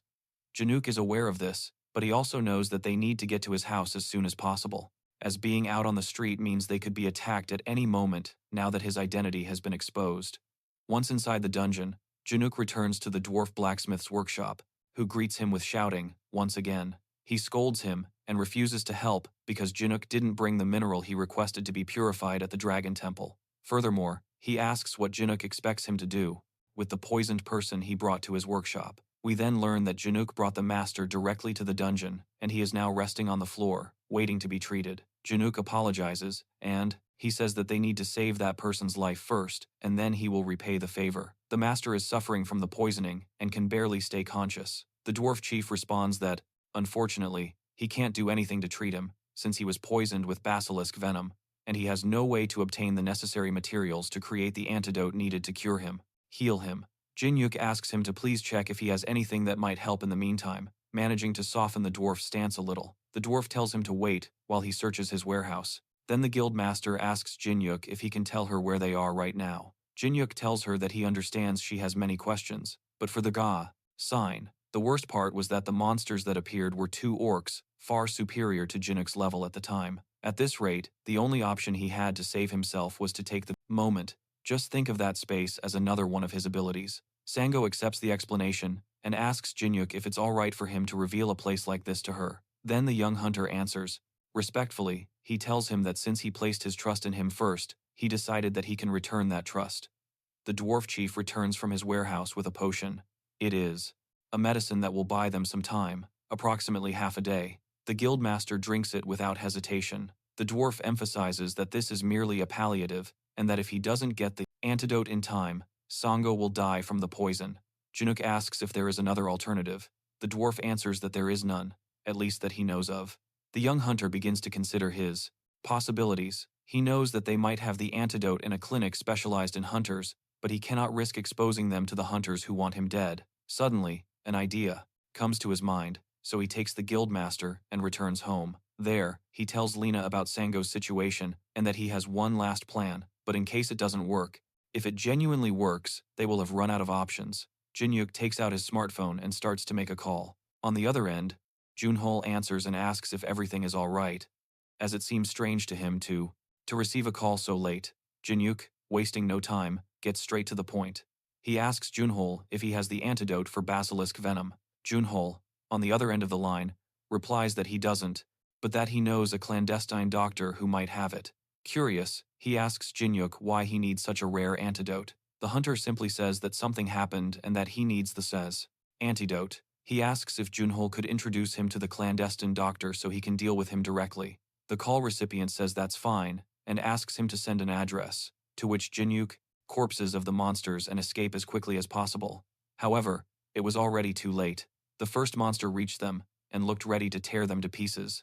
Since Jinuk was the only, agrees. He then adds that he assumes Jinuk wants the doctor to visit discreetly, so since Jinuk is a VIP client, he will make sure that's how it happens. Jinuk ends the call, and, feeling encouraged, he tells Gina that the doctor is on his way. Overcome with joy, the secretary bursts into tears of relief, thanking Jinwoo profusely for all his help. Meanwhile, Lucia watches her with affection, recognizing the strong bond she shares with her guildmaster. As night falls, a red van pulls up in front of Jinwoo's house. It's the doctor, toasting, while Lucia observes her tenderly because of the strong bond she has with her guildmaster. The night advances. A red van pulls up in front of Jinwoo's house. It's the doctor, who arrived, and is immediately applying the antidote to Sang, using a syringe. Finally, he says that the antidote effectively removed the basilisk venom, but it will take 2 weeks until you can move comfortably and the body fully recovers. He adds that until then, the Titan Guildmaster must rest completely. Doctor leaves the house and departs as quickly as he arrived. Jinwoo, who had come out to see him off, is left pondering the clandestine doctor's words, thinking that it will be the problem is that a full recovery will take 2 weeks, meaning the master won't be able to fight until then. Does he think the master will be enough to keep those who come to attack at bay for that long? Even with Lucia's help, it might be too much for the both of them. Jinuk remembers fighting alongside her and admits that he is too weak compared to the S-Class hunter.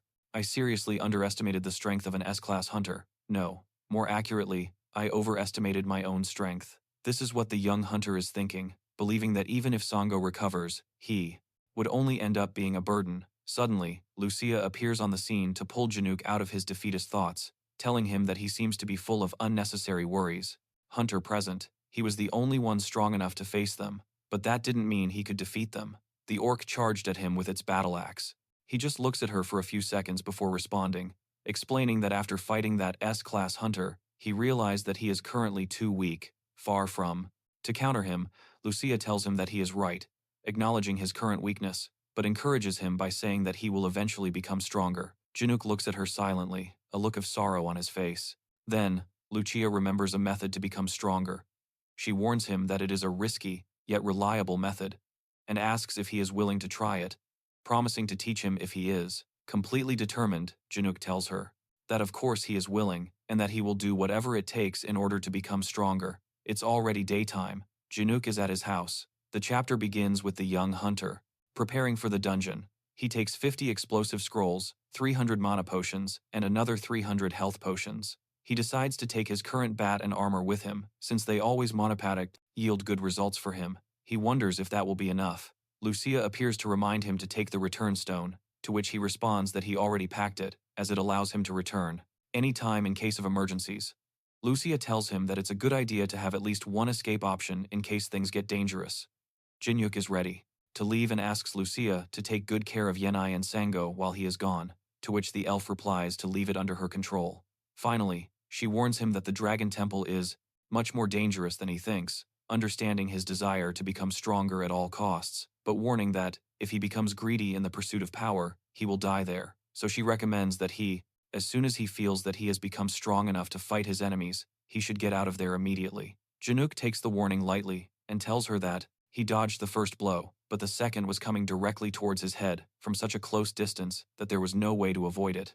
It seemed like it would be his end, and he would die pathetically, until, not to worry, as he will return with the return stone as soon as things get too dangerous.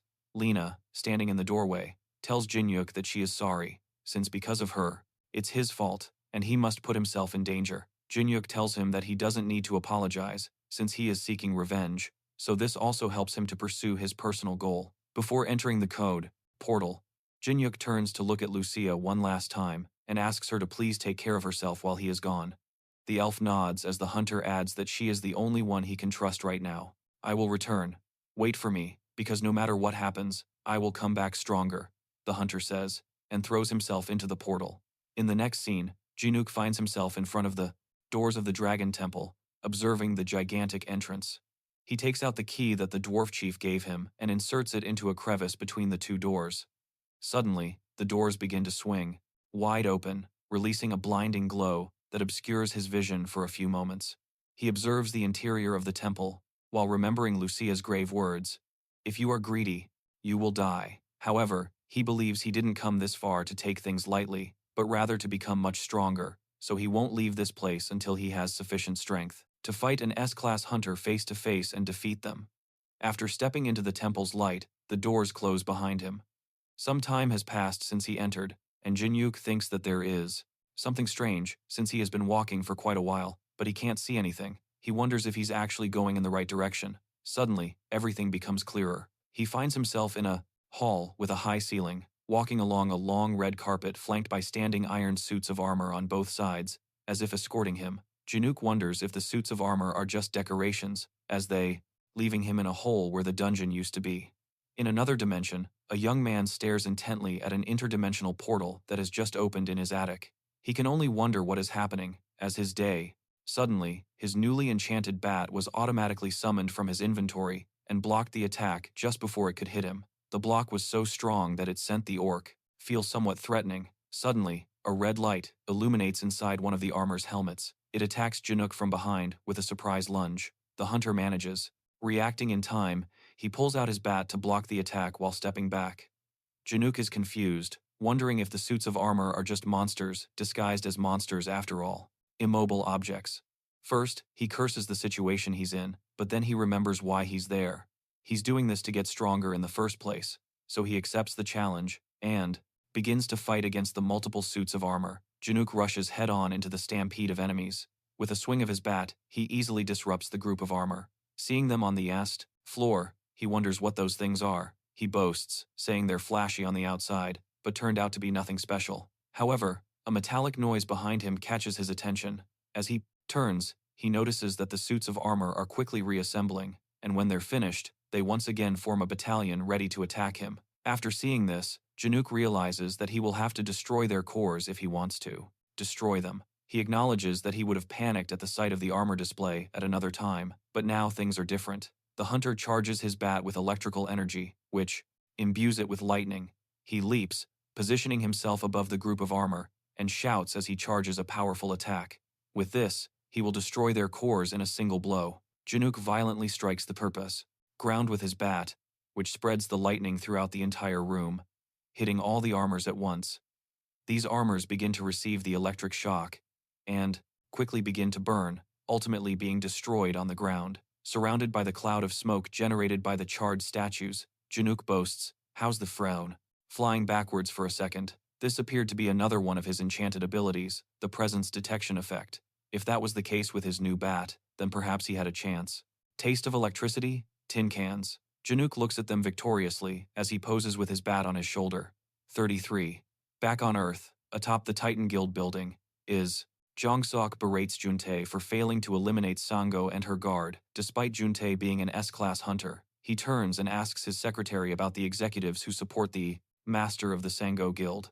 His secretary replies that they are currently confined to their homes under strict surveillance, and all connections with the outside world have been severed, like telephone and internet access. Jongse instructs him to continue monitoring them for the time being, and to ensure that Sangon does not manage to escape and seek refuge with them. Suddenly, the office door flies open violently. It's Juntae, who bursts in shouting Jongseok's name. The S-class hunter angrily demands why he wasn't informed that there would be more obstacles in his mission. Jong-seok asks him what's wrong, questioning his rude and sudden outburst. He adds that he's certain he provided Juntae with information regarding the low-level hunter escorting the forting maestro. Juntae responds furiously, saying he isn't talking about him, but about his companion, the female archer. The secretary tries to calm him down a bit, but the hunter sends him flying with a fierce punch. Sok is left thinking about Juntae's words. He wonders if the archer is the woman who accompanied Jinuk. Finally, he confirms to the hunter that he thinks he knows who he is talking about, and asks him if she overcame him. This comment unleashes the anger of Juntae, who feels his pride wounded after the fight, and tells his superior not to be mistaken, that if his spear hadn't broken, he would have won. Sok thinks that despite that, Juntae is a tough and capable enough opponent to win, and that he never thought that this woman would be strong enough to face him. The orc charged again, but this time Jinuk was more confident and prepared. He gripped the bat and aimed directly for the orc's knee, causing it to lose its balance. Face. The executive expresses his discontent at the appearance of a new opponent and decides to put together a new plan, this time taking into account the archer being on the enemy side. Reminds Juntae that they must eliminate Sango as soon as possible, and only then will they be able to take complete control of the Titan Guild. He adds that, having been poisoned, Sango should surely find himself on the verge of death at this very moment, and even if he is still alive, he won't be able to fight as he did before. That's why they must find him and bring about his end. However, he adds that the problem will be getting past Jinuk and the archer, so the guild must find their location as quickly as possible. Finally, Jung Sekra looks at Juntae and asks if, when that happens, he will be able to finish them off once and for all. The assassin confidently replies that he will. The executive takes him at his word, trusting that this will be the case, and that once he deals with those two, there will be no more variables, and that when that happens, the position of guildmaster will be his, referring to Juntae. Returning to the Dragon Temple, Jinuk opens another door to continue advancing through the porter dungeon. It's located in the temple's second room, after defeating the suits of armor. He finds it odd that nothing has crossed his path until now, and believes he's nearing the room's end, when he sees what appears to be a person seated on a throne and wonders how it's possible for someone to be there. But after a closer look, he notices something strange. That hooded figure has a level of 0 karma. Suddenly, the hooded man speaks to him, saying it's been quite some time since he encountered a challenger. Jinuk asks the hooded man who he is, and the hooded man responds with another question, telling him, ask the hunter what he thinks he looks like. Jinuk hesitates before answering, but finally tells him that, to begin with, he doesn't look like an ordinary person. The hooded man, with the monster disoriented, he delivered another blow directly to its face, breaking its neck and killing it instantly. Killing a single orc caused his level to jump from 24 to 36 immediately. Asks why he believes that, adding if it's perhaps because he has no accumulated karma. The answer surprises Jinuk, who asks him how he knows that. Jinuk thinks to himself, there is something strange about this old man, and Jinuk fears he has already deciphered his abilities just by looking at him. The hooded man begins to rise from his throne, telling Jinuk that if he doesn't he think it's more important to discuss why the hunter is there in the first place. He asks if the reason for his visit is that radiant thing of curses and resentments that he carries among his possessions. Jinuk wonders if the old man is reading his mind and proceeds to take out the cursed mineral from his inventory, the same mineral he planned to purify once inside the temple. The hooded man tells him that it is a stone that grew by devouring people and is filled with significant grudges.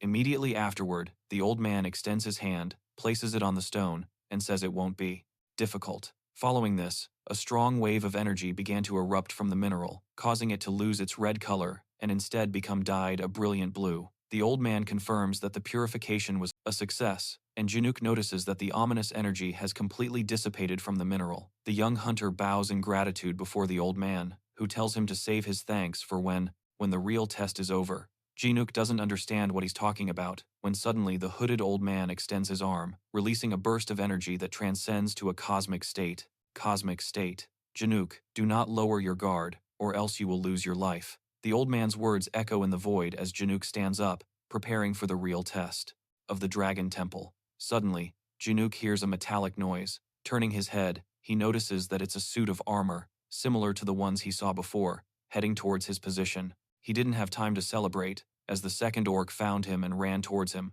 but this time, he was ready. He dodged the attack, ran behind the orc, and swung his bat.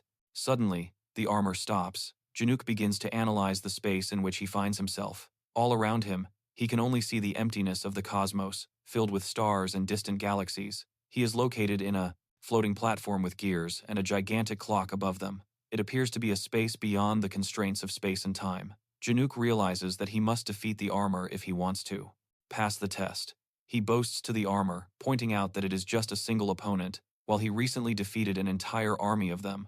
He even brags, asking the armor if it's just the warm-up and the real challenge is yet to come. Suddenly, the armor speaks, telling him to prepare because the test has already begun. Jinuk still doesn't take the armor seriously, questioning if it is different from the previous ones, since this one suddenly speaks. A warning is only given once, the armor shouts, as it lunges at the hunter, with terrifying speed. Jinuk is taken by surprise by the attack. He did not anticipate such speed from his opponent. 34. The chapter opens at night, with two masked figures dressed in black leaping across the rooftops of city. They go down to meet a third person, their captain, who is dressed just like them. They apologize, saying that they couldn't find Jinuk's house on this side of the city either. And went to the indicated address, but there was nothing there. The third curses, and says that if they don't find that bastard, they're done for, and he will punish them severely if they don't find him, so they have to find him no matter what it takes. They make the drastic decision to destroy each and every house in the area, since they will eventually destroy Jinuk's as well. Suddenly, an arrow flies in the direction of the masked men's captain, and unexpectedly, pierces his neck from one side to the other. The other two are frightened by the situation, and, while against its back, before repositioning himself and launching one last attack directly at its head, killing it instantly as well. This is how he managed to kill two orcs in a matter of. They search for where the arrow came from. One of them is struck by a lethal arrow. The third flees in terror, fearing that it is Jinuk's ally. Just then, Lucia suddenly appears, running towards his. Without him noticing, she grabs the masked man by the neck and slits his throat with a knife. Lucia returns home, relieved that she stopped the threat. Janal greets her and asks what happened since she left in such a rush without a word. Lucia responds that the Titan Guild's pursuit team came looking for them.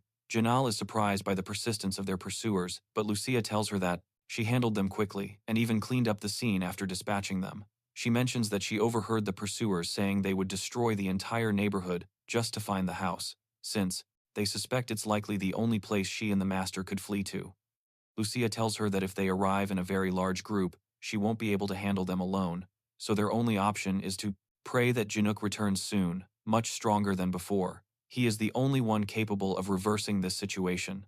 Going back to where we left off at the end of the last chapter, at the Dragon Temple, Jinuk, he's taken aback by the armor's swift attack. He can't react in time, and the sword strike connects, piercing his neck. Suddenly, Jinuk, utterly terrified, clutches at his neck and screams, while he brings his hands to the spot. Still in shock, he realizes he's back in the temple and wonders, what the hell just happened? He reflects on what occurred, certain his neck was sliced, and he can't understand why. He's still alive. Then, a voice laughs at him, the hooded old man's voice. He asks if Jinuk is surprised and explains that the place where he died is like a virtual space, so he doesn't need to worry about dying there, as it has no real consequences. He adds that Jinuk is still weak, and that the Dragon Temple isn't just a place to become stronger. Seconds, proving just how powerful this enchanted weapon truly was. Once the commotion died down, he asked them, with an air of superiority, to restart the negotiations and add but also, a testing ground. Therefore, he must avoid any complacency, as the mind is also a measure of strength, so he's sorry, but he will have to become stronger to start over. Jinuk laments his arrogance and how he underestimated his opponent. He knows that if he doesn't become stronger, his friends will die at the hands of the guild, and Junte implores the old man to allow him to try one more time. He strikes the ground with all his might, begging for a second chance to become stronger. The old man tells him that he doesn't understand and says that nothing would change if he faced him again right now. He would only face death once more. Jin shouts with determination, "I'll only know if I try. As long as I don't let my guard down, I can win." The hooded man jokingly tells him that he has never seen someone so desperate before, and that he is surprised he hasn't given up despite having experienced the sensation of death. To that, Jinuk replies that if he were afraid of death, he wouldn't have started the trial in the first place. The old man is delighted by the young man's comments, and makes an exception, allowing Jinuk a second chance. Jinuk thanks the old man for his wisdom. Back in the testing space, Jinuk declares his revenge on the armor. It tells him that returning after experiencing death shows commendable determination. Jinuk says that he was careless before, but this time, he won't meet such a futile end. The armor once again compliments the young man's mentality and leaps at him to begin the fight. This time Jinuk blocks it with his bat, but notices that the force of the armor is overwhelming. Jinuk is losing the strength contest, and must come up with a plan. He decides to concentrate his aura in his legs to create a more robust base. He manages to repel the attack of corpses of the 2 dead orcs to the deal. That day, he returned home with a confident attitude, having successfully convinced the men to give him 15% more than the market price. The Ofteen Zeitza, the armor, creating distance. The armor is amazed by the recoil generated by the impact, making it wonder what kind of monster it is facing. Jinuk thinks that, hand-to-hand combat won't work, so he decides to hit and get out. As Jinuk charges, the armor tells him that it's impressive he can focus his aura on specific parts, but at the same time, concentrating his aura below, his upper body was left exposed. The armor takes advantage of this, hitting Jinuk and throwing him into the air. Jinuk regains his composure mid-air and lands on his feet, but is overwhelmed by the thought that the armor seems to be reading his movements. Then, a memory of when they fought together flashes through his mind. Meanwhile, the armor asks him if that's all he has, as it prepares to charge him with one last, lethal attack. The armor's sword strike, charged with devastating power, is surprisingly blocked by Jinuk. "Did you think I would just accept death calmly?" says the hunter, as he effectively repels the armor with a solid counterattack. Both fighters defiantly stare each other down as they stand facing off. They regroup in the center of the arena. "I had a hunch, and it seems I was right. Are you predicting where I'll strike by reading my aura? Is that it?" Jinuk asks, looking at the armor. He's proud of his discovery. The armor congratulates him on noticing, but threatens that it won't change the fight's outcome. Jinuk concedes that, as annoying as it is, that's right, the armor is correct. He knows that if he continues to fight using his aura in that manner, he will eventually be defeated. So, he decides to take a mana potion from his inventory to coat his entire body with aura, thus preventing the statue from predicting his movements. As Jinuk drinks his potion, the armor interrupts him with a surprise attack, telling him to concentrate on the fight. Amount of money in his bank account almost felt like a dream. Now that he had finally gotten rid of the goblin corpses, all that remained was to focus on the house. Jinuk barely manages to block the attack as they struggle with their weapons. The armor notices that Jinuk has surrounded his entire body with aura, and he sarcastically congratulates it for finally noticing. The armor then asks him about the drug he used to enhance his aura, and questions whether he can truly claim that strength as his own, considering it's derived from a drug. Jinuk responds that he doesn't care. He doesn't care where the strength comes from. He'll take it from anywhere he can to win. The armor retorts that, if that's how he sees things, then he should prove it until the very end. They both engage in a fierce duel of blows and dodges, appearing evenly matched. The statue acknowledges that Jinuk is finally putting up a decent fight, and the hunter, with his bat crackling with lightning, tells him that there's even more to come. He dodges a sword strike from the armor and prepares a devastating, energy-charged blow, warning his rival beforehand that the impact is going to hurt. We see the burst, generated by the impact, but not the outcome. Drastic scene change. We return to the human world, where we see Junhol in the back of a car talking to her brother, who is driving the vehicle. Junhol points out to his brother that the streets are swarming with guild soldiers and that they are likely searching for Jinuk. His brother understands that, given the situation, attracting attention is not in their best interest. Junhol agrees and says that it would be best not to arouse suspicion. Immediately, the blonde makes a call on his cell phone, which is answered by the guildmaster's secretary, Hano Junhol. He introduces himself and says that Jinuk must have told her about him. Jenna recognizes the name and confirms that she has heard it. Previously mentioned as the man who introduced them to the underground doctor, Junhol asks about the condition of the Titan guildmaster, to which Jaina replies that thanks to him, he is. Since he had saved the black market merchant and his team, they decided to continue doing business with him, which meant he would never have to worry about where to sell the recovering well. The secretary thanks him for the call, expressing her sincere gratitude. Junhol tells her that there is no need for thanks and mentions that he is near Jinuk's house. He adds that the area is swarming with titans, so they should know the master is there. He tells her that if she keeps going at this rate, by the time Sango recovers, they will have to fight the surrounding swarm of Titan guild members. Jaina listens silently and attentively. Junhol tells her that he has a way to solve this problem, but he would like to explain it to her in person if she's willing to hear him out. Back in the testing space, the armor tells Jinuk that he seemed to have something up his sleeve as their weapons clash, but he seems unimpressed by the result. Jinuk wonders what kind of monster he's fighting and doesn't understand how he's still okay after taking such a hit. "You're careless," Just because your plan didn't work doesn't mean you can just stand there like an idiot, the armor says, kicking Jinuk in the chest. The young hunter staggers back from the impact. The armor challenges him, telling him to show whatever else he has up his sleeve right now. Jinuk remains surprised that even the lightning didn't work, so he opens up to his rival. He confesses to the armor that he has no more tricks up his sleeve, so he asks it to get serious this time and put their lives on the line. Then, the armor adopts an attack stance, tells Jinuk that he must match the bet. A yellow aura begins to surround the armor. Jinuk notices this and recognizes that it is divine power, leading him to wonder if his rival is actually a paladin or something similar. The armor replies that it is not a paladin, but that it was quite close. Both prepare to resume their fight. Jinuk tells it to attack him. Had been quite normal until just a few seconds ago. Earlier, while at work, Kan Jinuk was admiring the young university students around him. Seeing them reminded him of when he corpses again. That's because they probably realized that Jinuk wasn't just some low-level thief selling stolen corpses, but a high-level hunter, whenever it's ready. The armor, charged with divine energy, acknowledges the young hunter's confidence despite the difficulty. Jinuk responds that he has no other option, as he seeks to become strong no matter what. Then, they both charge fiercely toward the center of the arena. As Jinuk heads for the inevitable collision, he wonders what he will do, since his usual tricks won't work. He decides there's only one thing left to do: finish it with a single, all-out blow. They both scream as they are about to collide in what appears to be a final, desperate attack from both sides, an all-or-nothing blow that will decide the fate of the fight. Jinuk finds himself fighting a knight, clad in strong armor, and wielding a great sword. Jinuk felt like he was giving it his all, with that red bat he was carrying, but even so, the knight mercilessly defeats him. Jinuk decided it was time to use his full aura against him. The strong knight, to defend himself.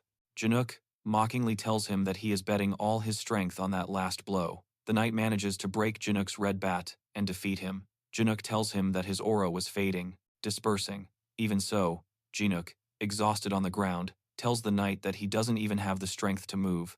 The knight tells him that, being so weak, he only destroyed his sword, and that cannot be the limit of his power, since that iron sword is replaceable with an aura blade.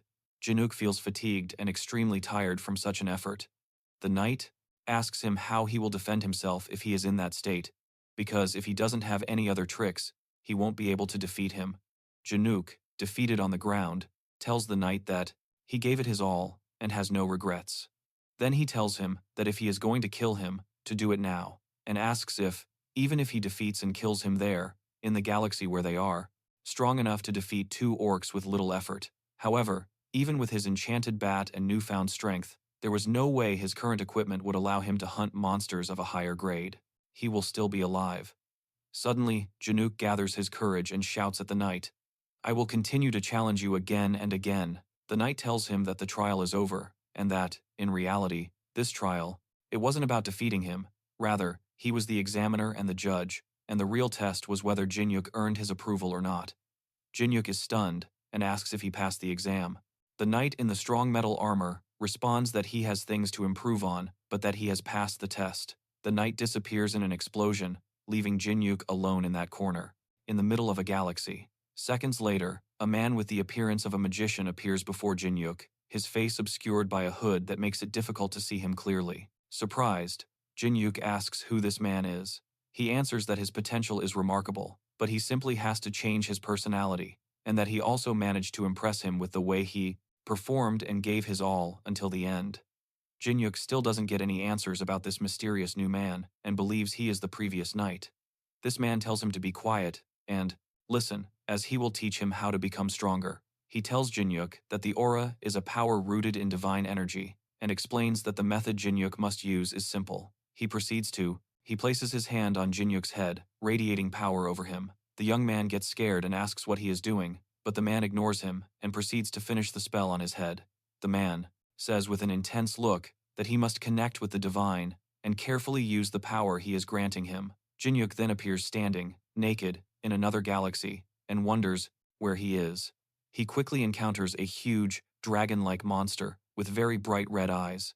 Jinuk thinks this dragon will devour him, but everything changes when he only had one option left: to improve his equipment, and if he played his cards right, he might even get something for free.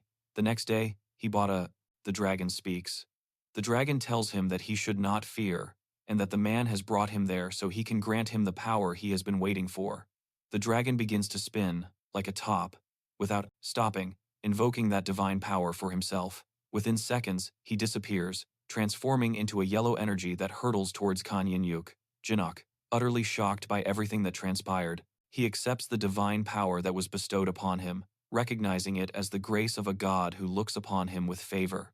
One sunny morning, light streamed through the large windows of a home, a luxurious 3-story building, its marble and wood finishes creating a feeling of warmth and refined elegance. Inside this house, specifically in the kitchen, 3 people were present. The atmosphere, despite the bright morning light and the aroma of freshly brewed coffee, the air was thick with tension. The 3 figures present shared a clear and almost palpable sense of unease. One of them was Secretary Lee, whose round glasses accentuated his bright and intelligent eyes. His posture was stiff and reserved, his gaze fixed on the magical door that prominently occupied one of the walls. Next to him was Lee Honchel, whose strong and calm presence contrasted with the prevailing restlessness. And finally there was Lucia, who, unlike the other 2, couldn't stay still. Lucia paced back and forth inside the kitchen. Her fingers fidgeted with the hem of her blouse as her gaze constantly returned to the portal. She was waiting for Jinuk with particular impatience. Particular, different from everyone else's. She wasn't waiting for him at the main entrance, but rather for him to come through a magical door that had manifested right there in the kitchen. That door was shaped like a portal, oval-shaped and vibrated slightly, as if it had a life of its own, and its surface shone with violet tones reminiscent of a galaxy in motion. Lucia stared intently at it. Her box full of beer and alcohol cans for the dwarf, since he liked aluminum so much. To him, it was like a gold mine. The dwarf couldn't believe that everything in the box was made of orichalcum. Breathing quickened every time a wave of energy emanated from it. "The dungeon door," she said quietly, almost to herself, with a mixture of amazement. She stood there, transfixed, watching as the portal began to expand, growing until it covered almost the entire wall, as if space itself was being swallowed by the dimension on the other side. A feeling of supernatural power seeped into the room, then she felt it. A powerful aura crossed the invisible threshold of the door, enveloping her. Lucia narrowed her eyes. That power could not be anyone else's. It was Jinuk. She recognized him. His essence, his energy, that weight in the atmosphere that only he managed to leave in his wake. But something didn't quite fit. When Jinuk finally emerged from the portal, his figure was enveloped in a subtle, yet obvious glow. Lucia was left speechless. It was him, no doubt, but there was something different, something she couldn't quite put her finger on. "Why are you so surprised?" he asked in a calm voice. Lucia blinked, snapping out of her astonishment. "You look different. Maybe you passed all the dragon's trials," she replied, with a tone of uncertainty that concealed a growing unease. Without a second thought, Lucia reached behind her back, where she firmly gripped a knife. In a swift, almost instinctive motion, she attempted to attack Jinuk, but he, with his sharp reflexes and preternatural calm, effortlessly stopped her. "What took you so long?" she shouted, frustrated. "You drove me to desperation. You said it wouldn't take you so long." Jinuk lowered his gaze, looking slightly apologetic. "I'm sorry. I just wanted to become stronger. If I hadn't, I would never have attained this new power," Lucia replied, still holding the knife in her hand, and sighed deeply. "Okay, but be more careful. You can't just disappear like that." She sheathed the knife and turned towards the door. "I'm leaving you the stanner." He tried the beer, but spat it out immediately. The taste was horrible. To calm him down and avoid another fight, Jinuk handed him some soju. This time it was different, and the flavor was enough to house. "I need to rest. I'll return to the dungeon," he said before stepping through the portal once more. Lucia turned and gave him one last warning. "The perception magic will wear off soon. When that happens, the Titan Guild will find this place and come for you, so you need to prepare a plan." Without waiting for a response, he disappeared into the portal, leaving Jinuk alone for a moment, contemplating the empty space Lucia had left behind. Then, taking a deep breath, he headed toward the room where he knew the other 2 were waiting. Upon arriving at the room, he met with Lee John Chul and Secretary Lee. They both turned to look at him as he entered. He stopped for a moment, speechless. "When did you arrive?" they asked almost in unison. Jinuk responded with another question. "Did anything happen while I was gone?" Secretary Lee shook her head. "No, the guild leader is recovering. We're taking care of the pursuers," she said. Then, with a questioning look, she added, "And Lucia, did she go to rest?" Jinuk responded simply. Lee Honchul then took a step forward, his expression becoming persetter. more serious. Since I couldn't reach you, I came in person, he explained. He paused briefly before continuing. Jinuk, I have a plan. I want you to form a guild with me, Jinuk stated. He opened his eyes in surprise. What? He asked, bewildered. Before he could respond, Secretary Lee intervened forcefully. How can you propose something like that? I thought it was only for, get us out of the house, like you said before. Lee Junchul calmly raised a hand. Calm down, listen to me. Even if Ao Sango recovers, he won't be able to return to the Titans Guild. No one bothered to rescue him. That group is rotten to the core, Secretary Lee muttered bitterly. It is. Lee Junchul then dared to express what he had been thinking.